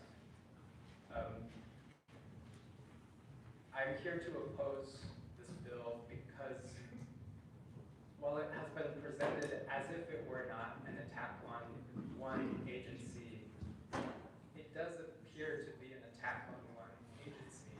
Not because it's doing a bad job, but because it's doing quite a good job, I think. Independent oversight bodies have to be able to say the truth, even when it's unpopular. They have to be able to say the truth, even when it's politically unwelcome, and not fear retribution from lawmakers. That's what we exist for. We're supposed to be protected against that kind of backlash, for doing the job, for uncovering things that are true, for bringing objective eyes to places that the public can't see, and having access to records. 3 minutes is up, please conclude. Thank you, Chairman.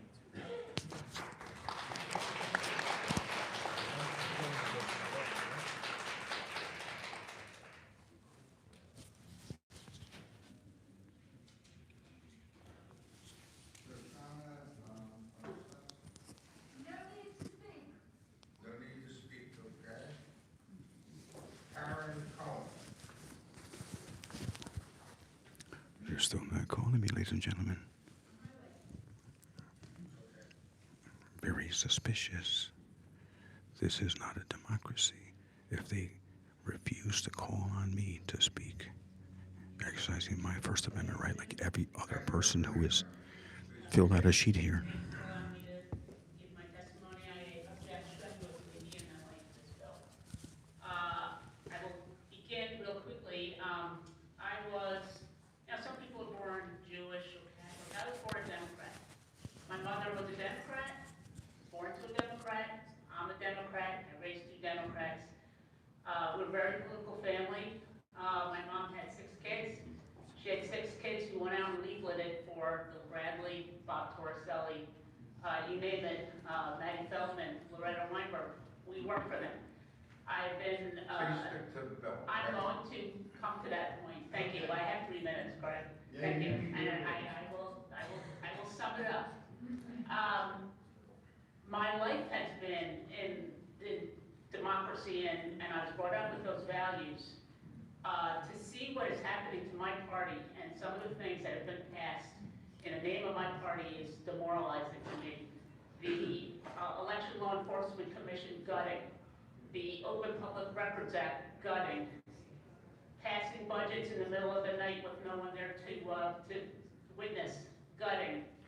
The fact that the transparency is a problem and that you would change to bring so-called more transparency is belied by the fact that Kevin Walsh has still been an acting comptroller. You have not seen fit to make him a full comptroller. That's not transparency. Bringing this to a head last week at Thanksgiving, and then we had 3 days, and 2 of those days you were not in session. It's not transparency. This is an insult to my intelligence. It's an insult to the intelligence of the residents of New Jersey. If you want to know why people in New Jersey and around the country are corrosively cynical about politics, this is why. I expect better from the people who say they represent me, because I want you to understand you represent all of us, not just the few well-connected, wealthy constituents. So thank you very much. I am done with this. I object again.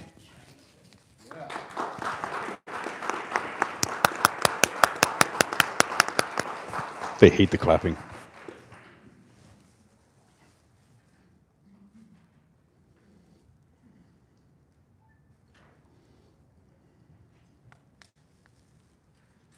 Denise Coyle. Still no Leroy Truth name there. What's going on? Denise.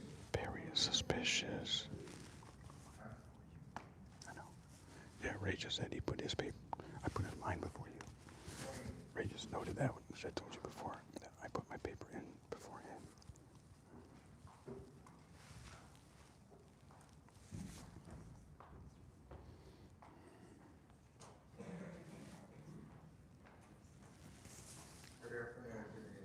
Good afternoon. It's Denise Coyne. I am here strictly in my capacity as rural lead receptor. I'm deeply concerned about transparency and accountability in our government, and I oppose this bill. I think the Comptroller's Office is doing a phenomenal job. Last night, a friend of mine reminded me of something simple. The founders of this country stood up to a government that has stopped listening to the people. They wrote the Constitution to protect the people from unchecked government power. It limits government, not the people, and it gives the people the right to hold their government accountable. That's why truly independent oversight matters. When oversight is weakened, protections meant for the public start to disappear. I too, like others that have spoken before me, question the timing of this bill. I know from personal experience that over requests come back, delete, heavily redacted, emails to government officials are ignored, questions at council meetings go unanswered, closed-door decisions replace open government, and people are appointed to positions of power with zero public input. Our rights are slipping away because transparency is disappearing. Without transparency, we cannot petition our government and hold it accountable.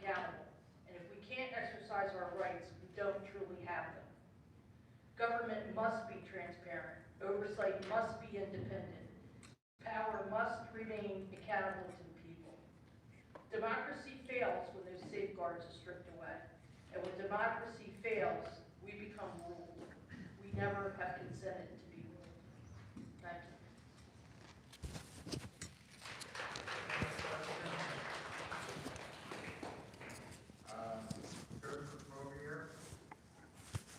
Oh God, still no Leroy truth. I guess it's gonna end and say, oh, no more speakers. End the meeting. That would not be okay.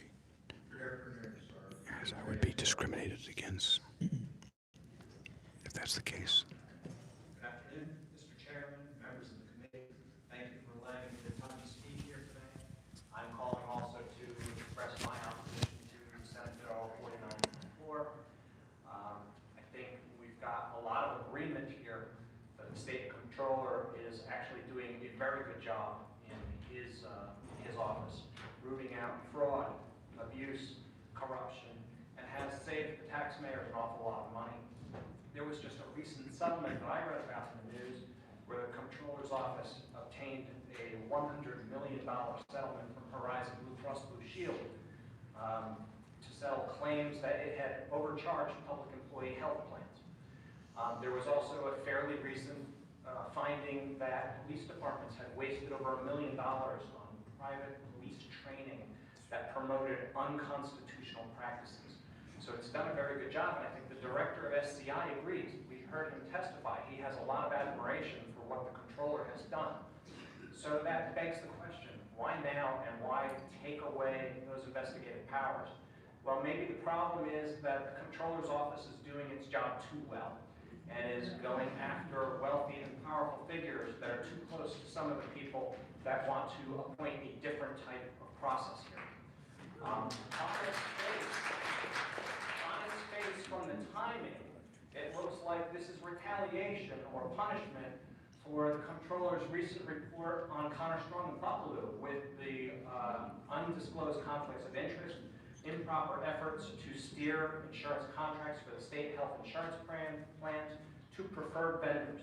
So we have some real problems. We have a reputation in the state.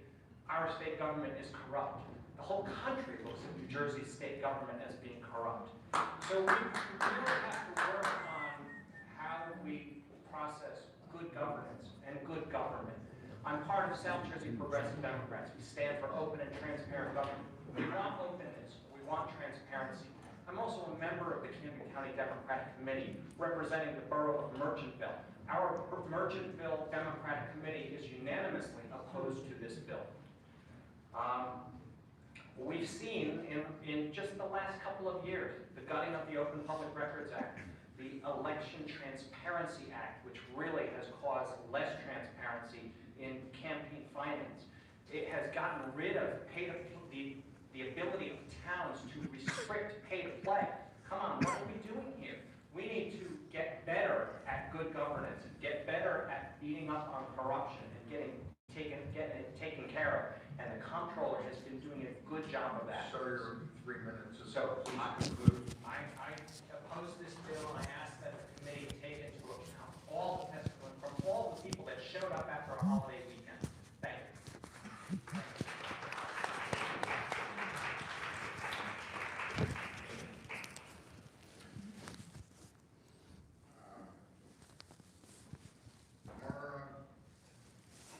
For the love of God. My microphones are dying. The battery's dying because it's been so long. Check 1, 2. Strongly opposed to the bill. I too would like to yield my time as a courtesy that never seen a committee operate in this way to not allow someone such as U.S. Senator Andy Kim not to have preference to testify. I yield my time to him. I will submit written comments. Thank you. They're not letting they're not letting U.S. Senator Andy can speak.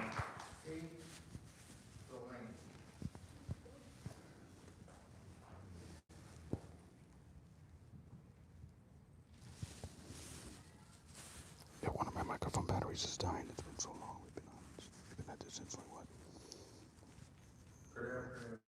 Till after 10 o'clock then.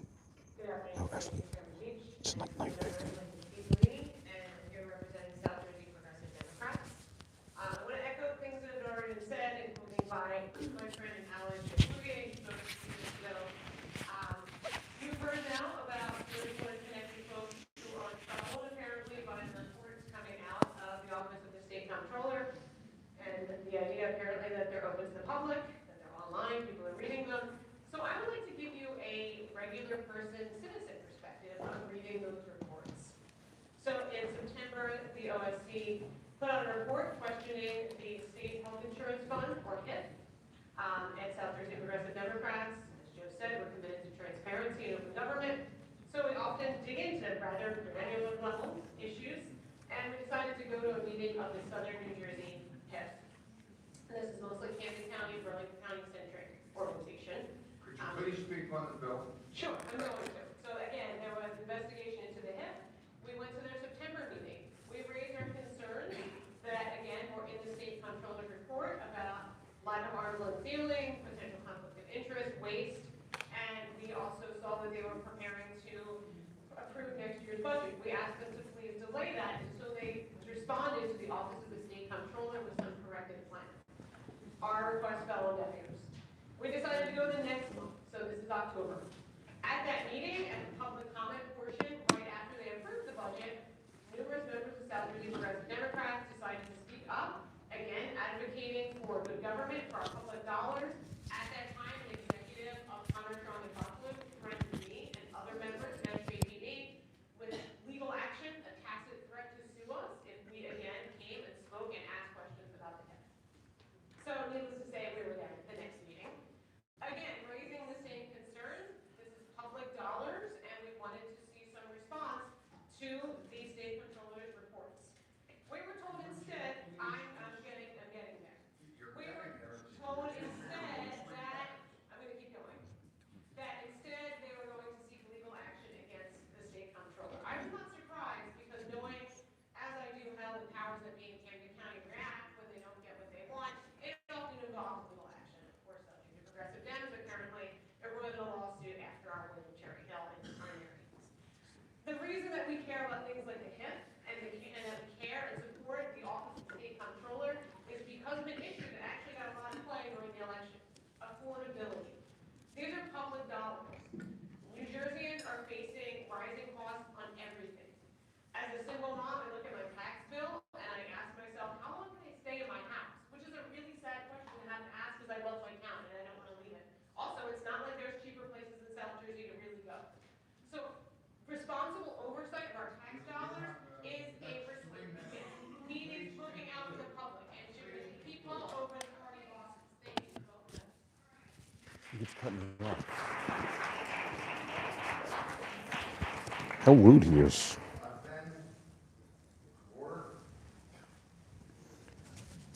No Leroy truth.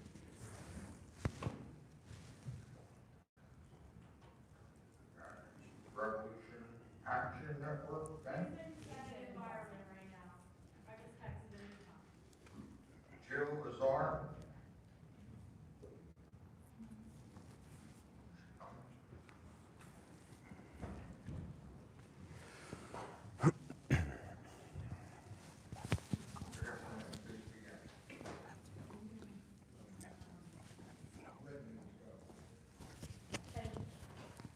Well, good morning, well, good afternoon. My name is Jill Lazar. I'm the president of the National Organization for Women in New Jersey, now New Jersey. And to be clear, I'm here like so many others who care about the state of New Jersey to testify against the bill. Look at what's happening in our state. You've heard a year ago the legislature gutted over. It also revised decreasing the time frame within which to investigate violations. During that time, the Senate President was being investigated, which went under the new time frame and went away. This legislation included on the ballot, which a lot of people have seen issues with the special election next week. And now, this attempt to put the investigative powers of the highly effective and respected offices of the state comptroller and attorney general is just too much. As president of Now New Jersey, it is clear to me and to our members that to gut the power of our state comptroller and attorney general who have been so diligent in working to expose corruption in our government will put all New Jerseyans in peril, especially the women of our states, many and disproportionately to women of color. It should be noted that there's already an investigative power within the legislature, but to diminish the investigative power of the executive branch embodied in the state comptroller and attorney general is to leave the legislature and other parts of the government immune from any investigations independent of the legislature. Our state for too long has not only failed to prosecute conflicts of interest and corruption, but has nurtured corruption in our government and these positions. The state comptroller and attorney general office have impressively and tirelessly worked to expose and help eradicate corruption in our state. To do away with their anti-corruption powers is to be complicit in the corruption we have been dealing with seems forever in New Jersey, starting with the mobsters way back. It seems to me that this legislation, putting our watchdogs under the control of our legislature, indeed under the Senate president, is potentially analogous to putting the fox in charge of the hen house. I would like to make it known that I have lost 2 children to overdoses. I have looked to our officers right behind me, the Attorney General and our state comptroller, to do a good job in getting rid of the corruption that has been involved in the money that Let's see if I'm next. confidence in Let's see if I'm our next speaker. officials and government.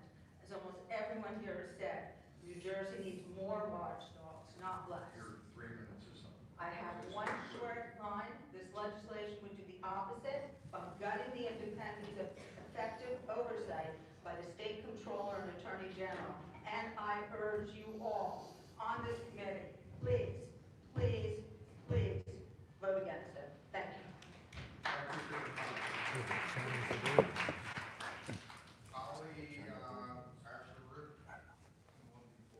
Excuse me? I'm sorry for that. Yeah, well, you have to wait your turn. Yeah,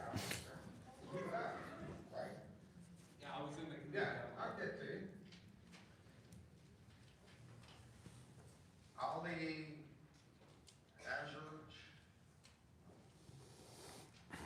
Ali? Ali, I'm free. Deb Coyle? She's also in Senate Environment.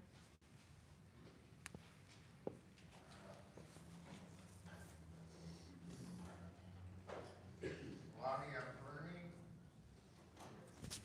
They're calling everyone else's name but mine.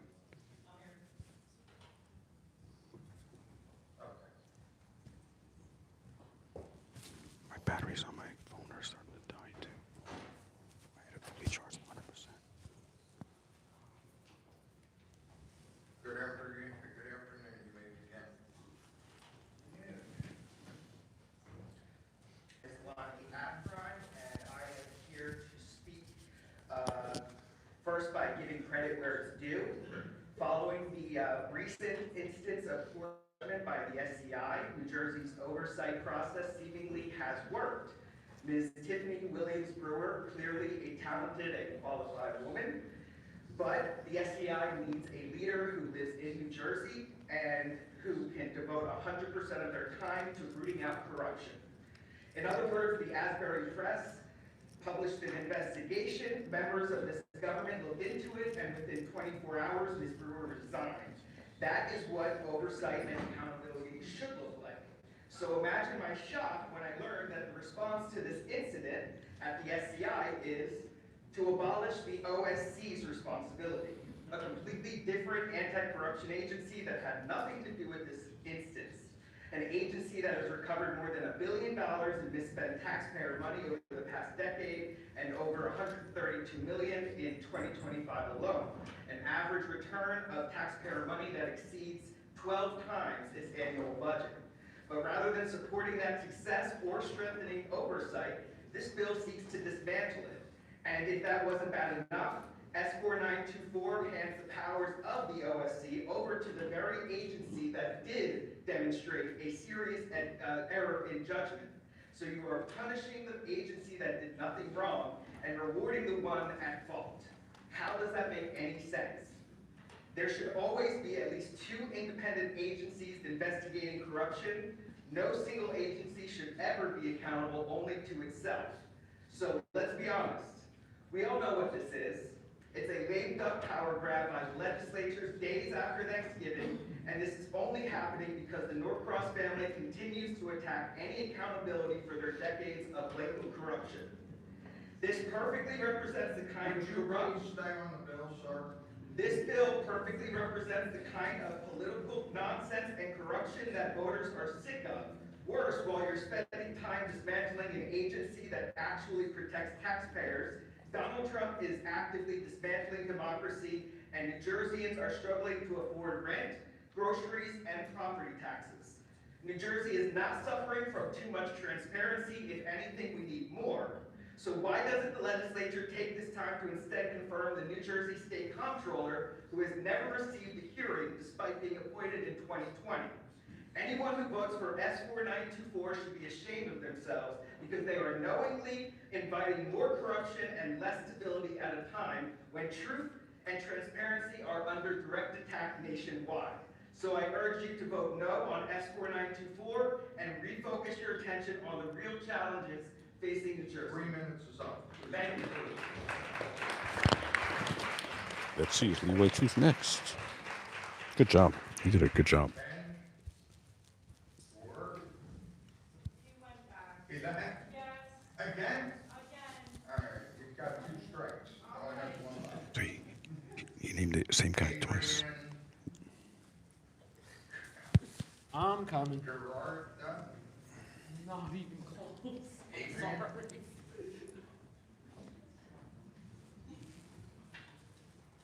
Apologize for No worries. of your name. You may begin. Thank you, sir. Good evening, committee members. My name is Adrian Ganda. I'm a community organizer from Hudson County. I'm here to speak against Bill S4924. I studied political science and public policy to look for ways to make local politics more transparent. I've even run for office on those very tenets, in increasing government accountability in a county where it's seemingly unheard of. And although I'm a week away from finishing my Principles of Public Administration class, I can undoubtedly say that passing this bill eradicates any good faith that we could have in the powers that be. One thing that I know many of us will agree on is that New Jersey has too many power brokers who would love nothing more than to see this bill pass. Whether you're from North Jersey, Central Jersey, or South Jersey, there are powerful entities in these counties welcoming this moment with fanfare. This bill is nothing more than a sham to weaken the investigative powers of the state comptroller. The fact that this bill is being sought during the lame duck should be the biggest indicator on how harmful this bill will be. If this bill was truly a means for good governance, I don't think we'd be trying to fast track it while using the holiday break as a buffer to hinder turnout. The comptroller was able to uncover mismanagement of COVID funds across local governing bodies. Imagine what else can possibly slide under the radar without any investigative oversight. It would be criminal if we allow this bill to pass. The people of New Jersey are demanding transparency from Hudson County all the way to Camden County. Considering the political moment we find ourselves in, this would be a slap in the face to the many pro-democracy organizers who have educated and mobilized community members to seek ways on expanding democracy. Thank you.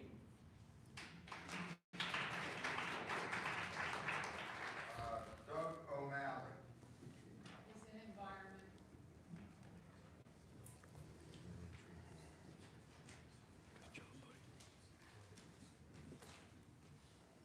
David Humer. David?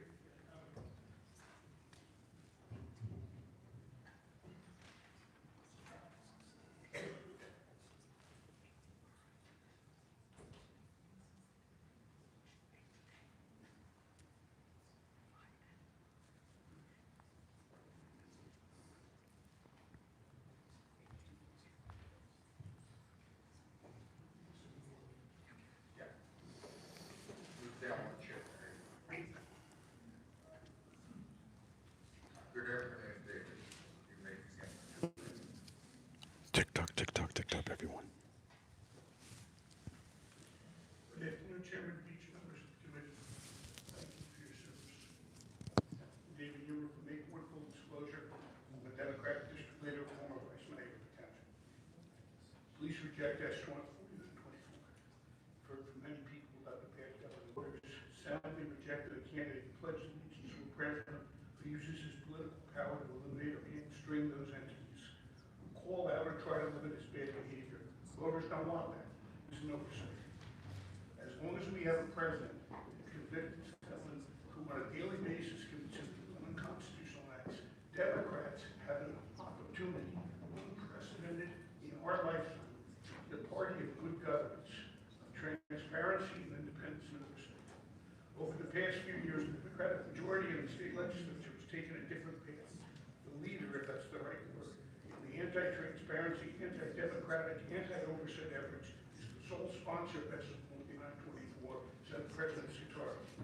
Some background. In 2019, the city of Linden dismissed Mr. Scutari as municipal prosecutor. In response to his subsequent lawsuit, Linden hired a law firm to independently investigate the report. That damning report became public in September of 2021 as a result of a citizen's open request. In January 2023, New Jersey ELEC issued multiple complaints against the continuing political committee controlled by Senator Scutari for improper handling of $600,000 in campaign funds. And in December of 2023, the Office of the State Controller issued a report exploiting Union County for over $400,000 in improper compensation, including tens of thousands of dollars in compensation to Senator Scutari's former chief of staff. In all of these cases, Senator Scutari had a similar response, right? Legislation that eliminated the ability of agencies or individuals to investigate improprieties. In April of 2023, he was the prime sponsor of S-2668, which by cutting the time window to 2 years that ELEC could investigate, forced ELEC to drop the investigation into his accounts, as well as 103 other investigations. Okay? In 2024, S-2930, which would not have passed without Senator Scutari's effective insistence that gutting over had to happen if any other legislation is to be heard. And now this bill. Voters are paying attention. Your constituents and representatives of thousands of constituents are telling you to vote no. And even the people who are in support of this bill are not telling you to reduce independence and oversight. You have a simple, stark choice to be on the side of the vast majority of your constituents or the side of Senate President Scutari. So respectfully, I would ask those committee members who are going to vote in favor of this bill to articulate what principle of good governance guides your vote to end the dependence of state oversight and the state controller and defy the desires of the vast majority of your voters. Please reject S-4924.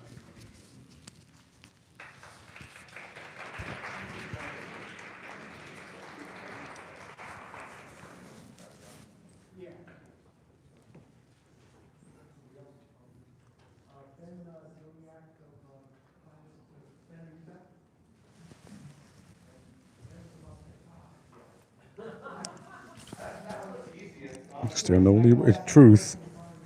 I know. Senator McCarthy is representing me fantastically over there.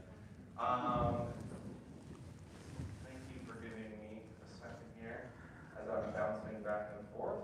My name is Ben Jovic.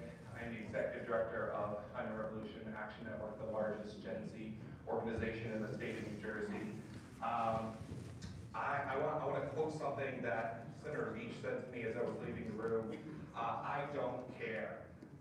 It seems to me that this committee does not care about prosecutive subpoena power, even though many are saying otherwise.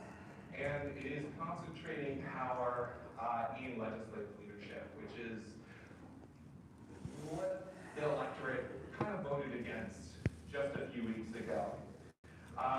And we truly do need an independent voice for our oversight agencies, and that is what we're asking for. Young people are looking for clearer and more straightforward answers from our government.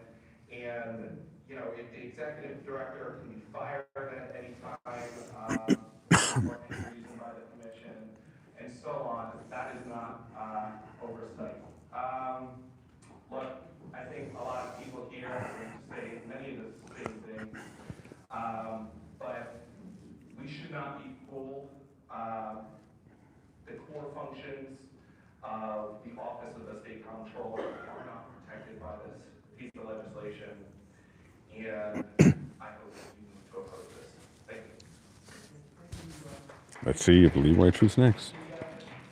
Chairman, I was going to tell everybody there's a total of 10 witnesses left, so we know that we're getting close to that. 10 left. I think they'll save me till last. Or they may not call me.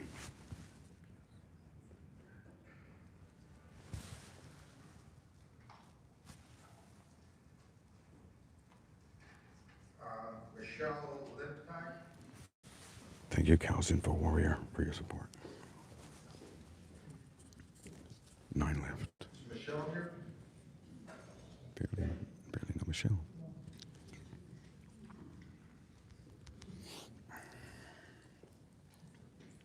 No, Michelle. Johnson. 8. That'd be 8 left. Oh. 8.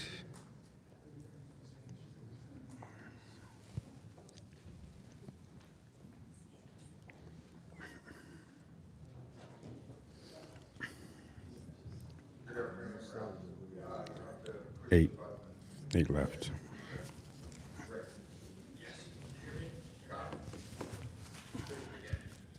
Thank you. My name is Rob Johnson. I'm a former law enforcement officer serving 25 years at the command staff level. One of my mics is dying. I just started recharging it. I'm also a retired former teacher, youth counselor, and vice principal. This doesn't make things better. It makes it easier. I just had to unplug my good microphone. I'm using the phone now. Gotta do the power supply. The phone's almost dead. Good microphone in. Our organization, If I get called. Saturday Progressive Democrats, BBDO, was gerrymandered in our own town, in our own neighborhood. Instead of moving just 900 voters, the commission moved 18,000, cutting us off from the people who supported us. I was also removed from serving as the township volunteer youth coach and illegally ousted as the Board of Education, despite being re-elected 3 terms by the very voters who placed trust in me. Later, a judge reinstated me, finding that the removal was improper and capricious. These weren't accidents. They were deliberate moves by incumbents with money and influence to silence me. That's why independent watchdogs matter.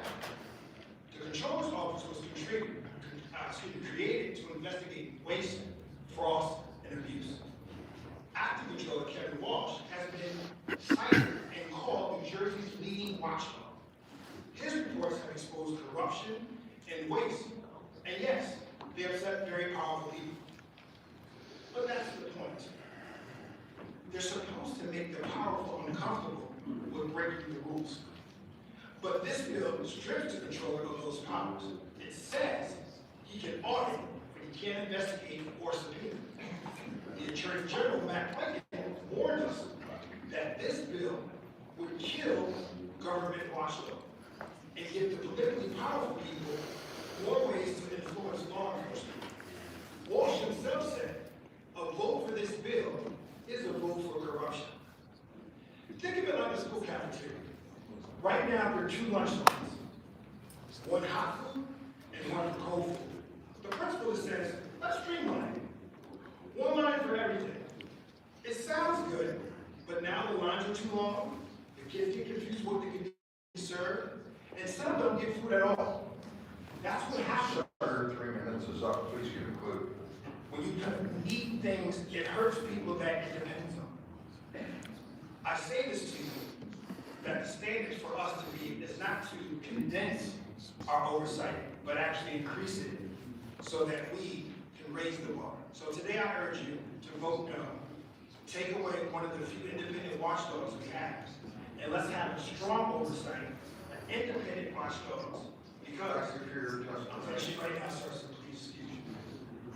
Because when watchdogs are silent, corruption wins. Thank you for your time.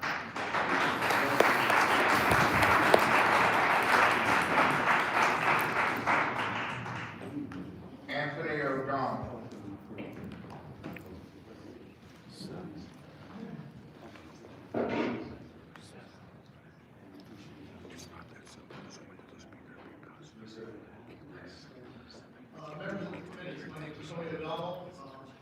comments by profession, and I live in Hamilton Township, and Mercer County. This bill is a solution in search of a problem. The Office of State Comptroller currently issued saved taxpayers $670 million in the last 6 years. More importantly, their work in covering public sector corruption will likely save taxpayer New Jersey many more millions from the chilling effect it will have on potential wrongdoers in the future. Finally, there is no current conflict between the work of the State Commission of Investigation and the OSC. So what's the true motivation behind this bill? There are hints in the text of the legislation. On page 4, lines 33 to 35, they create a new power that makes the President of the Senate and the Speaker of the Assembly responsible to jointly designate the chairperson of the commission. This power currently lies with the governor. This is an unprecedented power grab by the legislature and threatens the independence of the commission. Although the bill claims to be about efficiency, as an economist, I see no savings here. On page 15, lines 24 to 39, the bill lays out the process for transferring critical employees from OSC to SCI. There are no dollar savings. This is merely a shell game designed to transfer power from OSC to SCI. Currently, the only sway that the legislature has over OSC is their consent power. And shamefully, as others have noted, the state Senate has refused to confirm Governor Murphy's appointment of Mr. Walsh in his 6 years as OSC's leader. Despite this, as the acting head of OSC, Mr. Walsh and his staff have been monitored for accountability. Finally, in the closing pages of the 1968 Foresight Committee for justification for the sweeping changes in this bill. To me, a recent analogy is much more fitting.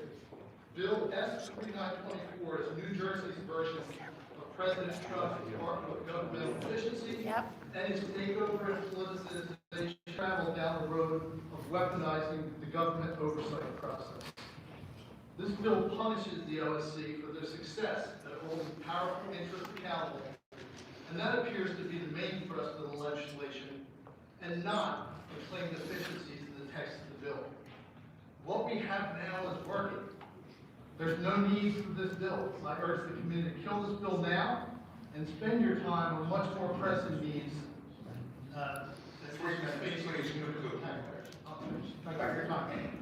Thank you.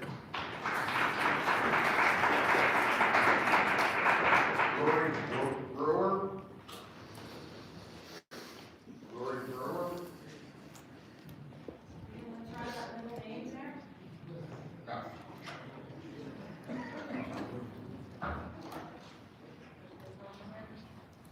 Yeah. Push the button there. Red one. All right, what do we have, about 6 or 5 more people that say they have? They're either going to have me go last, probably, or not at all. It'd be a grave injustice if they don't. This is Leroy Truth in Trenton, New Jersey, in New Jersey State Senate. I'm the state long-term care ombudsman. I was honored to be appointed by Governor Murphy to this position in 2019. My office investigates allegations of abuse, neglect, and exploitation in nursing homes and other long-term care facilities. We also work on policy and legislative issues affecting long-term care residents. My job is to be a champion for residents living in long-term care, and that includes being a watchdog against the worst impulses of the for-profit industry that operates 80% of New Jersey's nursing homes. Like the Office of the State Comptroller, the Ombudsman's Office is one of the few independent watchdog agencies in state government. In my opinion, the bill you are considering is dangerous, not just to the State Comptroller, but to anyone who is working to ensure that government is working for the people, not the powerful, not the industry lobbyists, and not the millionaires and billionaires who can afford expensive lawyers to avoid accountability. It is my understanding that this bill contemplates taking investigative responsibilities currently assigned to the State Comptroller and move those responsibilities to the State Commission of Investigation. I oppose this, and here's why. In 2021, in response to the horrific problems we experienced with poor quality in nursing homes, before, during, and after the COVID-19 public health emergency, and because we all know there is the potential for massive financial fraud in nursing homes, the state legislature passed a bill, now law, that invited the SEI to investigate nursing homes and address these problems. Specifically, the law says that the SEI may at any time submit to policymakers and the legislature administrative or legislative action to improve oversight and transparency in New Jersey nursing homes. It's been 4 years since this legislation passed, and it's been the Comptroller's Office, not SEI, that has been working tirelessly to protect taxpayers and to improve the quality of life of the vast majority of nursing home residents. SEI did one cursory, very short report about New Jersey veterans homes that was, to say the least, underwhelming. Because OSC has shown light on millions of Medicaid dollars flowing to chronic poor-performing nursing homes, the New Jersey Department of Human Services no longer offers quality incentive payments to the perennial worst-performing nursing homes in the state, those year after year, one-star facilities, almost done. Further, people who commit fraud or run lousy nursing homes here or in other states now know that New Jersey is not going to rubber stamp their Medicaid application. The Comptroller's Office message is clear. You have to have a good track record financially and in terms of quality, or we don't want you. All of the OSC's investigatory work by its nature will anger powerful people because they're being scrutinized. Is this legislation an attempt to sideline and silence him? It sure seems like it. And if so, I waited a long time. And if so, which independent watchdog is next on your chopping block? They cut her mic off. What a piece of garbage. Next speaker is Robbie Mayer. Robbie Mayer. What? Ridiculous. They cut her mic off. Terrible. Now this is Mayor Ravi Vala of Hoboken, who literally stood or sat right behind me when I was ripped out of the Senate Judiciary hearing. Last time I was in the Senate buildings, rooms. He did nothing. Chairman Beach, you earlier said that no one is special. I'd like to respectfully disagree with that. I think you're very special. The reason why you're special is because we have not... Please just speak on the bill, okay? Yeah, I'd like to speak on the bill. But we have one U.S. senator who was told was trying to catch a train to Washington, who was sitting here for 4 hours waiting to speak. And so is everyone else. Including myself. You have the Attorney General of New Jersey waiting to speak. You have Kevin Walsh. He's the comptroller who's the subject of this really hearing. not on the bill, sir. And he is not been allowed to speak. That is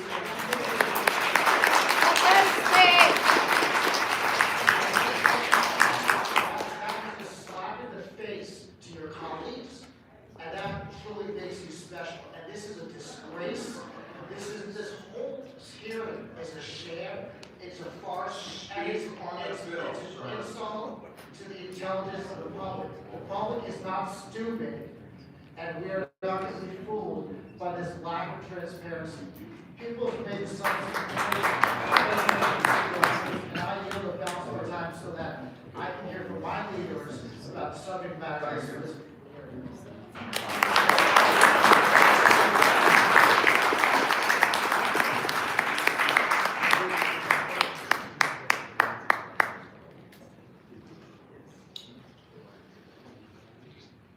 Thomas, where's Eric? Here.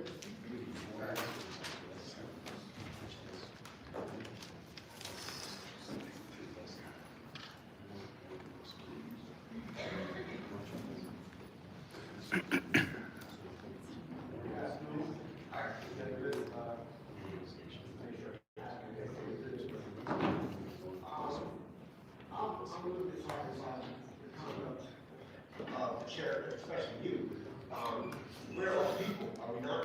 Are we not important enough to be heard? Could you just speak on the bill? You wasted your time.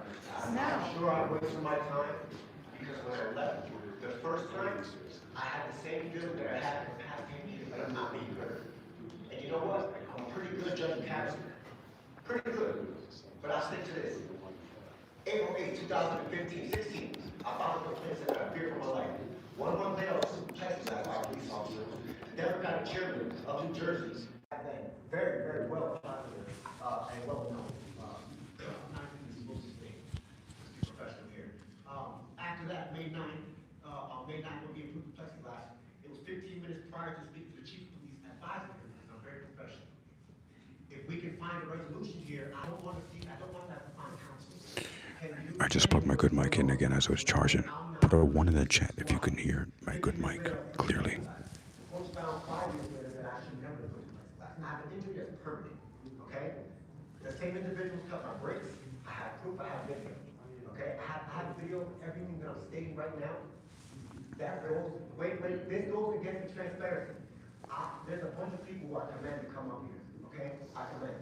It's easy for you to sit there, but you don't understand the passion and what it takes to come over here and talk and speak, okay? With confidence, knowing that half of you individuals may not even care, okay? To be rude, I think you should step outside of the box of this. It's not fair to people who are hurting, okay? And with wisdom, you guys should be able to. First, conduct yourself more professionally. Put a 1 in the chat if you can hear my microphone because I had to unplug it to charge my phone. Just put a 1. I guarantee you. Why? Because I care. Because I listen. Back to this. And all you need to do is speak on the. So again, I'm speaking on this because, again, I commend everyone to come here and excuse my passion, okay? But this has been 10 years, I've been going through stuff. I've seen legislative law being put in by Chris Kaufman. Again, they're all taxes. I've done my research, I get attached at least one of these guarantees of people that I know and what I've been through. I guarantee you. And anything that I say today, I welcome to be held accountable for if I'm lying. I welcome it, okay? 16, a multitude of false arrests. Money laundering, fake charges on me, fake gun charges on me, fake kilo, all to protect the mayor's brother to hide me from the rough because I was a victim too. Something needs to be done, and on top of it, I'll end with this. You guys have not only the power, but the ability, okay? And with that comes responsibility. I'm not saying just consider the people and the future. Because at some point, I'm here because somebody messed up. I thank you for your time, and you'll end. Thank you. You guys are beautiful, commend you all. Have a perfect. Tracy Rogers. Tracy. This is definitely no accident. They have not called me yet. Good afternoon, Tracy. Good afternoon. First of all, I'd like to make a comment that this election shows that we need change. And transparency is one of our major issues. And we need to look at what we're doing in every step of the way. Now, why is this bill being presented in an open hearing to be voted on and not as an investigation on how we need more transparency? That's the question we need to ask. Because right now, the comment from the president basically asked a press release of investigation. Well, as much information that we need every day, we need as much visibility to see what's going on. The head of SCI made statements that the comptroller's office is hamstrung, which means the agency needs more to not less.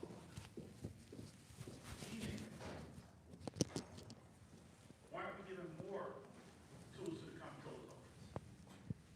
Over the investigations that he has brought forth, the money that is returned to this state, why aren't we giving more opportunity to make sure we have more transparency, more agencies looking into making this state more transparent and more efficient than what we need? Now, I have a question for you guys. Do we need more oversight or less? That's what you guys were elected for. This is the issue that we have.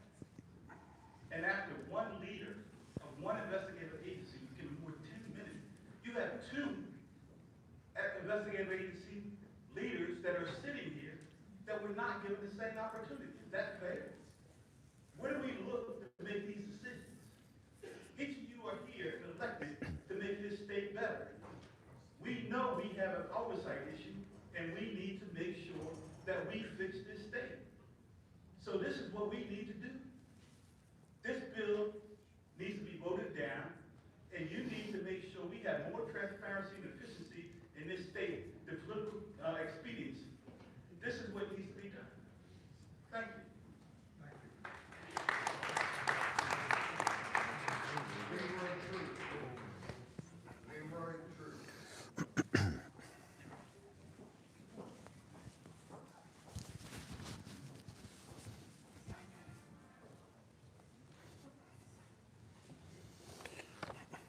All right, hello, Senators.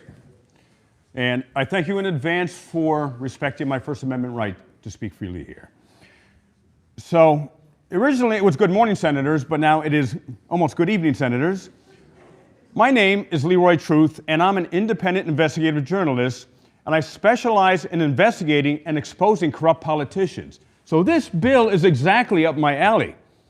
This bill, 4942, directly affects me as an independent investigative journalist who has been targeted with extreme political violence for the last 2 years by a corrupt New Jersey politician, because this corrupt politician that I am investigating for extreme political corruption doesn't want me to continue to expose his extreme corruption. I report as Leroy Truth on YouTube and Facebook as Leroy Truth Investigations, and I'll get right to the point. This bill, 4924, must not pass, because the simplest way to put it, this bill will legalize corruption in the entire state of New Jersey. As an independent investigative journalist investigating corruption, I have experienced more political violence because of corrupt politicians. Now, everyone talks about how New Jersey is the most corrupt state in the nation. However, mysteriously, no one actually names any corrupt politicians, especially in this chamber. Well, today is the 2-year anniversary that I started investigating and reporting on extremely corrupt politician, senator and mayor, and head of the Senate Judiciary Committee, Brian Stack. I have received over 5,000 allegations of corruption against him, and this is all relevant, sir. Sir, he just turned my mic off. This is about the bill. Can you please turn my mic on? This is First Amendment, sir. I'm going to give a very clear point. The last time I was in this building, is my mic back on? The last time I was in this building, speaking at the Senate Judiciary hearing against another corrupt bill, exercising my First Amendment right as a journalist, and Mayor Ravi Bala was right behind me when this happened, because I called this bill corrupt, and I called Senator Stack, the head of the Judiciary, corrupt, he had me violently removed by New Jersey State Police because I was exercising my rights and calling out corruption. So that's why this bill must not pass. I've been the subject of major violent attacks against this corruption. And lastly, I've been investigating extreme allegations of corruption and cover-up of alleged ex-predators in Union City School, Edwin Martinez. And Senator Stack and Mayor Stack has had me violently removed from meetings. And lastly, he has also had me unlawfully arrested and charged 3 weeks ago with aggravated assault against a police officer, which I didn't do, to attempt to stop me from exposing these extreme assault violations. So please say no to this bill, sir, and God bless you, God bless America, and God bless free speech. And God bless Matt Platkin and Kevin Walsh as well, and Senator Andy Kim for being passionate against this bill. God bless them.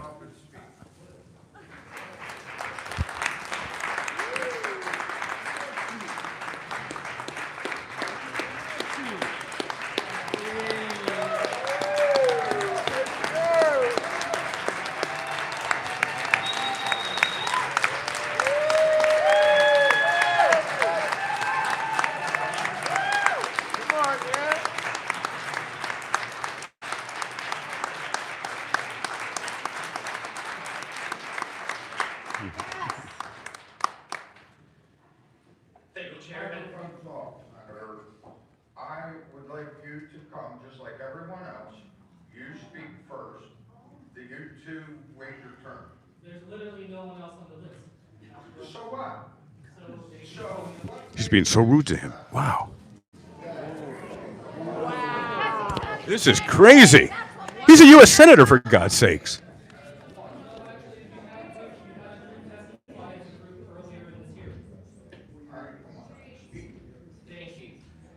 Thank you, Mr. Chairman, members of this committee. This is the first time I've ever testified here at the State Capitol.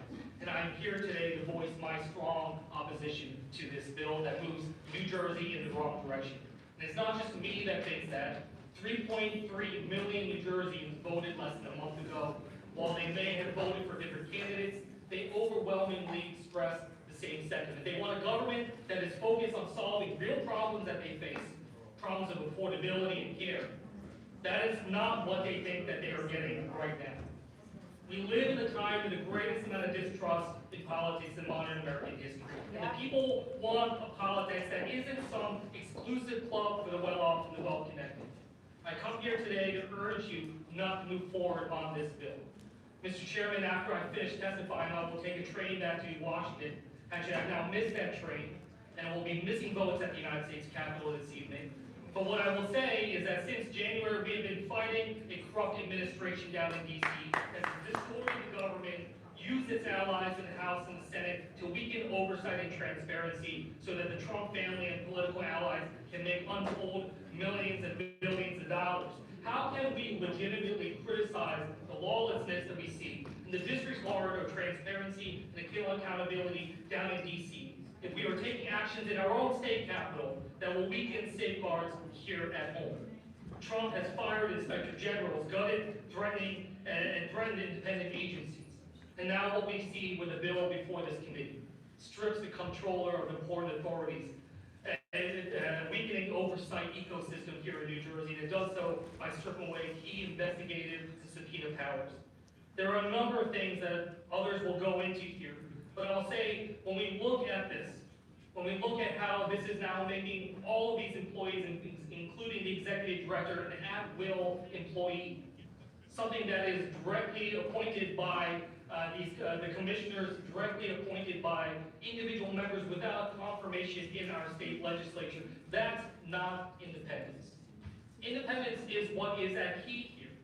But how can we have independent agencies if their employees are not given a sense that they are able to be protected to do the work of the people? And that is something that we see so hollowed out here. That independence means being able to investigate and act without fear of reprisal, without fear of political and financial impact, and being able and willing to stand up even to the powerful if needed.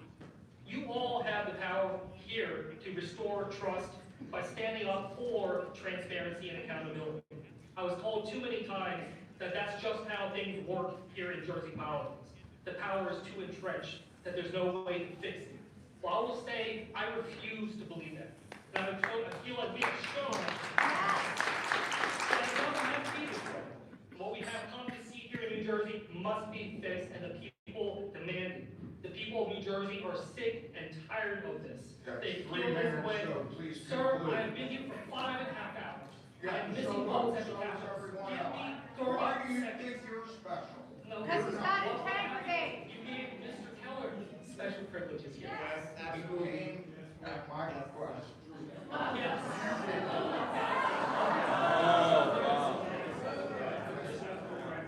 Textbook First Amendment violation of viewpoint discrimination.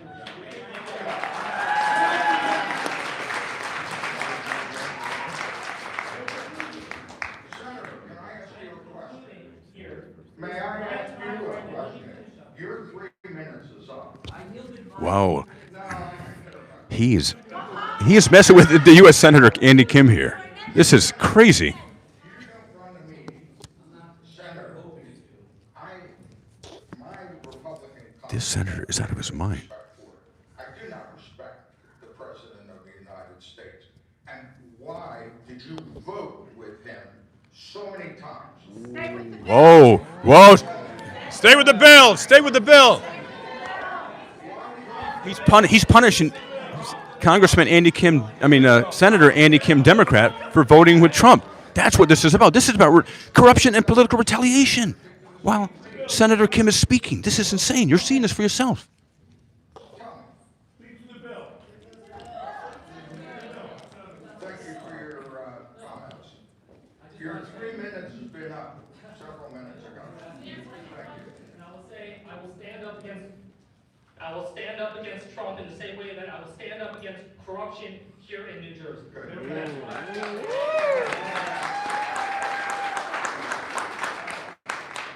testimony is over. Well, you may leave. Oh, he's being rude. He's super rude to him. Wow. This is crazy. You guys, you have any questions for him? No.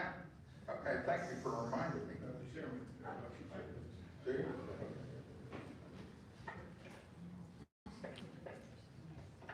Senator, it has been a long day, and it can be a long day, and that's how sometimes these things work. And for whatever reason, this bill has taken on a lot of temperature that I don't think is warranted. And I want to say that your interpretation is different than my read. I was there when Governor Christie tried to dismantle and shut down the State's Commission on Investigation. It was not our executive director in the Assembly, Bill Castor, who rallied the troops at that time and saved that agency because it was so very important. I've watched as this has unfolded over these months and the level of function that we had hoped for out of control. It's not a personal statement against Kevin. It's just, look, things are going to be changed in the administration. I think placing some of the enforcement side of this in the SCI is the right place for it to be. They are more skilled with respect to investigative work, and they'll complement the various processes that we have. And I think that a lot of heat here today is, and I listen to everyone speak. Of course, I'm on my iPhone, as many people are, but listening at the same time. And their passion is healthy. Your comments are welcome. And by the way, the Washington scene where you work, you've got your hands full. You need more help there. We all need more help there. But we're trying to sort this out. I mean, this is not, this idea that there's a grand conspiracy here is overblown. The idea is to have enforcement. So I just say to you that, there is honest intentions here away from some of the backdrop that's easily painted on this. No, thank you, Senator. I'll respond very quickly. You're the chair. First thing that I'll say is, as a legislator myself, that there is importance in having executive function, importance in having efforts that are in an entity like the comptroller, rather than a body that is appointed by legislative leaders here. And that is something like, if I think about the setup of what is being presented in this bill, if I think about that at the federal level, the idea that President Trump, Leader Thune, and Speaker Johnson would be able to directly appoint commissioners without any oversight from the legislative body and no advice and consent. That is something that I worry dramatically, not just about current legislative leaders and the current government, but this is a bill that would turn into law that would be there for all future leaders, in this state. So that's one thing I'll say. The other thing is that how can you... If I may, through the chair, before I lose that thought, it must keep in focus here that the SCI does not prosecute. The SCI investigates. And the additional tools and responsibilities of investigation this bill is going to cause is to make that even better than it presently is. They don't prosecute. They've got to work with the Attorney General, whatever it is. And I look at it, I don't know if Kevin, the new administration intends to invite you to stay or not. I don't know. I honestly don't know. Who knows? I don't know. But the point is that the SCI, State's Commission on Investigation, is a commission of investigation and not a commission of prosecution. And so their findings then become valuable to both the legislature to understand legislation has to be developed and changed. And then if prosecution seems to be warranted, it would move to, I would assume, the Attorney General's office at that level, as opposed to the county prosecutors. So remember, we're talking about an agency that's going to investigate, but not prosecute. If this was a bill that came before us and it was solely about increasing resources, by the way, SCI could use more funding and should have had that over the years. But if this was about expansion and growing of the SCI alone, none of us would be here. We would applaud the idea of strengthening of the SCI.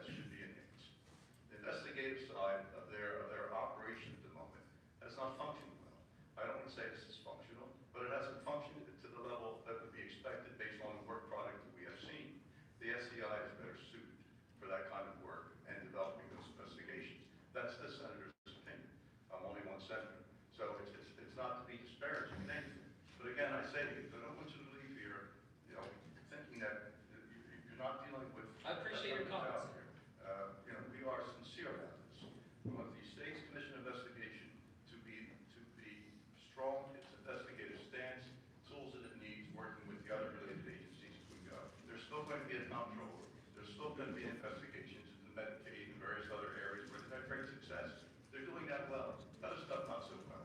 And the legislature over the years has changed these things. This has evolved. It comes and goes. It changes. Circumstances call for change. We're in one of those moments where you and I are a difference of opinion here, but we're not on a different side. What I hope you take away from today is that there is a disagreement, yes, in this room and across the state. And I hope that that gives you pause, not to ram this through during a lame duck session, but to allow us to be able to have this.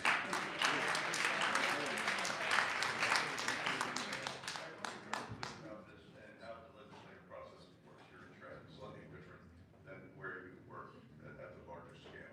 The idea is being ramped through is not really fair.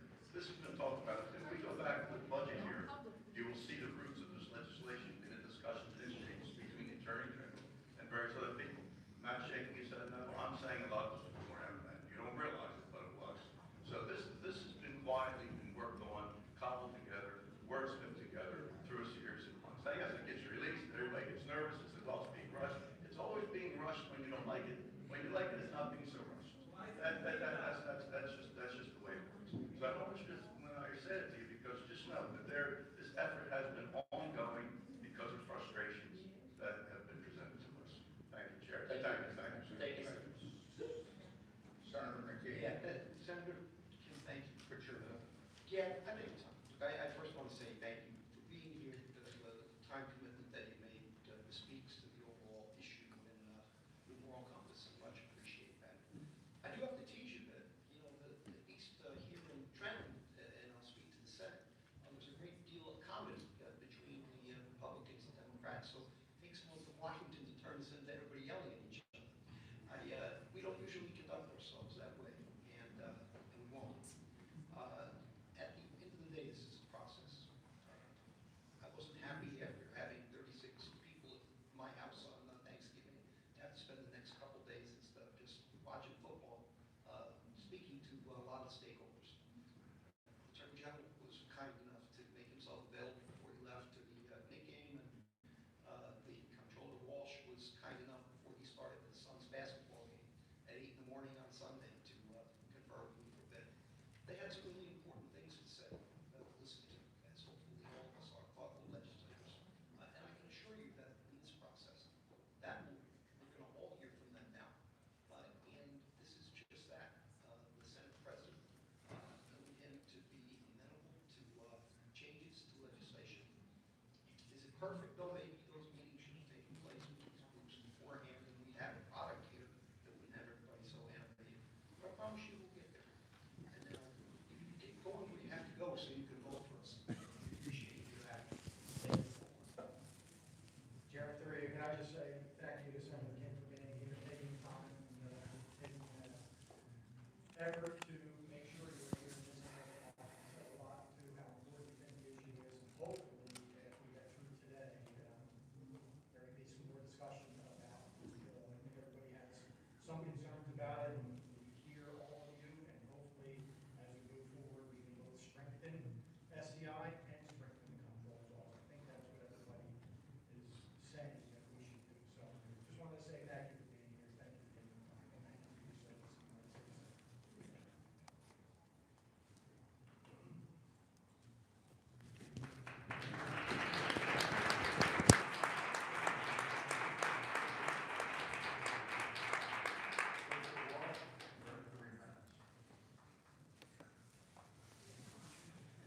Thanks, Senator Beach. Members of the committee, I'm here this afternoon to defend the work of the Office of the State Comptroller and its important role in protecting taxpayer funds by investigating self-dealing ways of fraud, corruption, public contracting, violations by local. Senator Kim, thank you. Can I call those and meet with you about what's going on with Brian's dad? You can reach out to my team, Laura Bustamante. Yeah, appreciate you. Made for this bill was made by Bruce Keller. I just spoke with Senator Kim. As you heard, you couldn't see it. And is new. I just spoke with Senator Kim about meeting with him about Brian's dad. Reach out to confirm And so he gave me the name of his secretary there, so I'm going to reach out there and have a meeting with Senator Brian Kim about corrupt Senator and include a phone call from Kevin Walsh, who I invited into my office to try to support him as he renews an entity that has in recent years become somewhat decrepit. But I didn't come here to criticize SCI. Senator Bertucelli, you couldn't be more wrong in thinking that we have not succeeded in investigations, especially compared to SCI. Mr. Keller looked at our website, and if you look at his website, you'll see they've issued 0 reports on any investigation in 2025. I've issued 25 total reports. 25. Did you know that before you said what you said? No. No. You don't answer questions. Senator, you ask questions to the chair. This is nuts how this senator actually, he was actually overall really respectful to me, very surprisingly, but not to them. Did you know that we had issued 25 reports? In 2025 and SCI had issued 0? Did you know that? I want, first of all, I understand your frustrations, and your tone is misplaced. And the SCI's work, and it's not an apples-to-apples comparison with the work you do. And we could dissect reports and say this was effective, this wasn't effective. The simple answer is you have the legislature's attention because the legislature is frustrated with the work being done in that area. Everyone has been very complimentary, and correctly so, of where your successes lie. We applaud that. That works. That's fine. We're talking about the investigative arm. Yeah, let's talk about the investigative. That's what we're talking about. So if you want to attack me personally, you can. I'm not attacking you personally. But my opinion doesn't change. So, Chairman, that's my answer. All right. Thank you. Your time is up, sir. Look how dirty. This is crazy. He is the controller. That is Kevin Walsh, the controller. They're trying to take away all the powers from him. Who's the New Jersey State Municipal Prosecutors Association. And he accused you, since he wrote something negative about you, of doing a background on him. And maybe you can explain that, how that works. Senator, you may not have been paying attention. He was referring to something that occurred a decade ago when I wasn't in office. Okay, then let me ask you.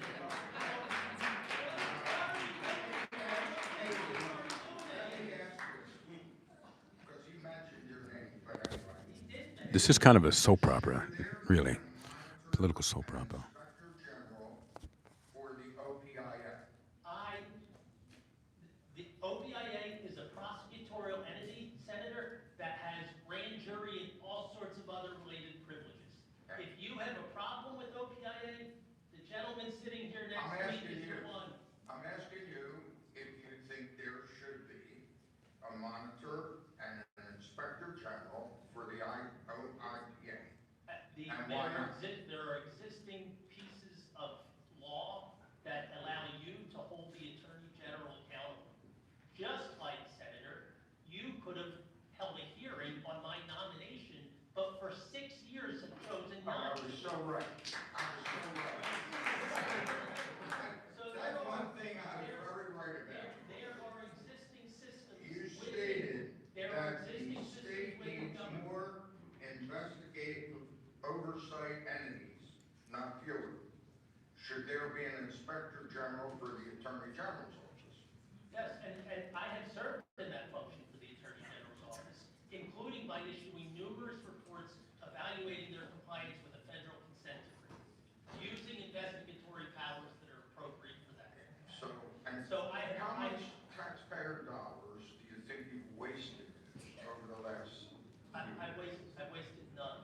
No. Senator, if you cared to really understand what it is that we do, you would understand that my office has been extraordinary. For example, I have been know extraordinarily Berlin effective. Township.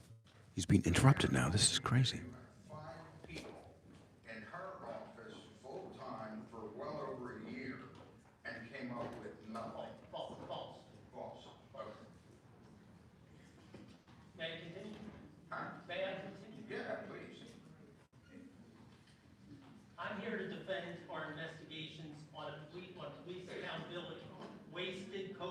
recovery funds, wasted opioid funds that you heard numerous people talk about, illegal vote checks for municipal employees, and no and low-show jobs. I'm here to defend the investigation by the first state comptroller, who investigated the DRPA and found that the people running it treated public money like it was their own. He said, in nearly every area we looked, we found people who treated the DRPA like a personal ATM, from DRPA commissioners to private vendors to community organizations. The office has done effective, honest investigative work for a long time. I'm here to defend our investigation that in recent years, Senator, caught the CFO of Mercer County wasting $4.5 million in public funds by failing to pay the county's payroll taxes. And our investigation of police officers who let drivers go even when there was suspected drunk driving and they were going over 100 miles an hour simply because of who they were or who they know and what card they had in their wallet. SCI has done nothing involving any of those issues.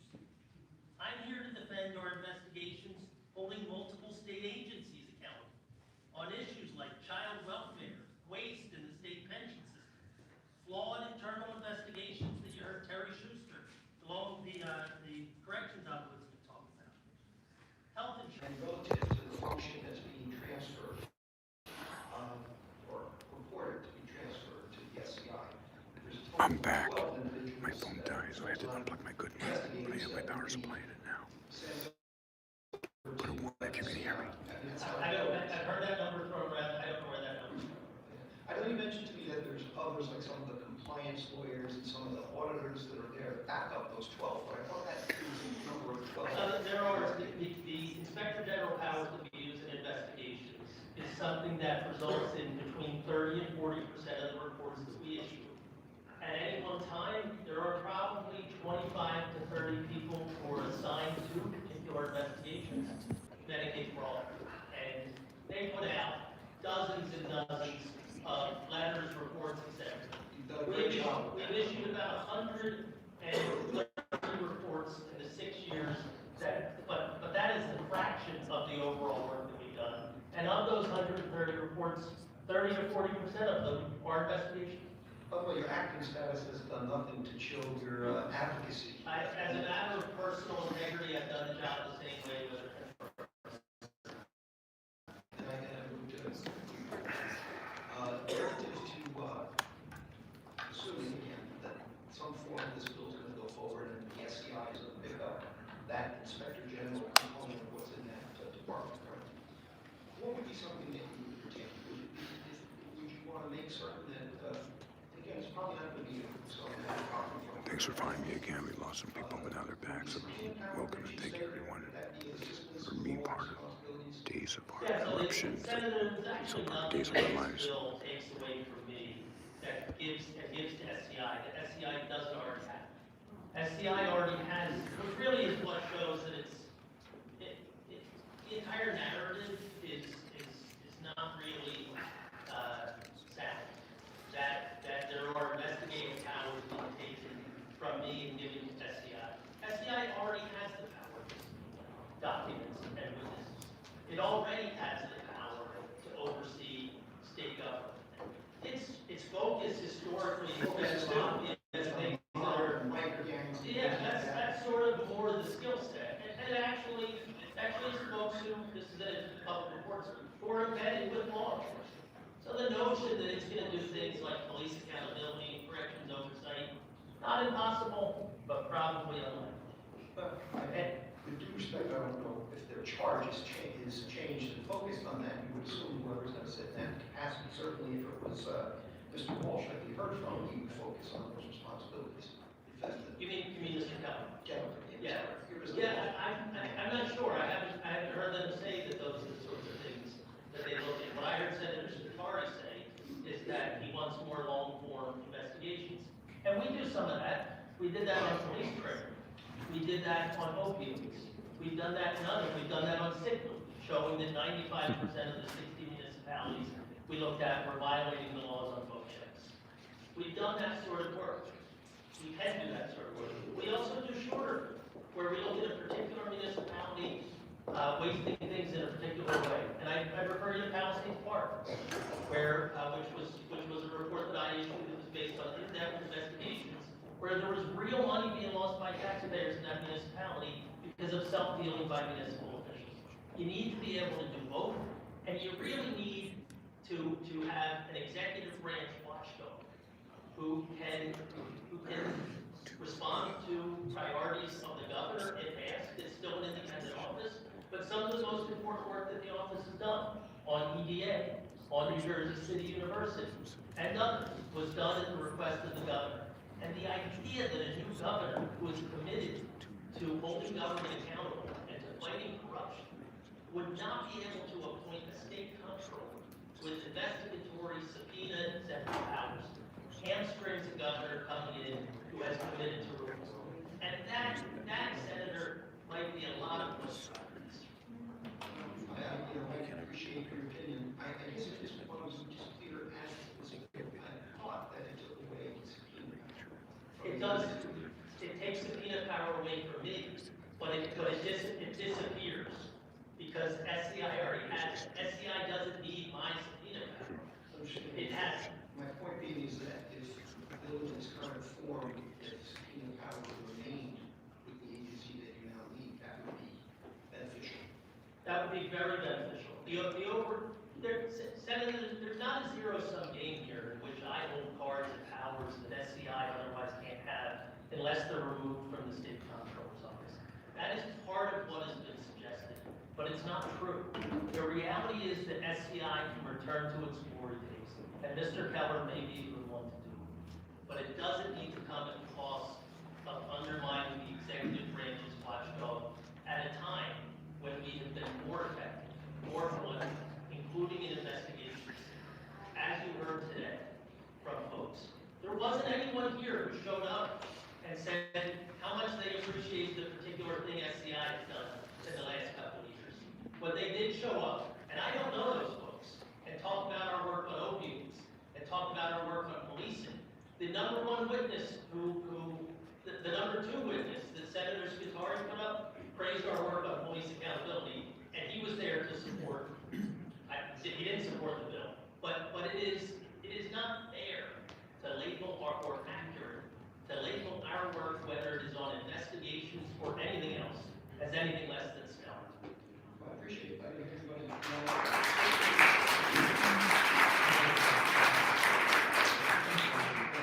Well, good. Thank you. Mr. Black. Thank you, Mr. Chair. I'll be brief, given the time constraints. It has been an honor to serve as the Attorney General. I thought my days of legislative testimony were behind me, but this bill is simply too important to stay silent. So I want to be blunt. This proposed legislation is bad for transparency, bad for accountability, and it undermines the rule of law. This is occurring, as has been noted, at a time when the federal government has both undermined or destroyed independent inspector generals and weaponized the Department of Justice. Here in New Jersey, we should be expanding our efforts to combat the abuse of power, not roll them back. If the question is, do we have too many watchdogs, my answer is hell no. Those were not my words, those were the words of SCI Executive Director Bruce Keller.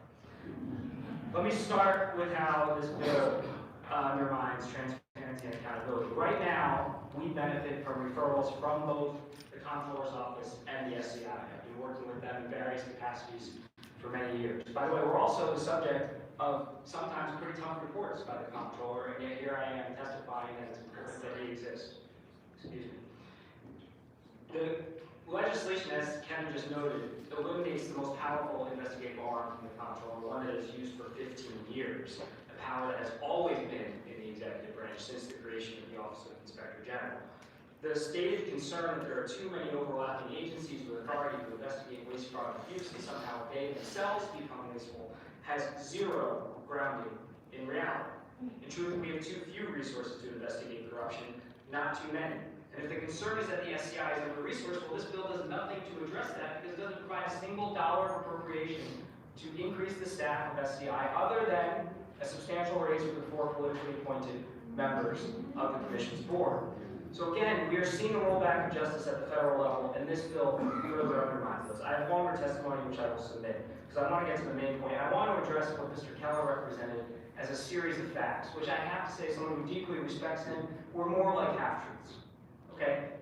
Wiretapping authority was taken away from the SCI in 1983 by Mr. Keller's own admission. He can't produce a single instance where it was used. We cannot find a single court case that upheld a non-executive prosecutorial agency seeking and obtaining an ex parte, for those who don't know that, and that means going in without an opposing party knowing you're going in and seeking a wiretap application. Now, Mr. Keller is a distinguished president. I worked with him. He has never once supervised a state wiretap application. I've supervised quite a few of them in my time.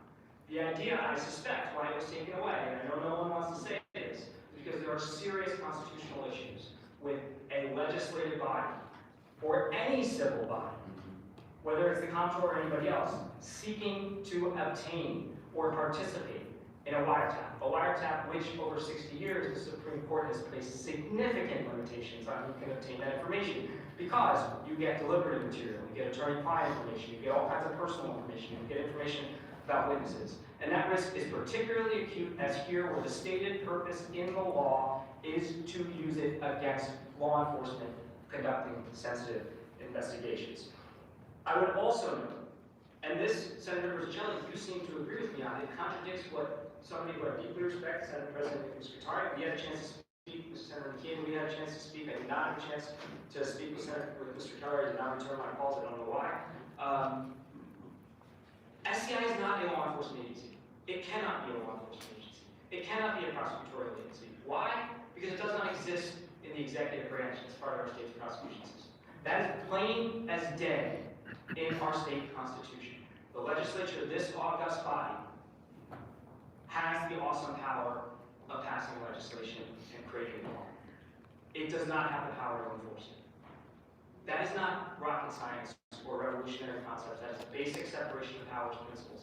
And I would say to you, you will not find a seasoned prosecutor in our state who would be comfortable with doing what this bill does, Senator Riccielli. It does not just say that you refer. It says, quote, SCI will have the authority to jointly investigate wrongdoing with the Attorney General or any other investigative authority.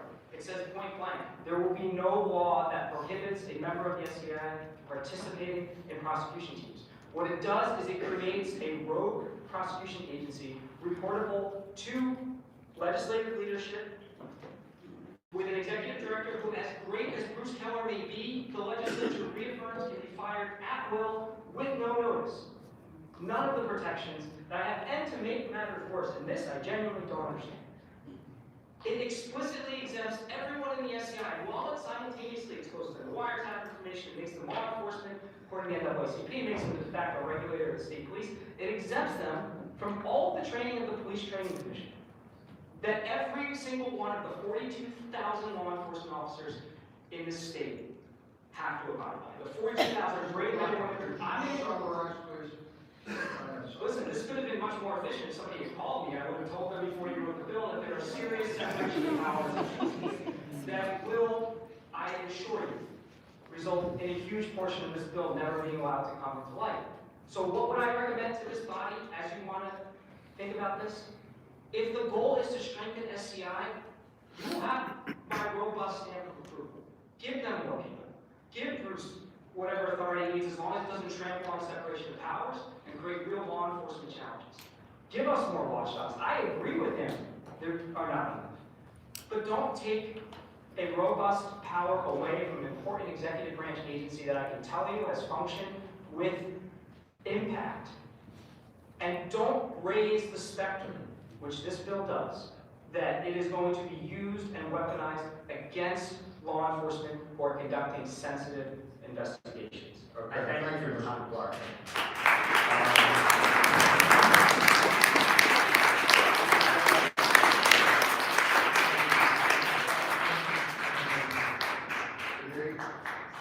We have no questions from the committee members.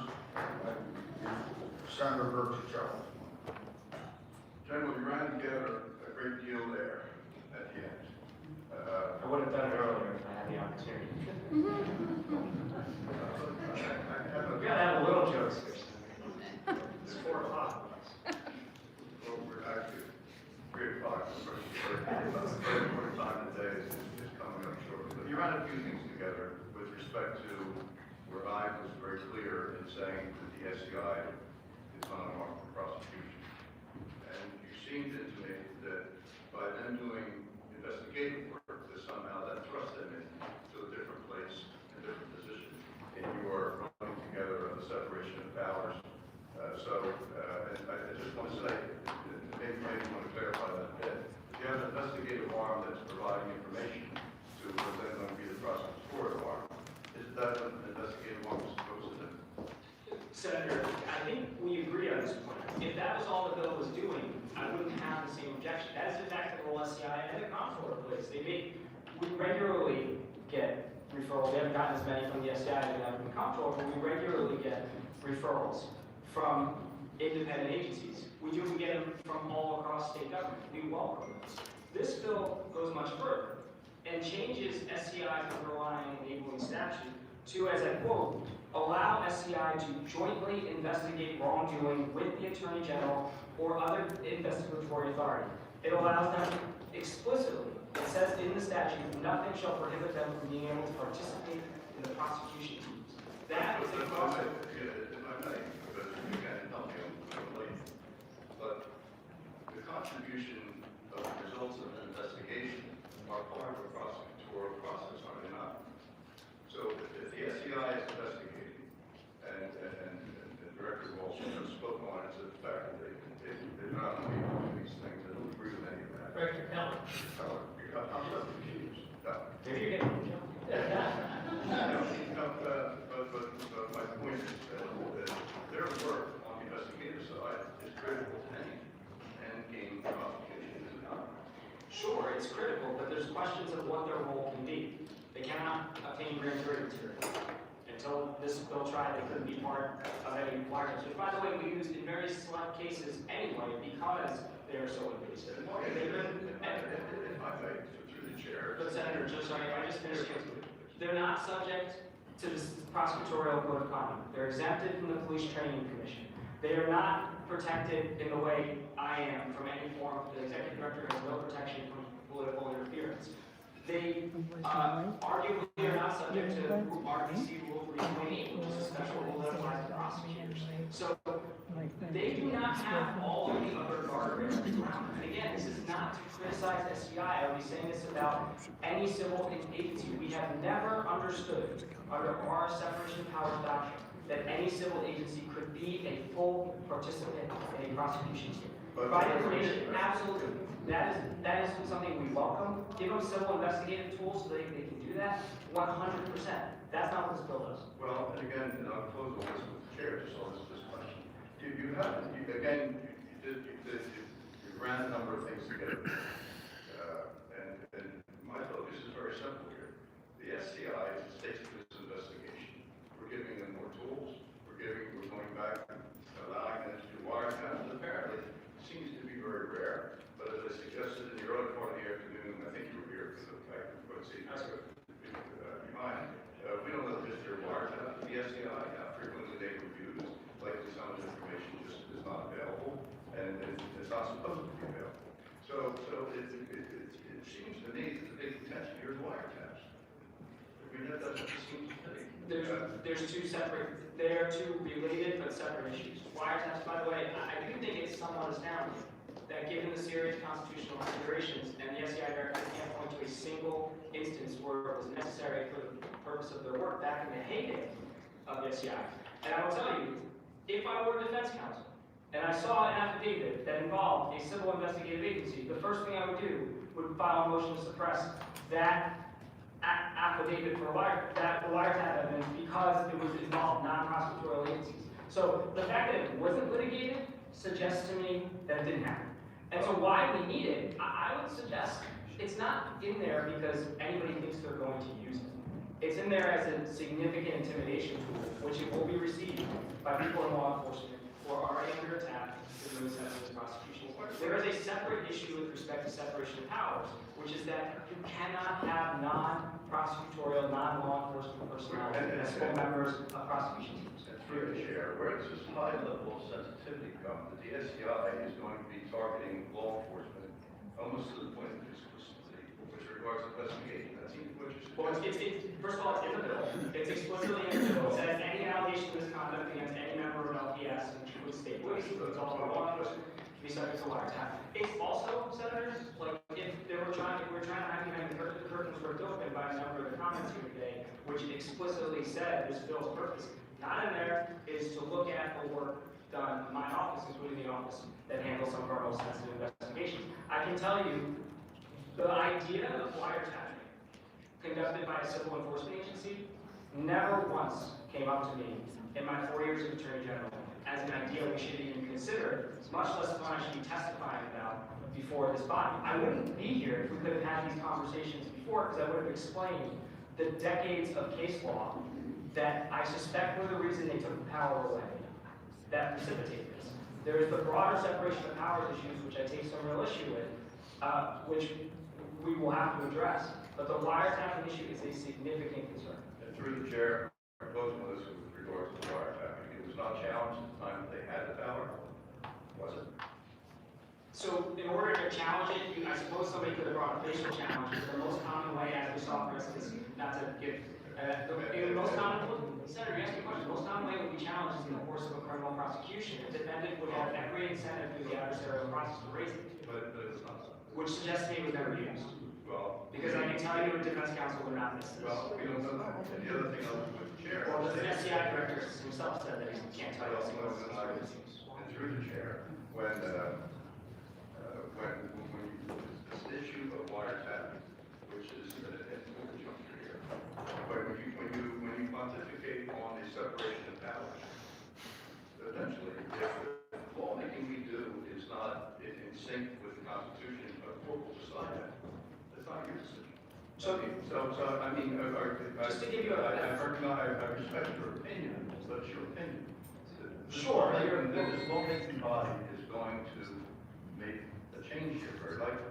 I don't know, that'll be up to the legislative process. Senator, you're welcome to disregard my opinion. I think the chair has been clear what he thinks of my opinion. But let me be clear. I'm just saying, it is an opinion. But if we were having a discussion about whether the Chief Justice of the State Supreme Court considers the 41st Senate and vote on a piece of legislation, what would you say?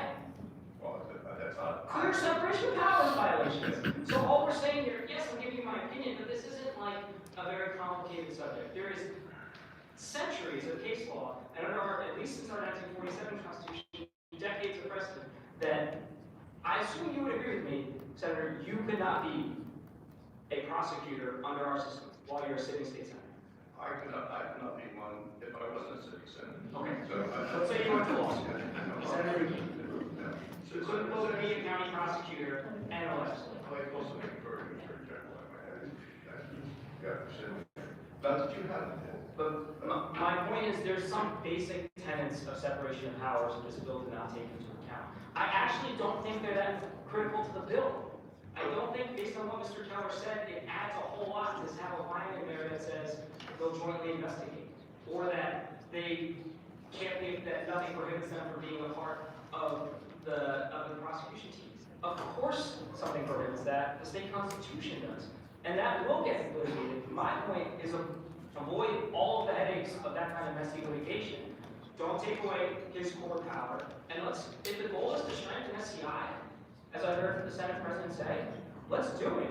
I would be happy to work on it. I believe in the SCI.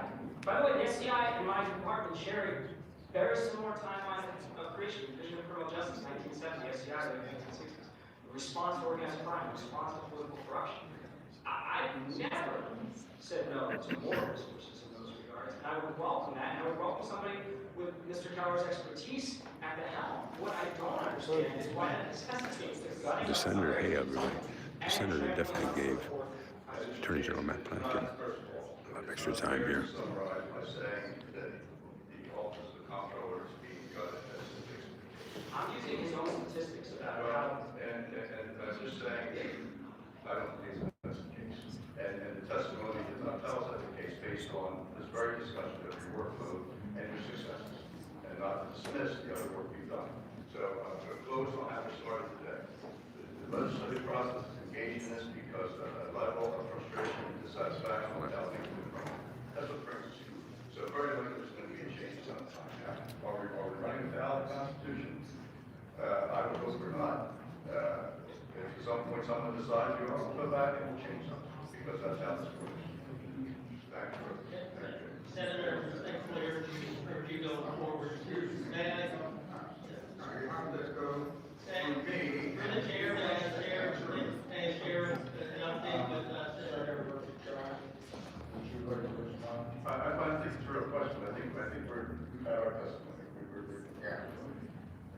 Is there anyone else on the committee that has any questions or thoughts on Mr. Platt? Okay. So just you and I. I think this bill was thought of because of you. And because So now you're saying the quiet part out loud?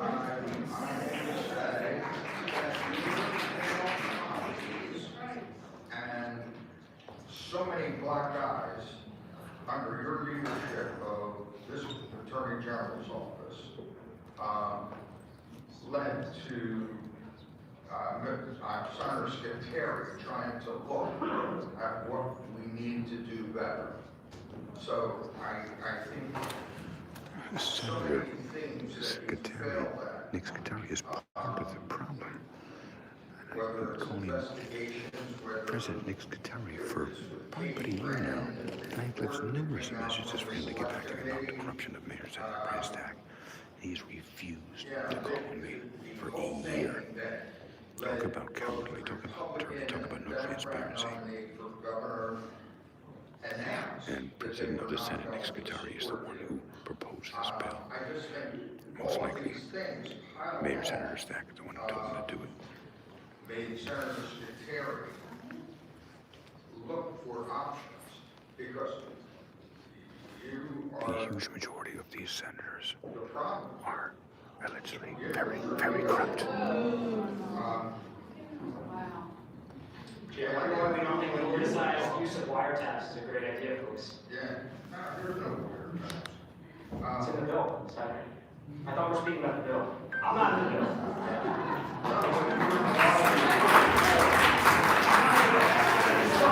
You are in a lot of reports about your ethics and question of your ethics. And we could go right to the select committee. You were mentioned in that 182 times and 100 plus pages. Sir, you've been sloppy with a lot of your indictments and your leadership. Interesting. Catfight. Catfight. Just generally. Just generally like. You want to be more specific? Senator, look, this is irrelevant. Catfight. Political catfight. Kevin's not going to control it. My department is not even mentioned in this bill. I am here because I am concerned about the agency that, by the way, has held me accountable, and B, about significant separation of powers concerns and how that will affect law enforcement. Look, Senator, you want to make this about me? No, You do, Senator, because all you're talking about is supposed failings and issues that you have. This is not about I do think I can go over and Sure, we can spend all day talking about everything that you guys have done wrong. Senator, I'm leaving office, and I know you're, I think 79, probably at some point will leave too. But here's, you said it earlier, I've been here a while, so I remember. But here's the thing when you leave office, you think back about all the things you did right and all the things you did wrong. And there are sure things I wish I had done differently over the years. But you know what? I go home at night, sleep very well, knowing I did what I thought was right every single day in this job. So if you want to attack my ethics and credibility, have at it. You challenged me to debate this summer, I said name and time and place, and never heard from you. So, but here, focus on what matters. If you can't win the debate on the bill, ask me about the bill. I will answer. I know there's a bunch of folks who work for me, and I think I'm a pretty good manager.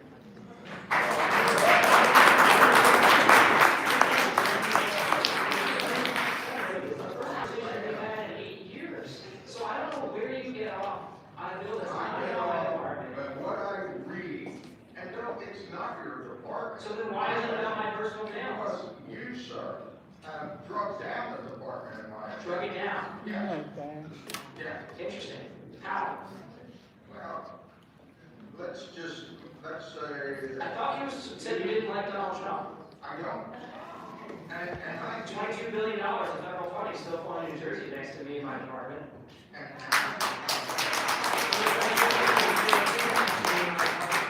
Machine guns on our streets thanks to me and my department. 802,000 food stamps still going because of me and my department. What's on your sheet, Senator? What have you been up to, Senator?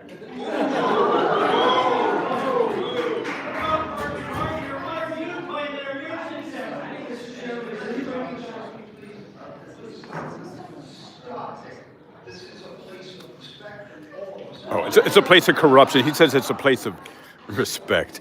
It's a place of corruption. And I'm sorry, Mr. Chairman, through you. I just, it makes me sad. I'm so proud to be here every day. But all right now, so let's stop. There was that guy right there.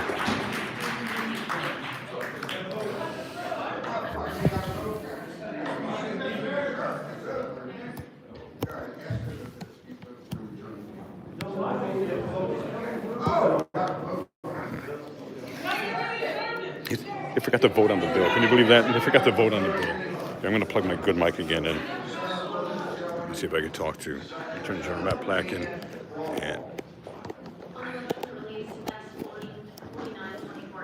I just plugged my good mic in. Let's see if it works. I got my good mic here. And give me a 1. Check 1, 2. Give me a 1 if the sound is good.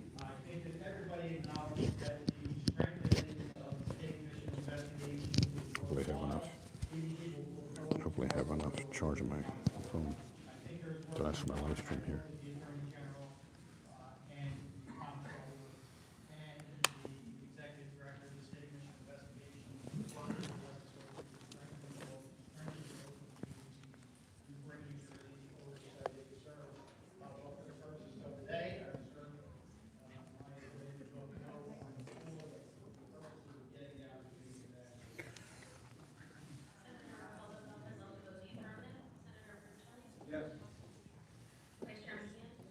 Just want to speak very briefly, for everybody that was here.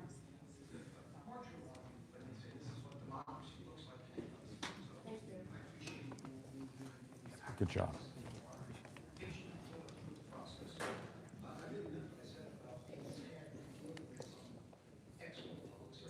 Matt Placken did a good job today, and I talked with him earlier today, and he said he's going to meet with me. So I'm going to be calling at his office tomorrow to meet with him and to discuss all of the corruption of Mayor and Senator Brian Stack. I talked with Attorney General Matt Placken earlier today, and I also spoke with the controller, New Jersey controller, Kevin Walsh, and they both just spoke there. And I'm also going to be meeting with United States Senator Andy Kim about the Mayor Brian Stack corruption. So this was a very fruitful day in many ways. Plus, I got to speak. Oh, can you hear? 1. Put a 1 if you can hear. Is this working? Is my mic connected? I'm going to test it on my phone too. Okay, I don't think you're connected then.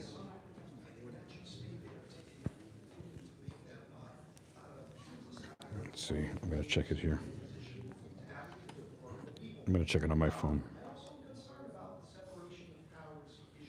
Check 1, 2, check. Check 1, 2. Check. Check 1, 2. Check. Check it on my phone. Test. Check 1, 2, check. Check 1, 2. I see 1, 2, 3, 5, 6, 7, 9. Check. Test. 1, 5, 7, 9, 10. I see 1, 2, 3, 5, 6, 7, 9. Okay, I think it's working. Okay, it should be working now. My good mic. Yeah, last I'm going to see if I can talk with New Jersey Controller Kevin Walsh.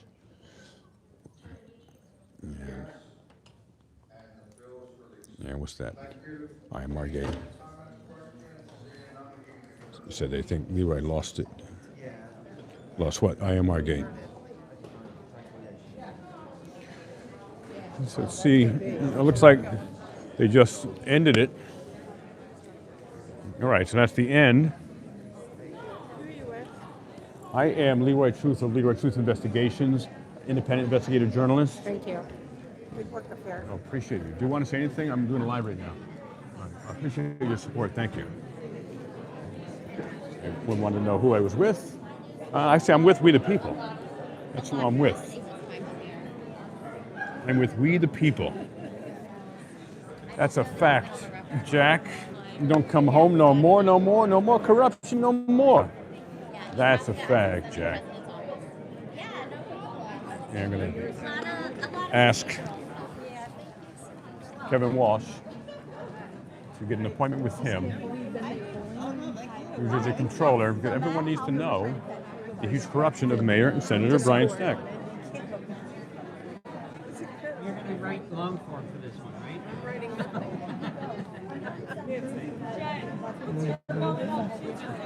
So that was quite a long meeting, ladies and gentlemen.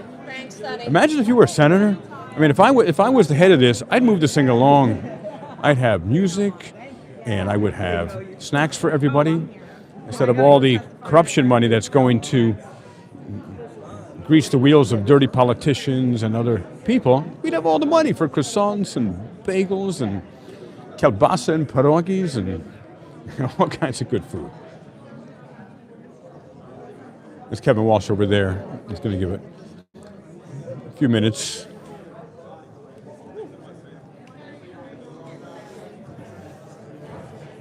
And it was peaceful. No one attacked me today. Oh, you know why? Because corrupt Senator and Mayor Stack wasn't in charge of today's meeting. See how things go smooth? Whenever Mayor and Senator Stack is not a part of something, everything's professional on all parts, everyone, all parties. Whenever corrupt Senator Mayor Stack is around, I get attacked.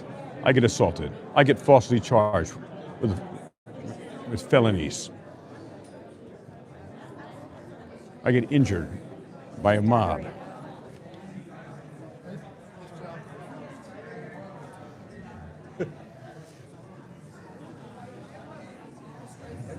That's, the common denominator is always Stack. It's always Stack. He's the one who creates insanity, the criminal actions, the unprofessionalism, and most importantly, the corruption. So this is a good day. I really enjoyed today. Again, it was peaceful.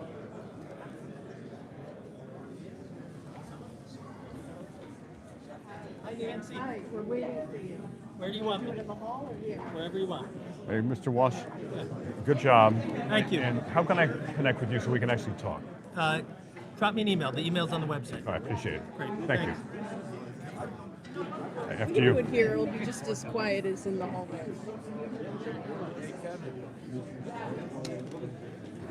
All right. So that is. Ma'am, can I scoot by you, please? Oh. Thank you, ma'am. Appreciate it. So you get to decide. All right, so let's see here.